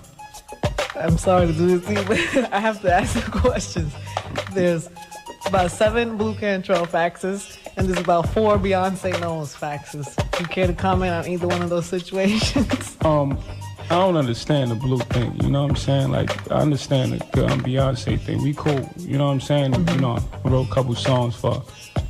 So I can understand that. Because there's some connection. Not a romantic one or no? No, we just cool. Okay. Yeah. Blue? Nah, man. No, nothing's wrong with her. Right. You know what I'm it's saying? Not but true. Nah. Okay. Do we have to do that right now? No. I have a minute? Yep, 4 minutes. There's a lot of Foxy questions on the faxes and online. There was a big article. Okay. Here's the clip with Free about her having the child. One snap of your fingers. Everybody needs some. Should I leave? Like, is that selfish to my son? Come get some. Let me tell you, Wendy, it's really Next hour is the hour of truth, where I will reveal to you who will be selected as the new band. You also do that? Want to know what my hospital name was? Oh, I zhuzhed it up. Here we go. Okay. Do you want to know what my hospital name was? Oh, I zhuzhed it up. I had 9 months on bed rest to zhuzh it up. Are you ready for this one? Fabiola Carrington. And a person like Fabiola delivers in full makeup and hair, like I did, and then does not receive any guests other than husband and mother and father. That was my mother and father came in. Okay, so real quick, just to bring context to you guys so you're not so confused. I meant to play this one before part 3. So reason why she was doing this in part 1 was because she was trying to say that Free actually had disguised her name in the hospital to basically cover up the fact that she was even having Jay-Z's baby. So it made it look like that there was someone else having a baby instead. So when word got around that Wendy was on the radio saying that she was having the baby by Jay-Z, they called in and switched it up to Tata was having a baby. Until after my animal print pajamas are put on, silky. I ordered them, I think, like from the Romans catalog or something like that. But, you know, I needed something to greet my guests. Fabiola Carrington. Right now. Thank you. But I just got this note from Nicole, who's my right arm back there in the office. Free gave birth Monday. 50 and Jay-Z was there. She gave birth in Brooklyn at Methodist Hospital. Who do we shout out to? Oh, hell. Beyonce. What you gonna do now, B? She's gonna be on Oprah. What? She's gonna be on Oprah today. No, but she's gonna be talking about whether she's pregnant on Oprah. She damn sure is not gonna talk about whether her fiance or boyfriend or whatever. So notice that as well. Every time someone was quote unquote sleeping around with Jay, something was also happening with Beyonce that would basically disguise the news. With Blue Cantrell, the album was coming out. With this particular situation, to cover it up, there's rumors of her being pregnant. Interesting. You know, planted one in the next broad. Damn. Was it a boy or a girl? Oh, or twins. I try to bust a nut, he bust a nugget. Wide. The heir to the throne is Free's child. Well, girl, you just gave birth to your golden ticket. Ow. Jonathan Plummer lives. Yeah. A lot of women think things look bleak after 30. Some women think things look bleak after 35. Look at Free, 37. Still looks fabulous. She will snap back into shape. And if she doesn't, she's got the money for the best plastic surgeries in the world. You know why? She's given birth to the prince. Yes. She gave birth to the heir. B. Oh. You'll give birth to the spare. Oh! So let's note this as well. In the record that I played in the very beginning, entitled Trouble, Jay-Z raps in the second verse. Not me, I need Angelina Jolie's company. So I ain't gonna make a move unless I got a plan B. That'll happen the day I have a baby by Free. So this is him playing on words that he had actually knew about the rumor. That'll happen the day I have a baby by Free. Not to say that's anything wrong with Free, just to say that ain't nothing wrong with me. If my hand's in the cookie jar, know one thing. I'm gonna take the cookie and not leave my ring. If my hand's in the cookie jar and know one thing, I'ma take the. Y'all know what I mean. So that was his acknowledgement of the rumor that he and Free had a baby. Now, there is literally no way that you can Google or fact check where that baby is. Hell, you can barely even find pictures of Free's children, if at all. Which is very quite odd. You can't even find pictures really of Free and her children. Nor can you really fact check the names. Faces, comparisons, nothing. As if that whole history was just wiped clean. Interesting. So, another person's career that was seemingly just, vanished and wiped clean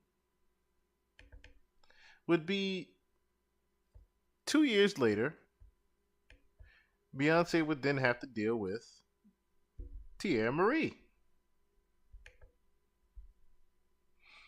In an interview with Vlad, she talked about her parting ways with Rockefeller in Rock Nation, or shall I say she was with Def Jam. It was all subsidiaries at that time. But she... Hey, what's up? It's your girl Tierra Marie, and you're tuned in to BlackTV.com. Mwah.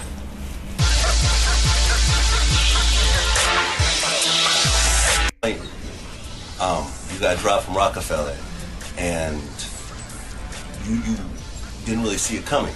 Right. I mean, no, I did not see it coming.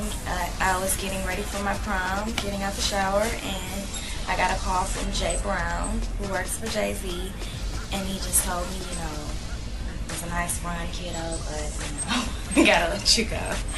So that was the end of it, and I just kept it to myself for like 6 months. I didn't want to tell anybody because I didn't want to deal with the questioning and all of that, so I just kept it to myself, and finally people started hearing it through the grapevine. You kind of had a mentor relationship with Jay-Z during that time? Yeah, he was definitely a mentor. He was like a father figure. He was a great guy. I learned a lot from Jay, so. What were some of the things that you really learned from Jay during that time? I mean, one, not to care what people think of you, which people can tell you that over and over, but until you really are ready to, accept that and really know that, then it doesn't matter. Once you know that, then it makes life hella easy. So, that's like one of the key things, I think, that is instilled in my head. Now, even though nothing would necessarily violent or physical would happen to Tierra Marie, you have to also put 2 and 2 together that being that she had an involvement and connection with Jay-Z, and he's married to Beyonce at the time. I got myself a sponsor, okay, which happens to be Warner Brothers. It was a little bit more of a question of how, all of these girls just keep dropping like flies every time they get next to Jay while he's with B at this point. So remember, this would be in 2007 when Tierra Marie was rumored to be a side chick of Jay-Z's. And once that rumor started to go around, again, another drop from the label. Yeah. So I guess she's going the safe route with it. I'm not going the safe route. I'm going the real route. I don't have a man tricking on me. I have a corporate sponsor, and I'm good with that. That's dope. And I also want to say that, I'm not encouraging any of the ladies to go out and get sugar daddies. But if you have that, then whatever floats your boat. I don't mean to interrupt, but ladies, did you hear that? Because I kind of get offended when my shorty sings sponsor to me. I love the song. Beautiful song. But when she sings it to me, it's like, I mean, if that's how she wants to take it and she wants to sing it to you like that, then she can, because that's her interpretation of the song. I think you're getting her in trouble. No, I'm not. I'm defending her. You be tricking on these joints. You don't know better. That's what it is. See, a brother like me, you know what I mean? I'm just having girls give me stuff and shit. You know what I'm saying? And that's what I was going to say. Like, if a woman can be a sponsor as well. Like, people just think that it's so one-sided because the female is singing the song. But that's why I use those terms sponsor and not sugar daddy. But my definition of a sponsor is whoever is distributing your... Speaking about what you've been through in the past, few years, a lot of us know that you had some setbacks. That you were signed at a very young age, and then there was the whole issue with Jay-Z. Have you and Jay-Z yet met and, made amends and you're at a point where you've moved on? Well, I'm definitely at a point where I've moved on, but there was never any drama between me and Jay-Z. Okay. What a lot of people don't realize is Def Jam is a corporation. It's not just Jay-Z. Okay. So they all came to a collective decision to let me go. First of all, I was never signed directly to Rockefeller. I was signed to Def Jam. L.A. Reid signed me. It was his decision to let me go. Okay. So, The reason I ask because everyone, always says, oh, the whole thing with Jay-Z. Yeah, and everybody says that. Jay-Z took her under his wing, and Jay-Z was going to make her a star, and then Rihanna came in, and then Tierra Marie was pushed to the side. Well, actually, me and Rihanna, we were both signed. Well, I was signed by L.A. Reid. Rihanna was signed by by Jay-Z and Tata. And when my album was done, it was very urban. So he wanted to stamp it with the Rockefeller stamp. So, I was never directly signed to them. And me and Rihanna, we came in at the same time, basically. So it was not when she came in, they pushed me to the side. She was doing different kind of music than I was, pop music, and her single went #1, Ponder Replay. And my single was doing very well on the urban charts. So, people always either say, are you and Jay-Z cool or are you and Rihanna cool? And it's like, it's never been a problem with me and Rihanna. Let's just say if it was a decision or a choice between me and Rihanna for a Def Jam. That has nothing to do with her. Okay. So I have no harsh feelings toward her or Jay-Z or anybody. Would you actually work with Rihanna? I don't know. I guess, yeah. Why not? All right. I don't know. I guess. Why not? Interesting answer there. But we have to now list the things now. But when we hear Tierra Marie saying things like that, as far as Rihanna was coming in around the same time as me, right? So if we think back now to Foxy Brown, the transition from Foxy Brown to Emil, the transition of Emil to Beyonce, the possible transition of Beyonce to Blue Cantrell, but Beyonce did not have that. The possible transition of Tierra Marie, but Rihanna comes in play. Now, reason why we don't need to go over Rihanna is because Rihanna has been the only one that was super quiet with no actual fact-checking, just speculation. So, that would bring us now to another person that was speculated, but had a little bit more fact to it. In fact, she even played into the fact that she might have been that person. It was Rita Ora. So we had you, and people were quite confused as to what they were referring to with a party that she had attended with Jay-Z. So here we are at the Lanesborough Hotel in London. Sorry. Carl kind of caught me at the right time. I think any time Carl calls on you is the right time, though, right? Exactly. I have a crazy story about this hotel. This was when the infamous Amy Winehouse was still alive, and it was incredible because she came to watch the festivals, and so then she got invited back from Jay to kind of come and hang out, and she had how she had those ballet pumps on the shoulders. Yes, yeah. And she came, but with her, this guy was holding a box of Louboutins, and just following her around with Louboutins, and she was like amazing, crazy Amy. So you're Beyonce. Hard to do, but I can do it. I'm me. Jay's over there, and Amy's sitting right in front of us here. And she gets up and starts you know how in England we go like this on two cheek? I guess so she did a double kiss to a friend of ours within the group, who I won't mention because he'll kill me. And he stepped back and went, whoa! And she was like, what? It was insane because they had a full-on fight in this hotel. You know, I've heard that story. No, you have not. A full-on fight right there in the hotel amongst Jay-Z and Beyonce, and what seemed like a jealousy scenario to where Jay-Z noticed this happening, of course, and what it appears from what Rita is describing, being that she was there, knowing from what we've already heard about Beyonce with the jealousy rumors, this would appear to me that Beyonce had some type of, I don't know, jealousy towards Rita around the time, being close to Jay. Especially hence Jay's history with women being close to him that he's trying to, I don't know, sign. So a full-on fight and argument commence when Beyonce tries to double kiss someone, what seems like to make Jay-Z jealous, right? Again, you never have to take my word for it. Because what would happen after, or should I say shortly after this, Rita Ora's career would start to go into a down spiral, as it seems. And no one knew why. But could it have been that she was a little bit too close to Jay? There's so many people up there. She told Power 106 that a rep from Rock Nation told her Jay-Z wanted to meet her. The next day, she was on a flight to New York, and she lived happily ever after. Just kidding.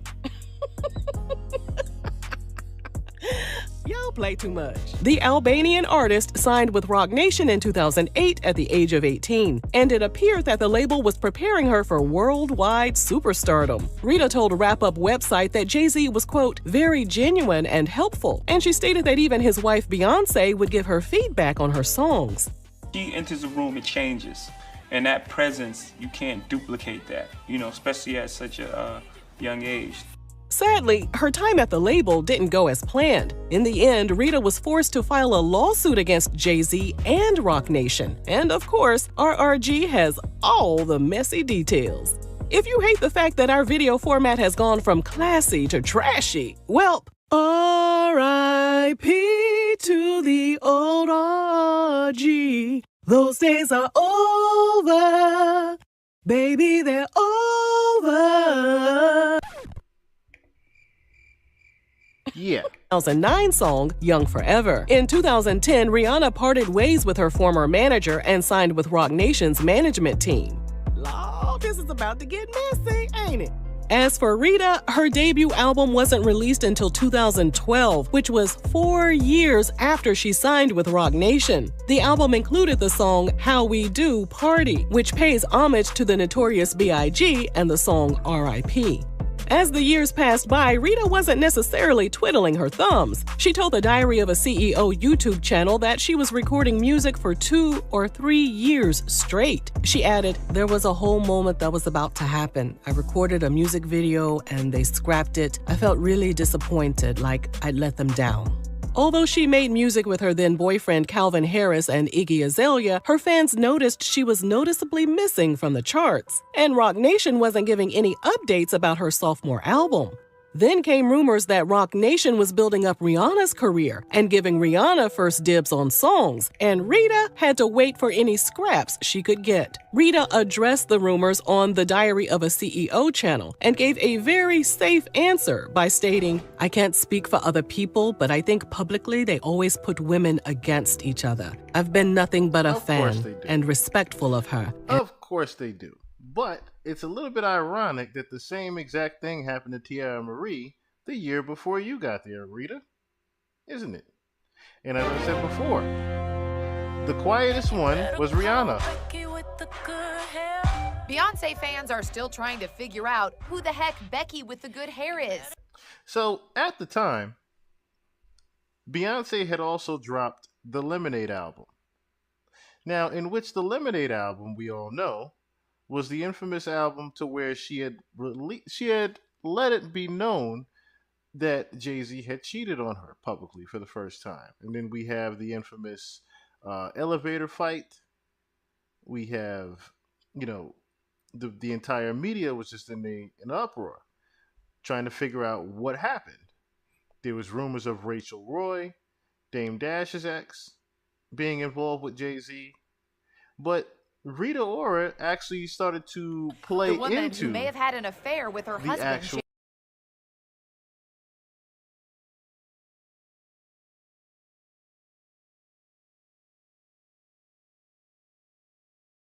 Rita Ora. Queen Bee's fans are digging their claws into the British pop singer after she posted this photo on Snapchat. Check out the embroidered lemons on her. She basically was just playing into the whole rumor and what seems to be even trolling Beyonce and Jay-Z about that rumor. As you see here, there's a J chain with the lemons on the bikini. Bra. Is that a nod to Beyonce's new album, Lemonade? Adding fuel to the fire, Rita stepped out yesterday in Los Angeles. And then there's the same chain. Of course, she wanted to say that there was an R there or a lowercase r, but no, that's clearly a J there. And then you have this dress here that is identical to Beyonce's. In this red Gucci ensemble. Look familiar? It's the exact skirt and blouse Beyonce wears in one of her new videos.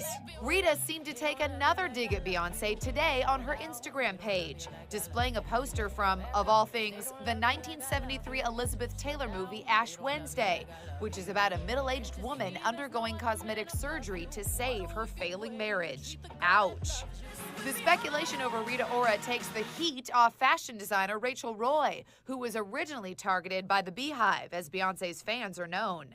Rachel told People magazine, "There is no validity to the idea that the song references me personally. There is no truth to the rumors." After canceling an event in New York City yesterday, citing a personal emergency, Rachel dodged the paparazzi in Los Angeles. Hey, can you confirm what your relationship with Jay-Z is? Did you have an affair with him? What a wicked way to treat the girl that loves you. Oh, love, they don't love you like I love you. The late night comics are having fun with Beyonce's video. Here's why I was so mad. I talked to that potted plant every day. Suddenly, I found out that someone else has been fertilizing it. Can't you see there's no other man above you? Does that make you laugh like Jimmy with the good hair? You better call Becky with the good hair. Okay, so now let's move forward to our finale, female, which, if we've been paying attention here, we've noticed one thing. Every time someone gets close to Jay, close to Jay, they're removed. The only two people that haven't been removed are been Rihanna and Beyonce. That's literally the only two females close to him that have not been removed from around him. So that would bring us now to 2011, where a rumored mistress by the name of Kathy White would emerge. And people started to speculate whatever happened to Miss Kathy White after she was seen many times with her, Claudia Jordan, Jay-Z, and Puff himself.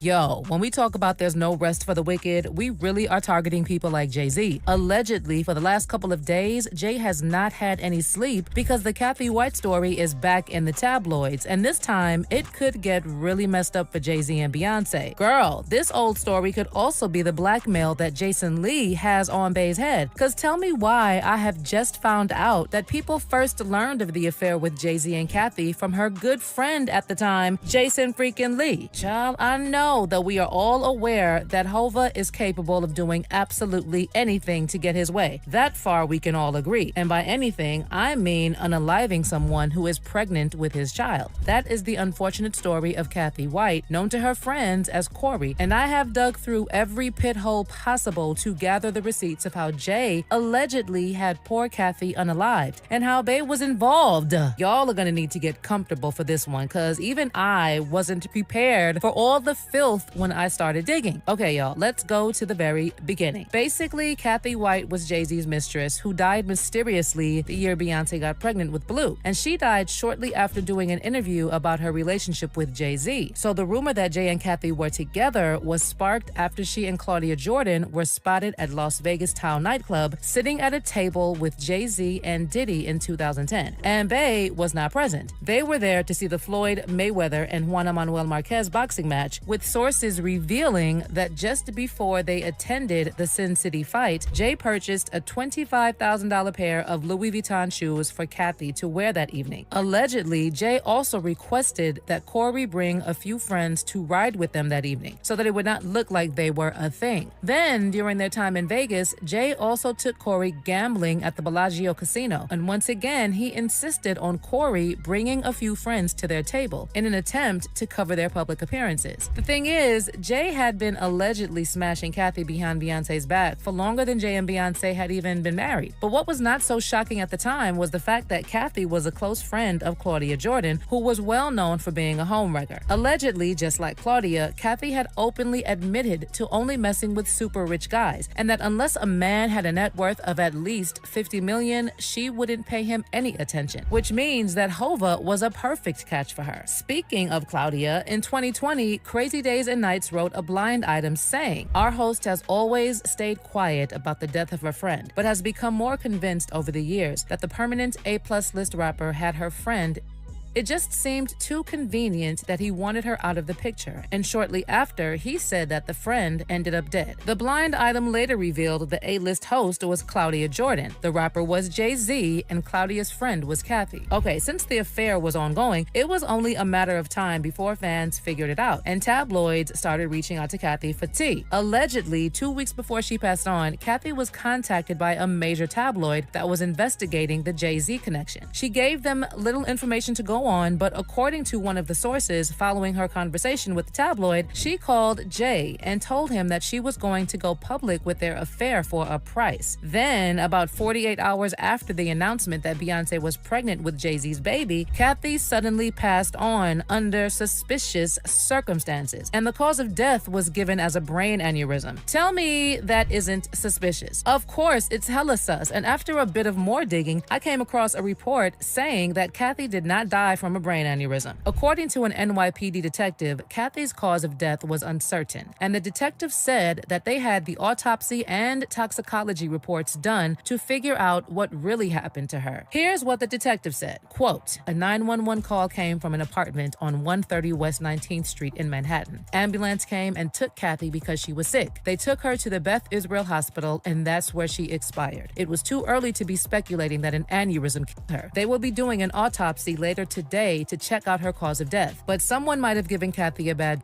so they'll do a toxicology and we'll have to wait 2 weeks for the report." Child, even after a detective confirmed that something sus was going on there, I find it quite fascinating that the real autopsy report never came out and the information never found itself to the media. Basically, someone worked really hard to make sure that no more information got out about the affair, and the cause of death was concluded as an aneurysm. Again, this definitely sounds like something Jay is capable of. So this whole thing has been blowing over recently because a reporter named Liz Crokin decided to spill. Liz said on X that in August of 2011, she was working as a senior editor for Star magazine, and her boss asked her to look into online blog reports claiming that a woman named Kathy Coriano White, who friends called Corey, was having an affair with Jay-Z. Liz said, "I managed to get a hold of Kathy at her job in New York over the phone. During our first conversation, she denied having an affair with Jay-Z. Furthermore, she also claimed that she had never hung out with him or had even met him. I then uncovered photos of Kathy hanging with Jay-Z and Diddy, no less, at Tao nightclub in Las Vegas. So I called her back and asked her about the photo evidence that debunked her initial claim that she had never met or hung out with Jay-Z. At this point, Kathy expressed to me that she would consider going public with her story. According to Liz, days later, she tried to reach her at work with no luck, and she finally got a hold of one of her colleagues and asked her if she knew why Kathy had been MIA. And her colleague shockingly shockingly told her she was no more. Liz also said that sources told her that Kathy had told Jay-Z she was considering going public with Star via her after they talked. She said there were also online blogs that reported the same story, and she ran a small story on this that appeared in Star at the time. In addition, she said she wanted to pursue the story further, particularly investigate if she was indeed unalived, but she was discouraged from doing so, and her boss was not interested in running a follow-up piece. Liz also added that years later, she met sources who knew both Jay-Z and Kathy and inside information on her death, and they strongly believed that Jay-Z had her unalived to silence her. Allegedly, one source even told her that Jay-Z had law enforcement and even coroners in his back pocket. And the source also said that there were corrupt coroners in New York City who will rule homicides as natural deaths for cash. And we are talking about a man who had millions. So paying off corrupt coroners was really not a problem for Hova. And if y'all think Beyonce was innocent in all this, you might be mistaken. Allegedly, Beyonce was in on the plan to have Kathy unalived, especially because she was pregnant with Jay-Z's child. There were even allegations back in the day that Kathy's pregnancy was one of the reasons why Bey forced her own pregnancy announcement. And I'm sure y'all have heard the rumor that Beyonce was not actually pregnant. Yeah, I know, this tired old rumor again. Word on the street was that Beyonce had a surrogate to carry her baby, and that is why the timing was so off and the whole pregnancy was rushed. Allegedly, the rush to have a baby had something to do with the fact that Kathy was also pregnant around the same time. Plus, it would have been a PR nightmare for Beyonce and Jay-Z if Kath did a tell-all around the time they had crafted her over-the-top pregnancy announcement that was obviously engineered as a Hollywood publicity stunt. I know there are also people who are wondering why Kathy was the only one who was unalived, even though we know that Jay-Z had other mistresses. We know that Rachel Roy was probably the one Bey was talking about in Sorry when she talked about Becky with the good hair. Rachel was apparently just one of the mistresses, but there have always been others. Allegedly, the reason why Kathy...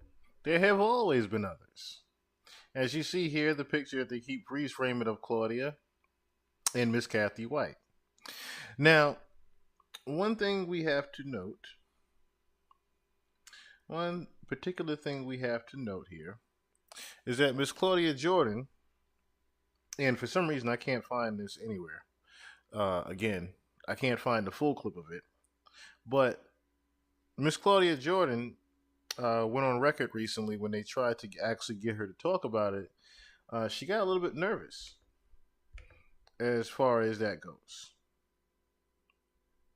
Tasha K, it would seem, tried to actually get that information out of her. And she didn't really want to answer it. I mean, rightfully so. The woman is in fear of her life, as many others have been in fear for their life and in fear for their career and what would actually happen to it. So, broke. Let's listen to this clip here. Do you think there's any truth to his claims? Armand, what do you think about this? I do not know. This stuff makes me so confused because on one hand, I just feel like, is this a big conspiracy? But then at the same time, I'm like, where there's smoke, there's fire. And then I saw the picture with Snoop Dogg with his nails done.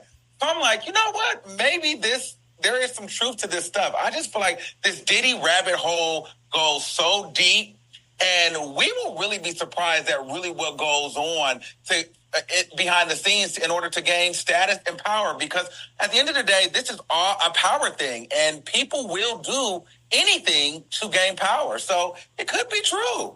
And I think people are scared of Suge Knight. People will do a little bit of anything to get the smallest amount of accolades. Right. Are we and really yes, I agree with you. Diddy's rabbit hole runneth very deep and very wide and very long. I think there's a lot in there. Al, what do you think? I think he's not the only one. Diddy's not the only one. And I think that's what Suge Knight is speaking to. Suge Knight was in the game for 25 years before he got sentenced and locked up. And so my main question here is, why is he exposing everything now? It makes me really question the conversation and the revelations that he's having. And I got to get used to this, Claudia. You know, I've said this before on this platform. I just got to get used to men being so catty and chatty and like telling people's business. Like, I feel like every time that we're covering him, he's gossiping about something. I would rather, this is just my personal preference, because I always grew up thinking, having this image of Suge Knight as being this scary mobster, like, you know, everybody does what he says because he's a real gangster. So to see him come and like spill all this tea just is kind of weird to me. I don't know. It just feels kind of weird given what I know him for. I personally would rather him spill tea on how he intimidated the entire hip hop community into doing what he always needed them to get done for himself. I think Suge Knight, and I've definitely had dealings with him. I've seen him. I used to see him around LA, and I used to be scared of him afraid of him. Ooh, I said scared of him. Afraid of him until I'm scared of him until I got to know him a little bit. I think he knows now he's probably not going to get out of prison, and I think it's kind of like, you know, when you're on your deathbed and you tell secrets that maybe incriminate yourself, you're just like, you know what, F it. Let me entertain myself. He has nothing to do. He's in prison. And Suge knows a lot. I don't know if I believe the part about Snoop, because I feel like the Snoop that I know, I don't think that, I can't see him in those ceremonies, but a lot of those other people, I do believe. Okay, yeah. Like who? First of all, you ain't about to get me murdered.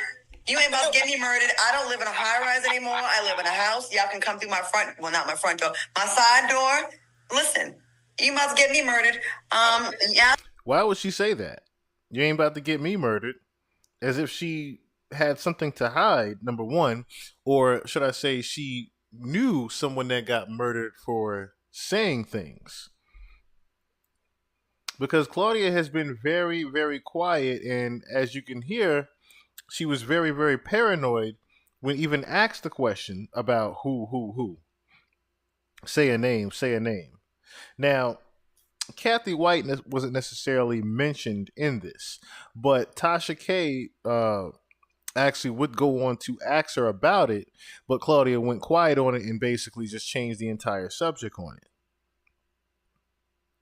Now, I've been trying to find the Fox Soul interview where Tasha K even was on, but all you can find literally is Tasha K versus her and her versus this funky Deneva dude, and it's as if this particular clip never even happened, which I found very ironic that it would happen in the weeks coming of this Diddy scandal. Now, to bring forth some light on something here also, one would have to note on what they were talking about when they referenced the baby bump of Beyonce. Remember they kept saying that? They kept saying that Beyonce had a fake pregnancy. Now, I want to look at here at that Sunday night. They had a actual special with different camera angles of the baby bump, and you guys take your own observations on what happened here. But definitely quite interesting that they had different camera angles of the fake baby bump, and like I said, when it folded in, it kind of raised a lot of question as to whether she was actually pregnant or not. And then it went on, I think it went on record that she even said herself later on that she had a surrogate, but... The world went nuts this week after our interview with Beyonce last Sunday led to fevered speculation about her baby bump and whether she was faking her pregnancy. At Sunday night, it consumed us day and night. So we went back and analysed the tapes, every shot, every angle, frame by frame, to bring you the truth, the whole truth about Bumgate.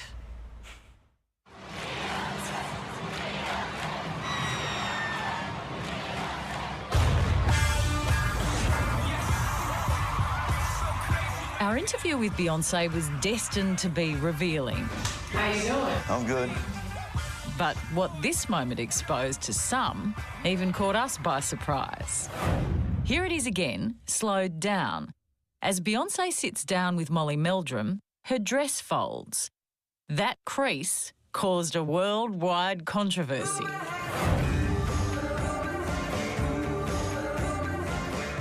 Some are wondering if Beyonce is faking her baby bump after the singer appeared on an Australian TV show. Bumpgate went viral. Sources are saying that she is straight up faking her pregnancy. Beyonce just can't put her feet up and enjoy being pregnant. Some people are actually accusing her of wearing a fake baby bump. A conspiracy to rival JFK and the grassy knoll. Others are saying she's using a surrogate because she didn't want to put her body through the stress. So, like the Zapruder film, we went through the unseen footage, frame by frame. I cannot miss it. Before the interview, Beyonce is fitted with a microphone. And then, from another angle, as she goes to her seat, a makeup artist blocks our view. But then there's this angle from the side. As Beyonce sits down, there's no sign of any straps that could hold padding in place. But for us, the biggest clue that she is expecting is this. First of all, congratulations. Thank you. I got a shock as much as anyone else, and you're glowing. Thank you. Thank you. It's a mother's joy you just can't fake. Beyond, if it's any time, right now is the time. And I'm so happy, and I feel... So, let's look at it ourselves real quick. There's this angle from the side. Because I myself wondered But then... of what would this be? When I look at There's this angle from...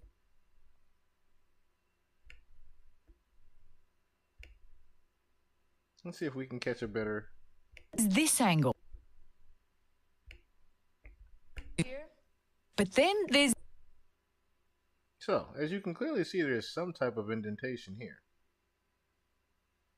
Even from the blur. This angle from the side. As Beyonce sits down, there's no... And the no straps part. I mean... sign of any straps that could... You gotta be blind as a bat to not notice this hump here. You gotta be blind as a fucking bat to not notice this hump in her back here. Hold padding in place. But for us, the biggest clue that she is expecting is this. First of all, congratulations. Thank you. I got a shock as much as anyone else. For us, the biggest clue that she is expecting... A little bit slow on the mouse there, I see. That she is... Now, you can even make the assumption that, oh, it's just the mic equipment and everything else, but, you know. Expecting is this. First of all, congratulations. Thank you. I got a shock as much. And the explanation of things didn't necessarily make it any better, as she would go on to say that, you know, the rumor was just ridiculous, and why would I make fun of such a blessing, and, you know, so on and so forth, right? So on and so forth. So, once again, we have to always put our thinking caps on and just, you know, look at things with more of a third eye, if you will. Listen to Beyonce as she explains that baby bump herself.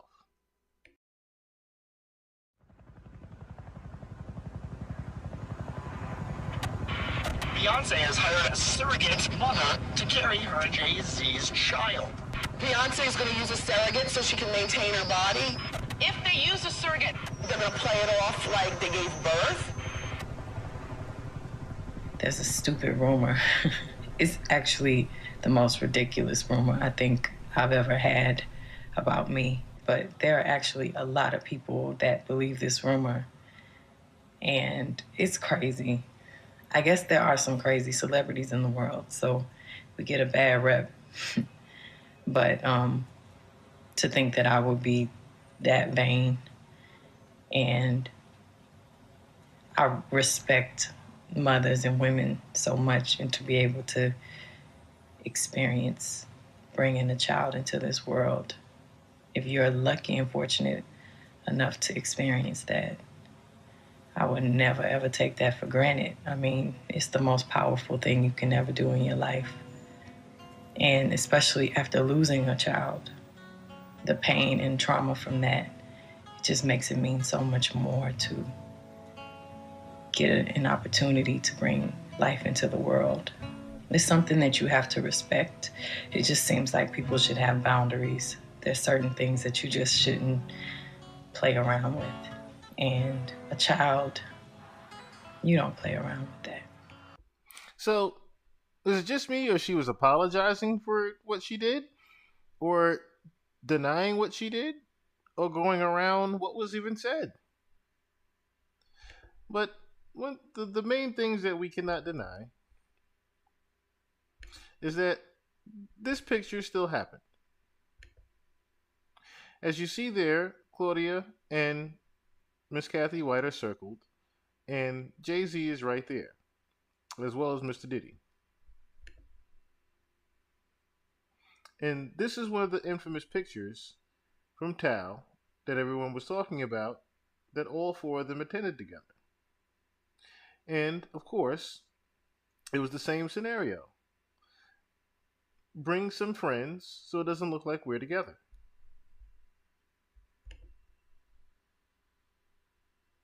At least that's what the tabloids were told for Las Vegas. No, just bring some friends. Just don't make it look so obvious, you know? Don't make it look like you're here. With me, at least. Doesn't that sound quite familiar? Doesn't it sound quite familiar with the same practice of Las Vegas with Claudia Jordan and Diddy? You want to know what makes Diddy being publicly shamed like this so? So let's move up just a little bit. Let's move up just a little bit here. Marquez. And then later that same day, Hollywood Street King published another post about Jay-Z and Kathy, claiming that once the story about Jay-Z's mistress broke, the alleged mistress, Kathy Coriana White, immediately deleted her Twitter and Facebook account. The post also apparently included a photo of drunken Claudia Jordan being taken away on a stretcher to the hospital as a result of a fall in the shower of her hotel room in Las Vegas. Now, this photo has been removed from the original post. However, we do know that Claudia was in Vegas multiple times throughout 2009. She was there for the Miss USA pageant in April 2009, and then this article published in May 2009 by Las Vegas Sun mentions Claudia, Jay-Z, and Diddy partying in Vegas with a bunch of other celebs. The article states, Jay-Z and Kansas City Chief Larry Johnson partied at a VIP table next to the DJ booth. Unfortunately, the former Def Jam CEO and 4040 Club co-founder's better half, Beyonce Knowles, did not join them. Deal or no deal beauty Claudia Jordan, on the other hand, did stop by their table to say hello. Now fast forward to September 2010, and Hollywood Street King published another post about Kathy White titled Jay-Z's Mistress Kathy White Exposed. The post claimed that just before Jay-Z and Kathy attended the Sin City fight, Jay purchased a $2,500 pair of Louis Vuitton shoes for Corey to wear that evening. And allegedly, Jay requested Corey bring a few friends to ride with them that evening in order for them not to appear as a couple. According to Hollywood Street King, Jay also took Corey gambling at the Bellagio Casino, and he was reportedly adamant about Corey's friends circling the pair during their time at the table in an attempt to cover their public appearances. Now, if you're wondering where Beyonce was in September 2009, well, conveniently, she was overseas on her I Am World Tour. The Floyd Mayweather fight that Jay-Z allegedly attended with Kathy in Vegas took place on September 19th, 2009, and on that day, Beyonce had a concert in Sydney, Australia. Anyway, after Hollywood Street King first reported on Jay-Z's alleged affair with Kathy, no one really paid much attention to it until news broke that Claudia died in September 2011. However,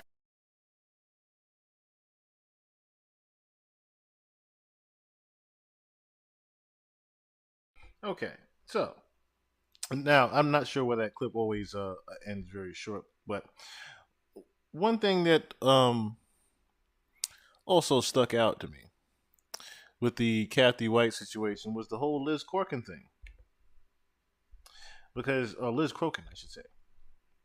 Liz Crokin, once again, was the main person that was said to have done the tell-all with Miss Kathy White prior to her passing. So, I wanted to quickly look at some of those excerpts that she had actually been saying. Since we kind of just had to breeze through them a little bit. So it's only a matter of time before spirit cooking Jay-Z is exposed like Diddy. There's a reason Kanye said Jay's got murderers I would know. He's the evil to the core. Excuse me. I pray there will be justice for Kathy White one day. Diddy, who hung out with Jay-Z when he was with Kathy, has also been accused of getting rid of his ex-girlfriend Kim Porter, who also died under suspicious circumstances. Kim's baby daddy, Al B. Sure, has suggested she was murdered according to the radar.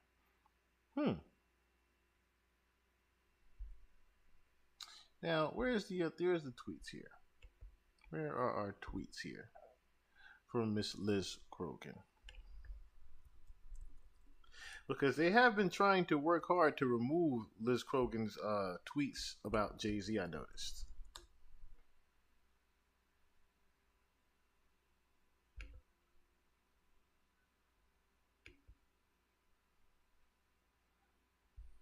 Oh, that's just the TikTok. Hold on.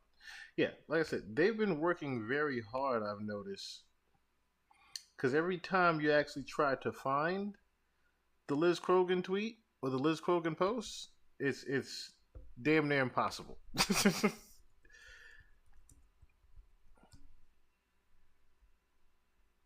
And you almost have to go through TikTok, which, as you can see, they're trying to get rid of TikTok nowadays. You have to go through TikTok to even find it.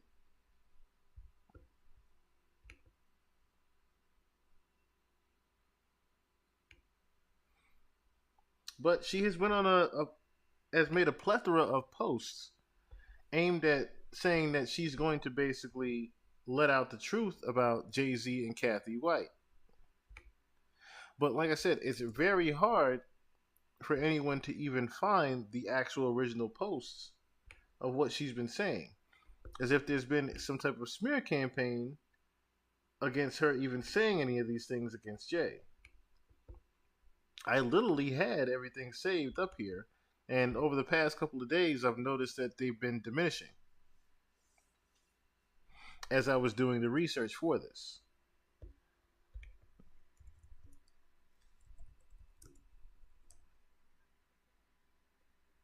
The only thing you can basically find on here, as I just wanted to show you guys, is basically the TikTok thing.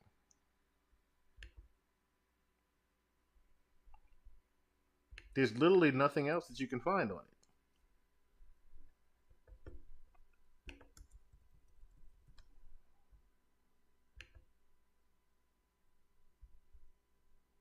Now, the only thing we could do, of course, is go to her Twitter.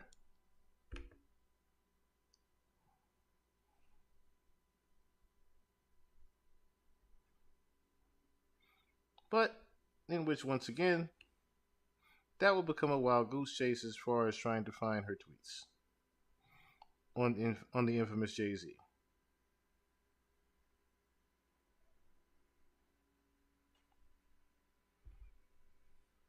So, I want to all leave you with something else that Miss Jaguar Wright said about Jay-Z also. Because on that same interview with Bigger, she took it upon herself to once again note that Jay-Z was definitely going to be next. Welcome to... Sean Carter is worse. Uh-oh. Oh, man. He's smarter. He's patient. He's not sloppy. Mm-hmm. This pussy been lining up people he calls friends and stepping to the side while they get hit by the guillotine for 30 fucking years.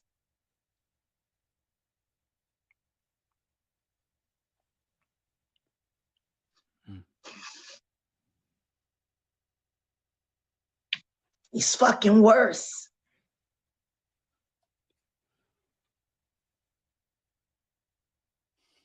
So when do you think his moment of reckoning is coming? Because we talk about that often on the platform, and not that we don't know him to wish anything bad on anybody, but we've heard that too.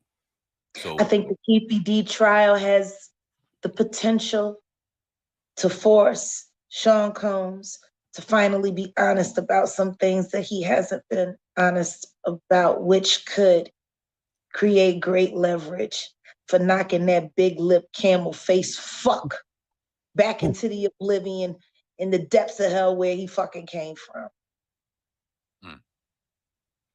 And I'm gonna be right there every step of the way. I got you. You just don't know it yet.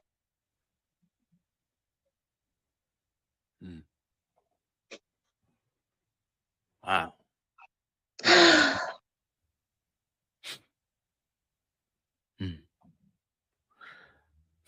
I've been on this fight for 15 years. Right. 3 years publicly.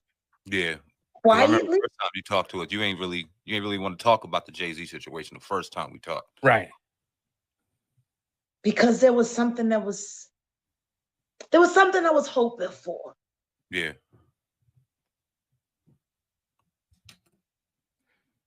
But then he done something stupid.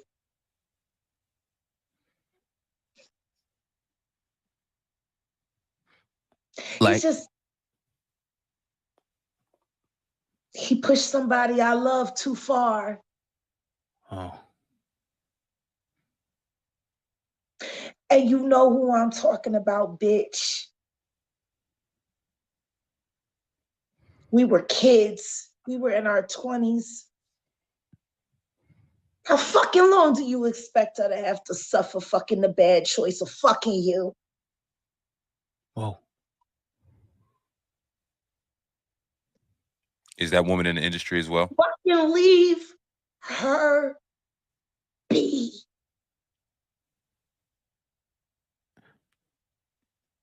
Leave her be. Because I'm not going to stop coming.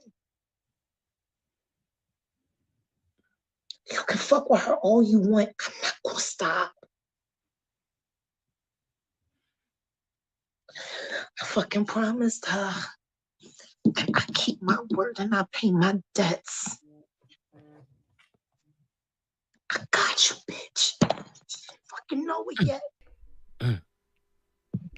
And with that being said, that's going to pretty much conclude our Black Book of Jay-Z and Iceberg Slim.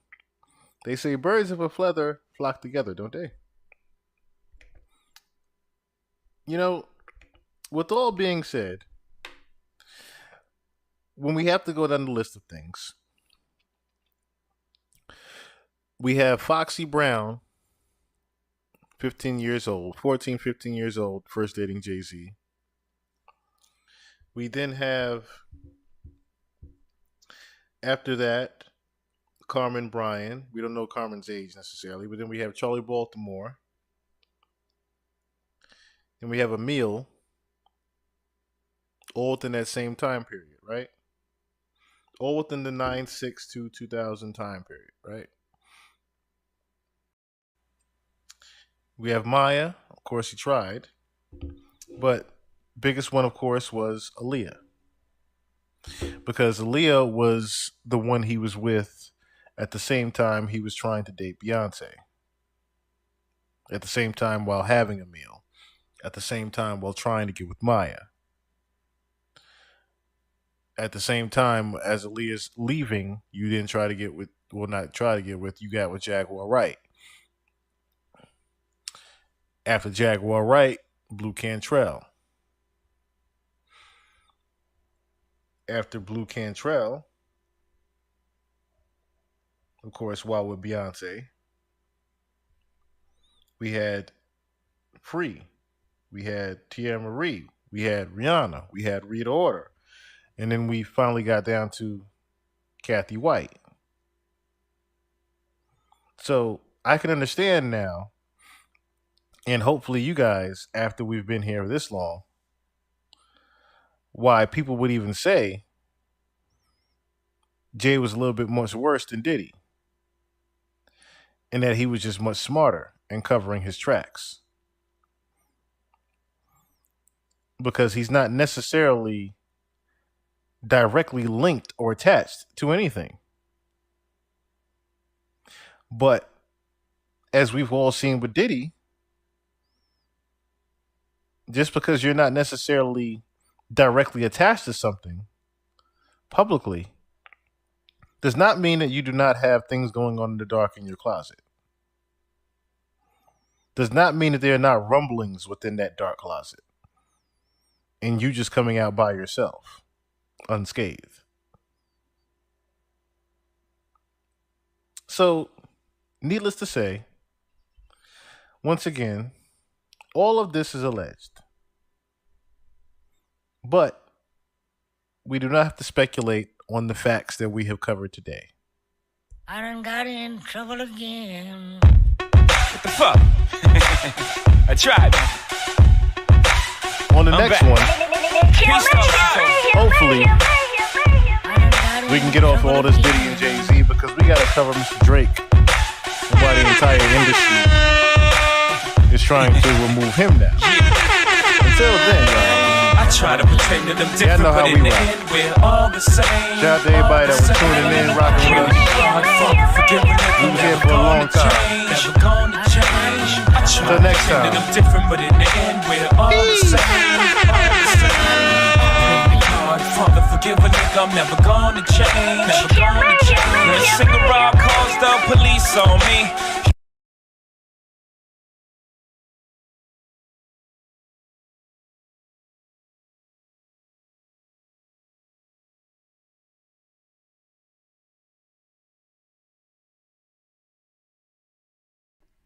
All right, y'all. That is going to conclude things. Here's my camera. That is going to conclude things. Thank everybody for tuning in. We was here for a very long time. Long time.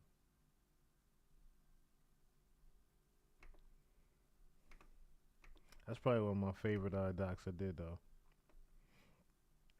Definitely one of my favorite docs. They dug into a lot with Jay that not a lot of people were privy to.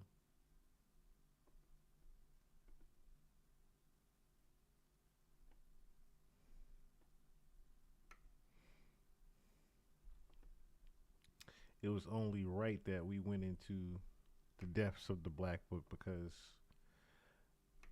very unsettling what happened to Aaliyah. Very unsettling what happened to a lot of stars that he had hands on.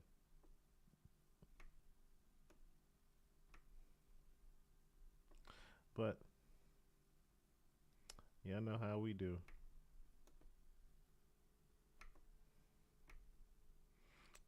Until next time y'all see me again.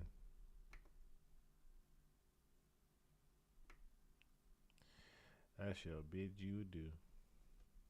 I done got in trouble again. Fuck. I tried. I'm back. Peace officer.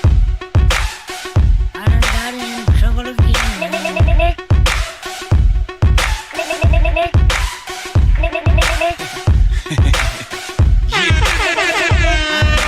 I try to pretend that I'm different, but in the end, we're all the same. All the same. I pray to God, Father, forgive a nigga, I'm never gonna change. Never gonna change. I try to pretend that I'm different, but in the end, we're all the same. All the same. I pray to God, Father, forgive a nigga, I'm never gonna change. Never gonna change. When a single rob calls the police on me, y'all niggas ran out and copped the CD. See what I discovered is y'all snitch lovers. I might speak, I don't fuck with nobody. See what Doug, Jimmy, and LA don't know. These youngers crossed the line with Hov, I'm letting it blow. Had the papers writing stories like, didn't they know? This what happened when they made that rapper CEO. I know, it's just a matter of time before the steady hate starts to overflow. Then the levee breaks, and my conscience go, you escape the Rico. Why throw everything away over ego? You paper chasing, they paper hating. Billionaire hope, you on the pace to make it. Fuck that exclamation. comma. Quotations, I love drama. Period. I try to pretend that I'm different, but in the end, we're all the same. All the same. I pray to God, Father, forgive a nigga, I'm never gonna change. Never gonna change. I try to pretend that I'm different, but in the end, we're all the same. All the same. I pray to God, Father, forgive a nigga, I'm never gonna change. Never gonna change. Smelling like Patron, singing dirty rap songs, tiptoeing in the crib like 6 in the morning. Every day it's the same, set in blueprint that I never change. It's just a part of the game. Respect me, I'm a thug. I might cool out for a sec, but expect me to bug. It's in my blood, but if my chick leave me, she gon' leave me for something. She gon' leave me cause hell, she ain't gon' leave me for nothing. Picture me getting up with something sleazy, something so easy. You can take out a speed like nothing. Something soon as you finish cutting, you like leave me, please, not me. I need Angelina Jolie's comfort, so I ain't gon' make a move unless I got a plan B. That'll happen the day I have a baby by free. Not to say that anything is wrong with free, just to say that ain't nothing wrong with me. With my hands in the cookie jar, know one thing, I'ma take the cookie, not leave my ring. With my hands in the cookie jar, know one thing, I'ma take the I try to pretend that I'm different, but in the end, we're all the same, all the same. I pray to God, Father, forgive a nigga, I'm never gonna change. Never gonna change. I try to pretend that I'm different, but in the end, we're all the same. What it is, you really do.